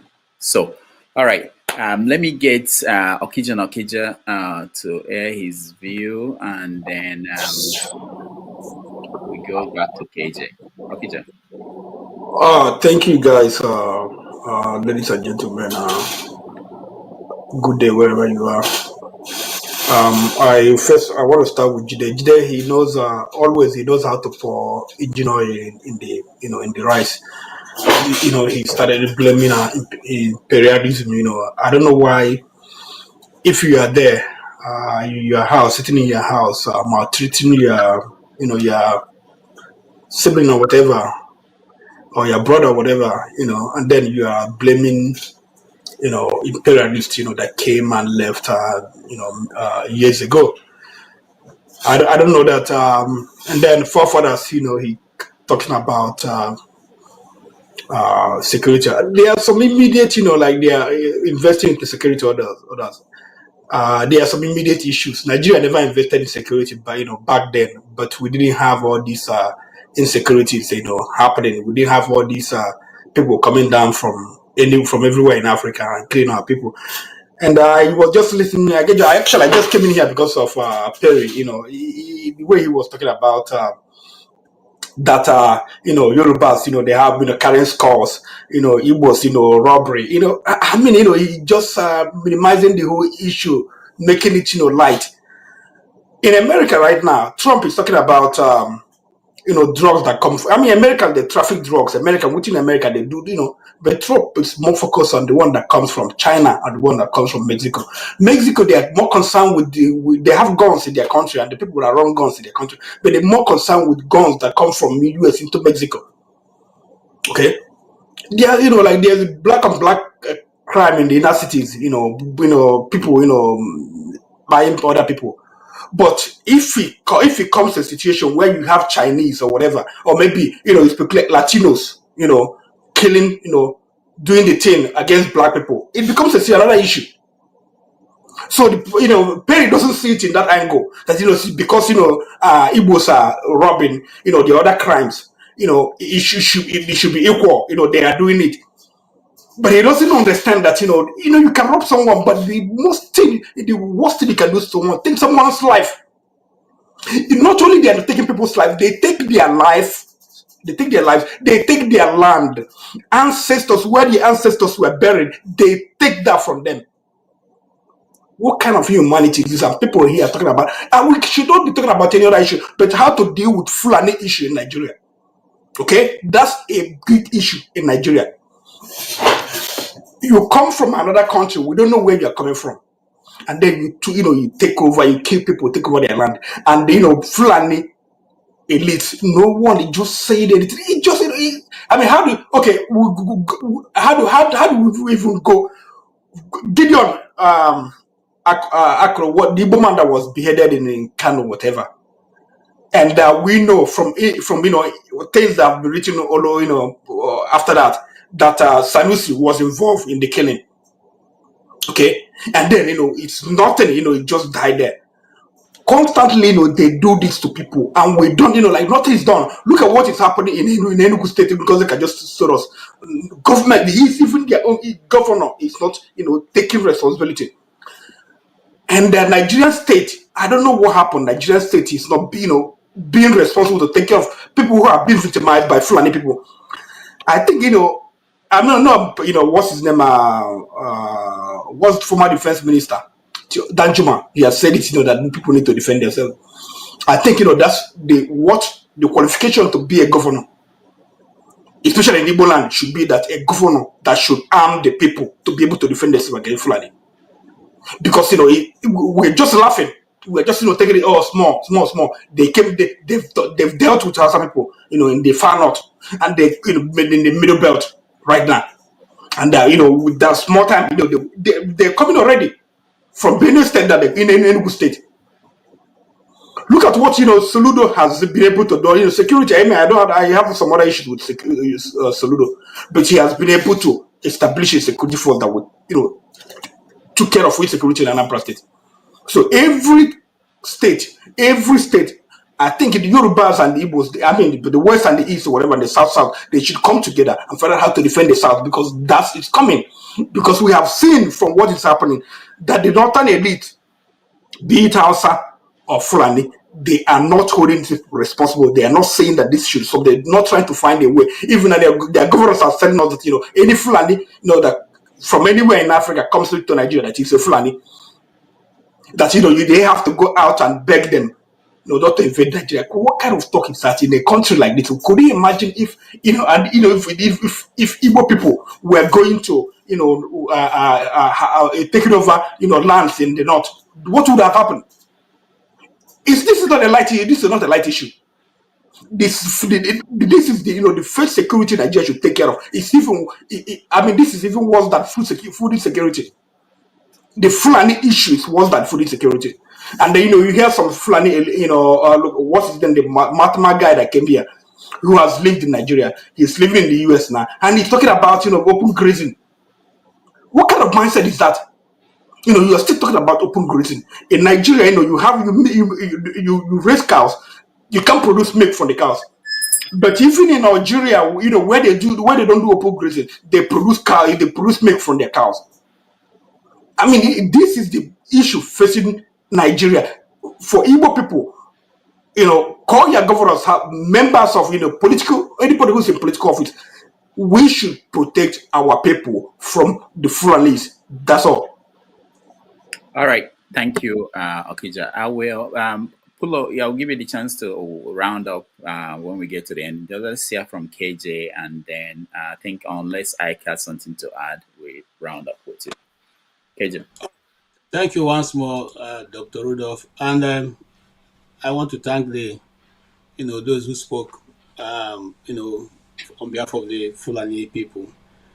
This is what I would say. I will first refer to my other brother, who is an Igbo man who lived in the north and came here to tell us that the Fulanis are the most intelligent black race. That is totally far from the truth. And if he goes to African events, you read about the brightest minds that are of black skin. The Igbos are 88% top notch, the number one. So please go correct yourself, so you don't continually spill what is never truth and not. And what I'm talking about is being, there's a lot of research on that. So I'm not even going to go through into it. So now that explanation that guy gave is what has kept us where we are. You see the way he makes it look as we need to be the ones to understand them.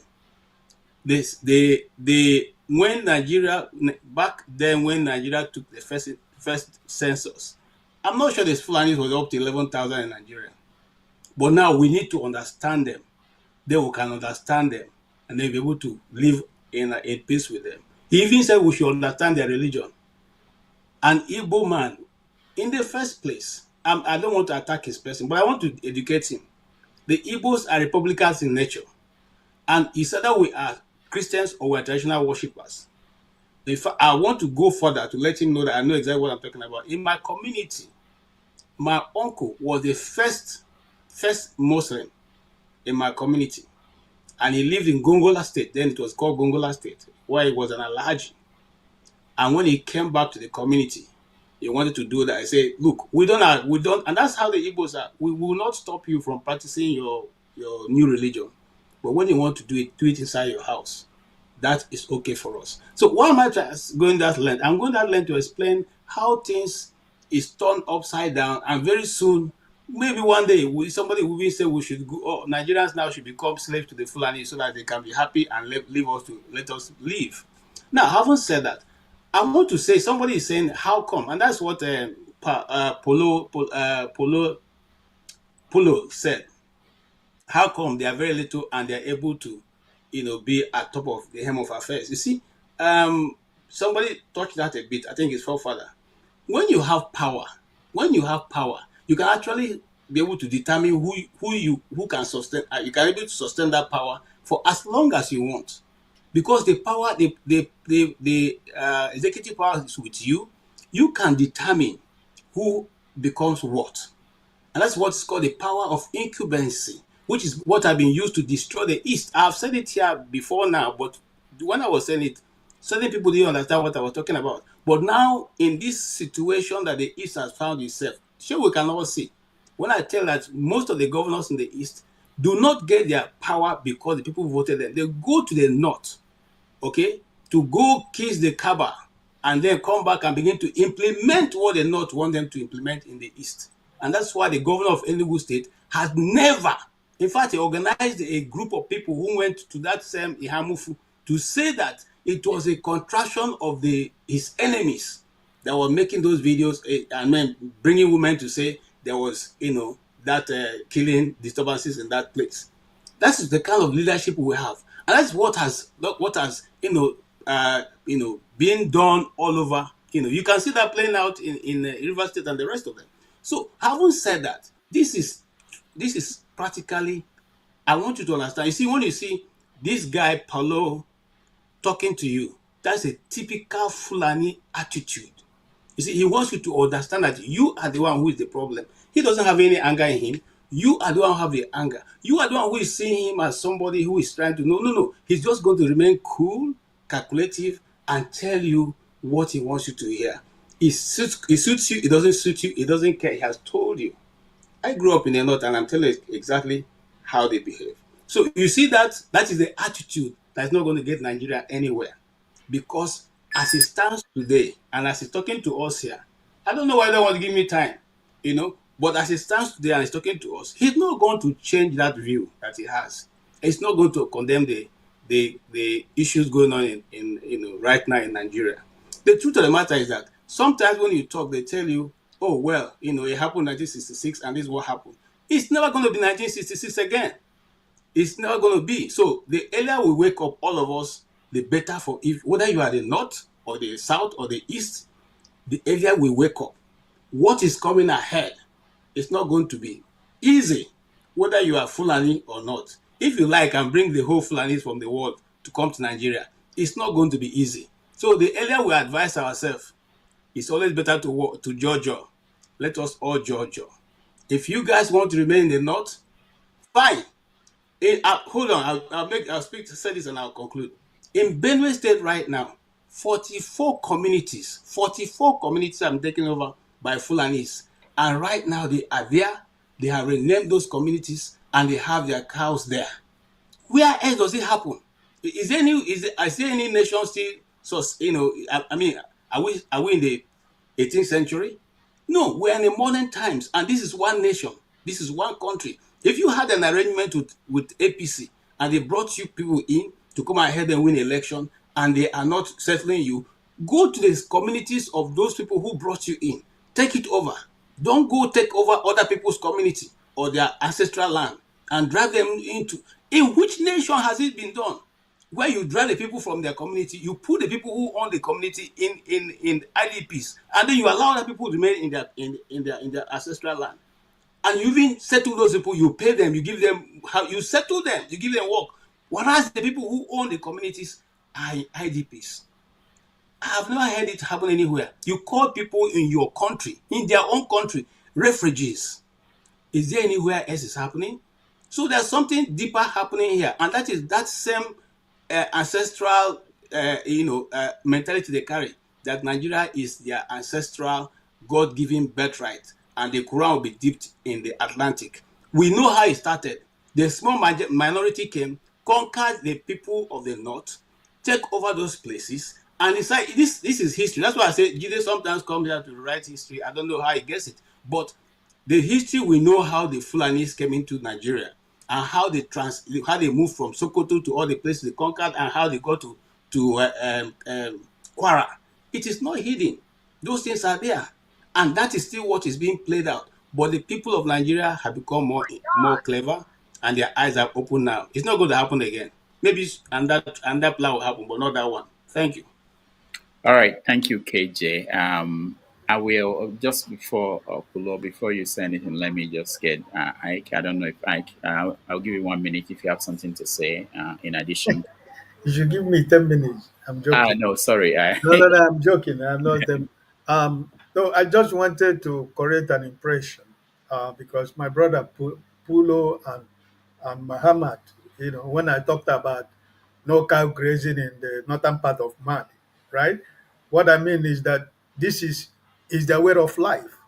What I mean is that they don't use the cows to destroy people's things in the north.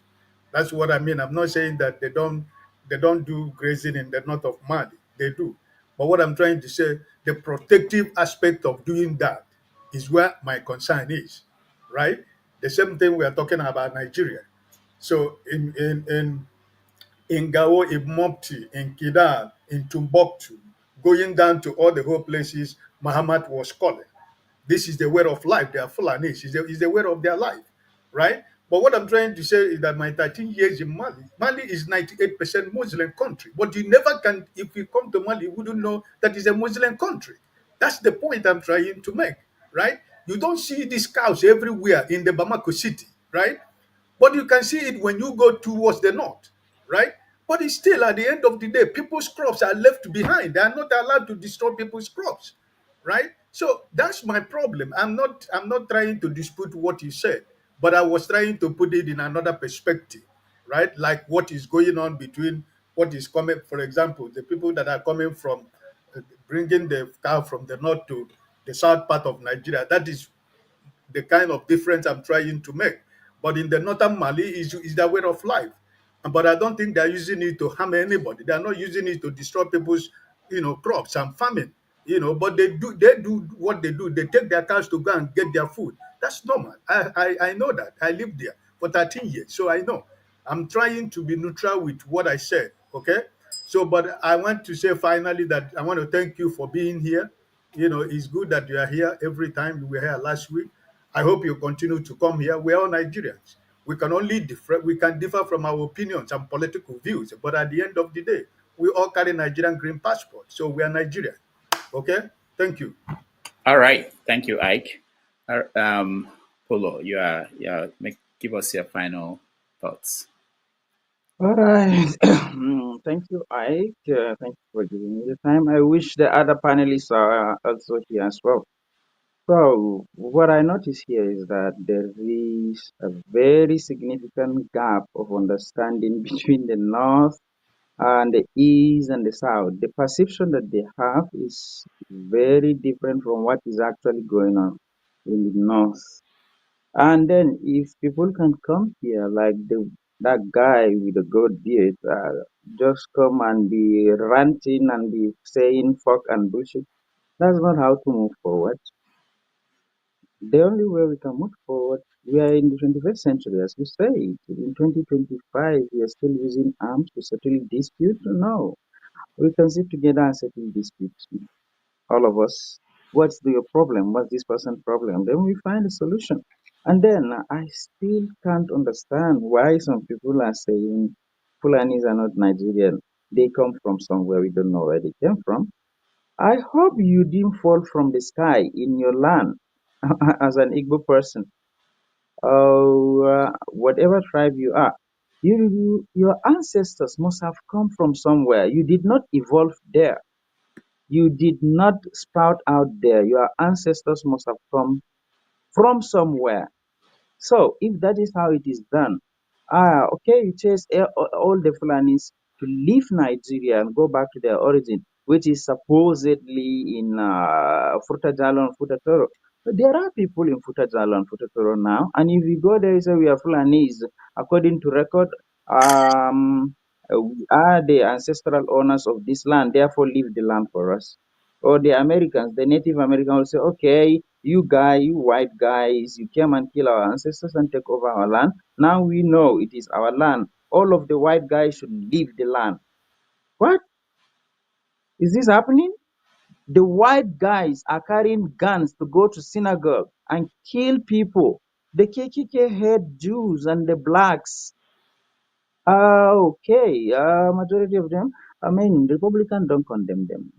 How do you one become a citizen? How do you take away my citizenship just because of some other people that I with I didn't make a conscious decision to be part of? I just happened to see myself in in a Fulani family. Then you want me to take the blame for what other people like from my tribe did? Why will I carry another person's cross? Did I choose to be a Fulani person? No. Did I find myself as Fulani? Yes, I found myself as Fulani. I was brought up as a Fulani. So I have to be forced to condemn everything done by the Fulani. I become their representative. No, we have representative leaders who are there. There was no paper presented by any or motion presented by any Igbo or any Yoruba into the House of Representatives that, okay, Fulanis are the problem. How do we solve that? And then they deliberate and then they bring both sides, everybody to there to the negotiating table and negotiate. And then some people, I now understand why some people don't want to come to this platform, because it will be like all elites from the south or east living in diaspora, reading headlines without reading the context, and then coming with emotions to talk about stuff and getting too emotional about it without providing any solution. They'll just rant and rant.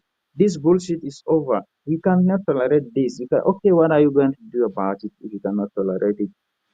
Then is it Jide or Doctor that said okay, the government ultimately is the one that will solve the problem. So channel your anger to the government and those that are representing you. Tell them that the Fulanis are the problem. Tell them the Fulanis are the problem. Let them present a motion in the house that the Fulanis are the problem, the herders are the problem, and all herders are Fulanis. It seems like most of the Fulanis here don't understand that if you say a herder, it doesn't only mean a Fulani. There are Yoruba herders, there are Igbo herders, there are Fulani, Hausa herders. Just if you see somebody herding cows in the bush, you can't just assume that this person is a Fulani man.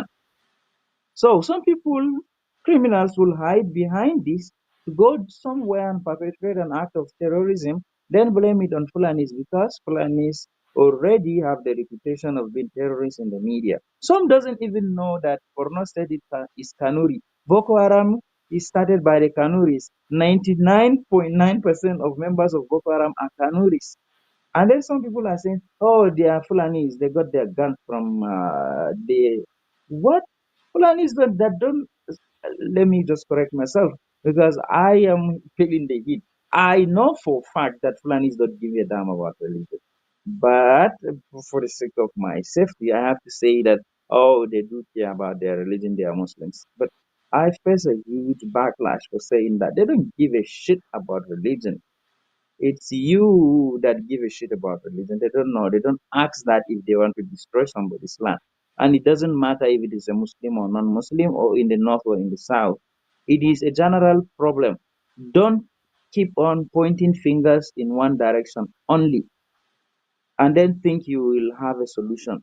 No, just find a way of solving the problem. It's not that difficult to have a political resolution if only people have the political will to do so.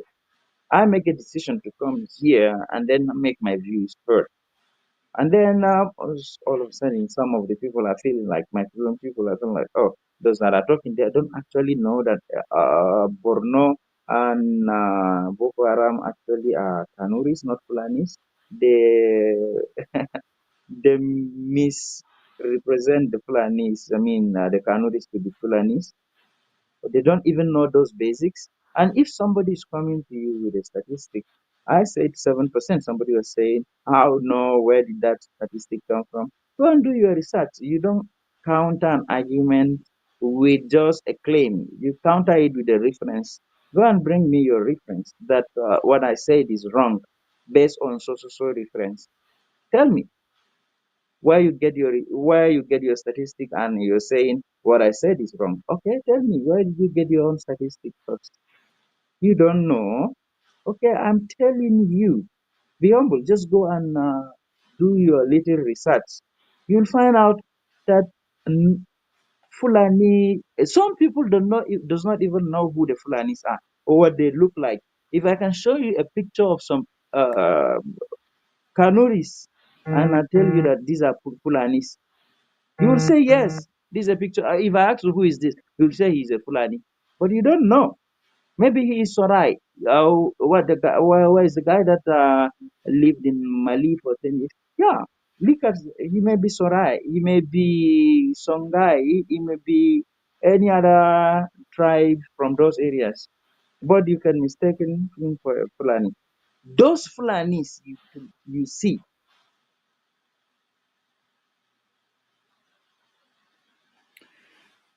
All right. Dr. Damages, please, 30 seconds, sir. Speak Because, any people they don't speak any Fulani at all, people there at all. They communicate in Hausa.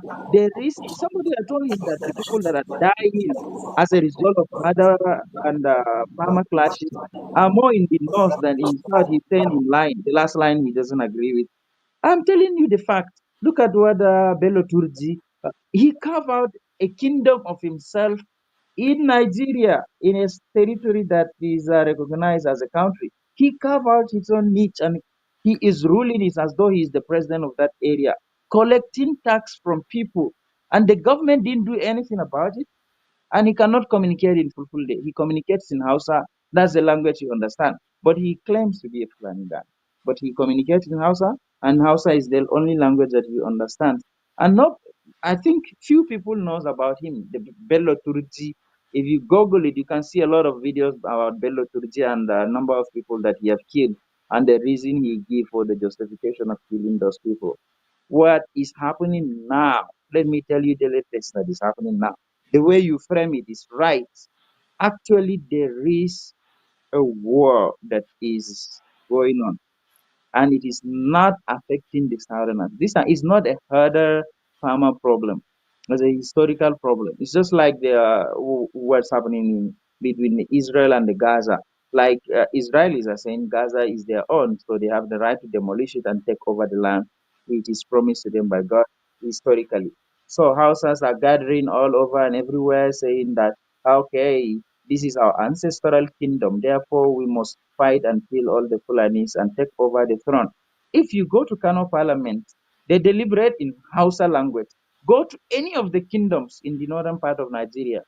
You can say their lineage is Fulani, but they don't speak any full day. They married Hausa women and they live with Hausas for as long as I can remember. It is a recent event that I even heard that Hausa people are trying to fight with the Fulanis. Now it's becoming a big issue.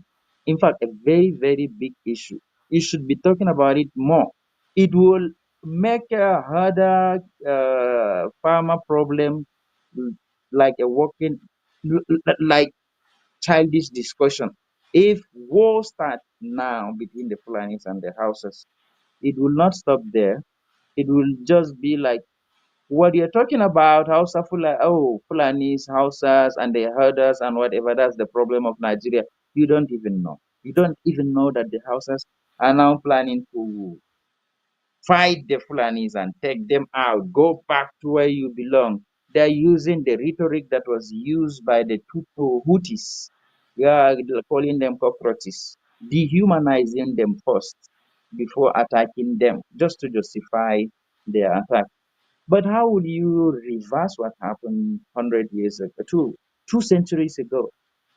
How will I just because I happen to be a Fulani, and then a Hausa man will just come and kill me because he feel like my ancestors, his forefathers, when we are all, both of us were not born, but he feel like he have the right to come and kill me because my forefathers did something to him. I was not consulted when this thing is happening, bro. I did not vote for that. I'm condemning every attack that is happening that is happening everywhere, regardless of who is the perpetrator, not only the Fulanis, or even if it is a house or the TV or whatever. If you are trying to come up, somebody was talking about the statistic about who are the most uh, who are the most people that kidnap people, which tribe is have the high rate of kidnapping. We don't know about kidnapping. It's a recent thing. We've been hearing about kidnapping from the south and the east before it come down to the north. It is now, in the last 5, 6, 7 years that we started hearing about kidnappings in the northern part of Nigeria, where I grew up. We don't even know about that. We kept hearing about it that oil company Westerners were kidnapped and they demand ransom. Where is Asarida Kubo today? Where is he? Who does he represent? Who does he fight for? I am here for peace. I don't want somebody to tell me that my people came from somewhere and live here for 200 or 300 years, but his ancestors stayed here for 800 years. Therefore, this is his ancestral land. I should go back to wherever I come from, taking away my citizenship. Like I'm not a citizen of Nigeria. I am a problem to Nigeria that need to be dealt with. I All right. didn't commit any Sorry, has crime. anybody Some asked you people to commit leave to go back? I crime. don't know who has asked him to go Take back. the government, let the government present the motion, put a pressure on the government to do the right thing. Control the border, know who is coming in and out.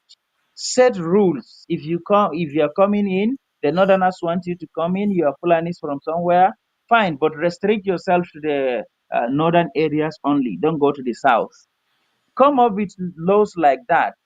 There is enough land in the north where 20 million animals can feed. If only the politician or the government want to solve the problem, Taraba alone, as it is now, it is enough to feed the whole country, including giving it electricity with the Mambila power plant and the weather they have there. You can grow up anything you want there. It can grow. It's in the north, Taraba. And they have enough land that you can carry as many animals as you want there because rain starts early, so you don't have to go anywhere. Even if you want to graze it, you don't want ranching. You can let loose your animals in Taraba State alone. But the government don't want it. The politicians probably don't want it. Maybe somebody is benefiting from this crisis. There are thousands solutions, like millions. All We right. are here quarreling amongst ourselves. I didn't see any Fulani senator fighting with an Igbo senator. You will see them shaking hand and laughing, and then taking away millions home, even with or without a sitting. All they care about is power. Whatever can give them power, they can do it. If it means creating enmity between two tribes, they can do it. If it means perpetrating an act of terrorism, you can do it. Just like if you believe in some conspiracy theories that sounds like true about FKD, the Americans are trying to perpetrate, CIA trying to perpetrate an act of terrorism, killing their own citizens, then blame Cuba for that, and then to justify the attack on Cuba. Kennedy said, no, everybody knows this. Everybody knows the politicians and the people that wield the power can do and undo because they have the money and they have the influence, and your life would be a threat. Even myself now, what I say, it's something that I've said last week put me at risk. Some of things that I said today, I know will also create a large, will give me a create a very negative impact from me, from my society. But I cannot deny the fact that some Fulanis perpetrate that act. That's right. That's correct. When I said about what I said about religion other time, it's right. Only few people speak Arabic. They can only mumble the words that they hear. They don't understand what they're saying. Only few people know that. They can mumble it, but they don't know what they're saying. Their prayers as Muslims. If you can stop them and ask them some simple basic question about Islam, they do not know. They don't. And I am sorry to say, most of the people here too. I am just a Christian. I don't want to study any other religion. I will just remain a Christian. I am a student of comparative studies as well. I kept telling the pastors around this area that if I can go to the church and pretend to be a Christian and preach, I will perform better than an average pastor there because of how well I know the Bible and how well I can talk about the Bible and the historical event in the Bible. And what I've been hearing the pastors are saying nowadays is about prosperity, prosperity gospels, prosperity pastors. You can never be poor. You can never be this and that. That's all they care about. I will not study any other religion, but it is good to be open-minded. It's good to learn stuff about other people. Even if you want to retain your religion, it's good to learn about other people's religion. Because if you're an adult, you know that your religion is not the only religion. There are thousands of religion. There are thousands of religion worshipped by thousands of God. So which God is the right God? Is it your God that is the right God? Or you want to study other religions to find out which God is the right God? Or probably there is no God at all. I'll All right. conclude by saying just life is nasty, brutish, and short. All Let's right. not be enemies, please. Thank you I so think much. Dr. Damage, just 15 seconds, sir. Can we 15 just correct seconds. one thing quickly? Quick. One thing I wanted to just add, not correct, just update it kind of like when you call Taraba a northern state, geographically, Taraba is central. And from what I gather, they are mixed even. They have half Muslim, half Christian, and they are in the middle of the country. Half of it is in the south, geographical south. and half of it is geographical north. And I think there are some part of our discourse we have to be making these things clear, because the political north that has been defined in Nigeria is based on some of the things a lot of people don't like, which is based on Islamization that got to certain parts of Nigeria. Then they said, okay, that part is the north, but it's not actually geographical north of Nigeria, and it's not even cultural north of Nigeria. You All know, right. so we have to All right. be correcting some of all these things. You go that you do that when you go to the next stream. I have to go. Dr. Damage is just, Yeah. I want to put his analogy all the time. He's talking about KKK and Trump doesn't condemn, KKK. Mitt Romney does. Other European American Caucasian, they do. So that's what we are calling for in Nigeria. That's That it. stop saying that, if they're doing that, have other Fulanis like a Rufai, all of them, let them condemn what they are doing. All right. Thank you. Perry, you have the final word, and then we'll go. Perry, are you there? Hey. Oh, yeah. Oh yeah. I just want to say, forefathers. I have nothing else to say. Forefather cleared the house. He cleaned up the house. He cleaned up the junk, and I appreciate. That's all. All right. I want to thank That's everybody. the way we need to think. Okay. I want to thank everybody that joined us today. Pullo, all the guests. There are so many people that joined, and I appreciate all of you. I think we should have this conversation more frequently than the way we do. And I learned a lot, and I hope people learned a lot about how people feel about where the country is, and the danger in not doing anything in this situation. I want to thank those that supported us. AY For Real, Oriako Tope, Dr. Gomez, Kulata, Oscar Blackbone, George Blueshek, Lewich, Ibo Basic, T Majek. We see you guys tomorrow on 90 Minutes Africa, and forefathers, you have about an hour and a few minutes before the ladies show, so you can see what you can do. Thank you everybody for joining today. I appreciate all of you. Take care. Does that mean that those Fulani men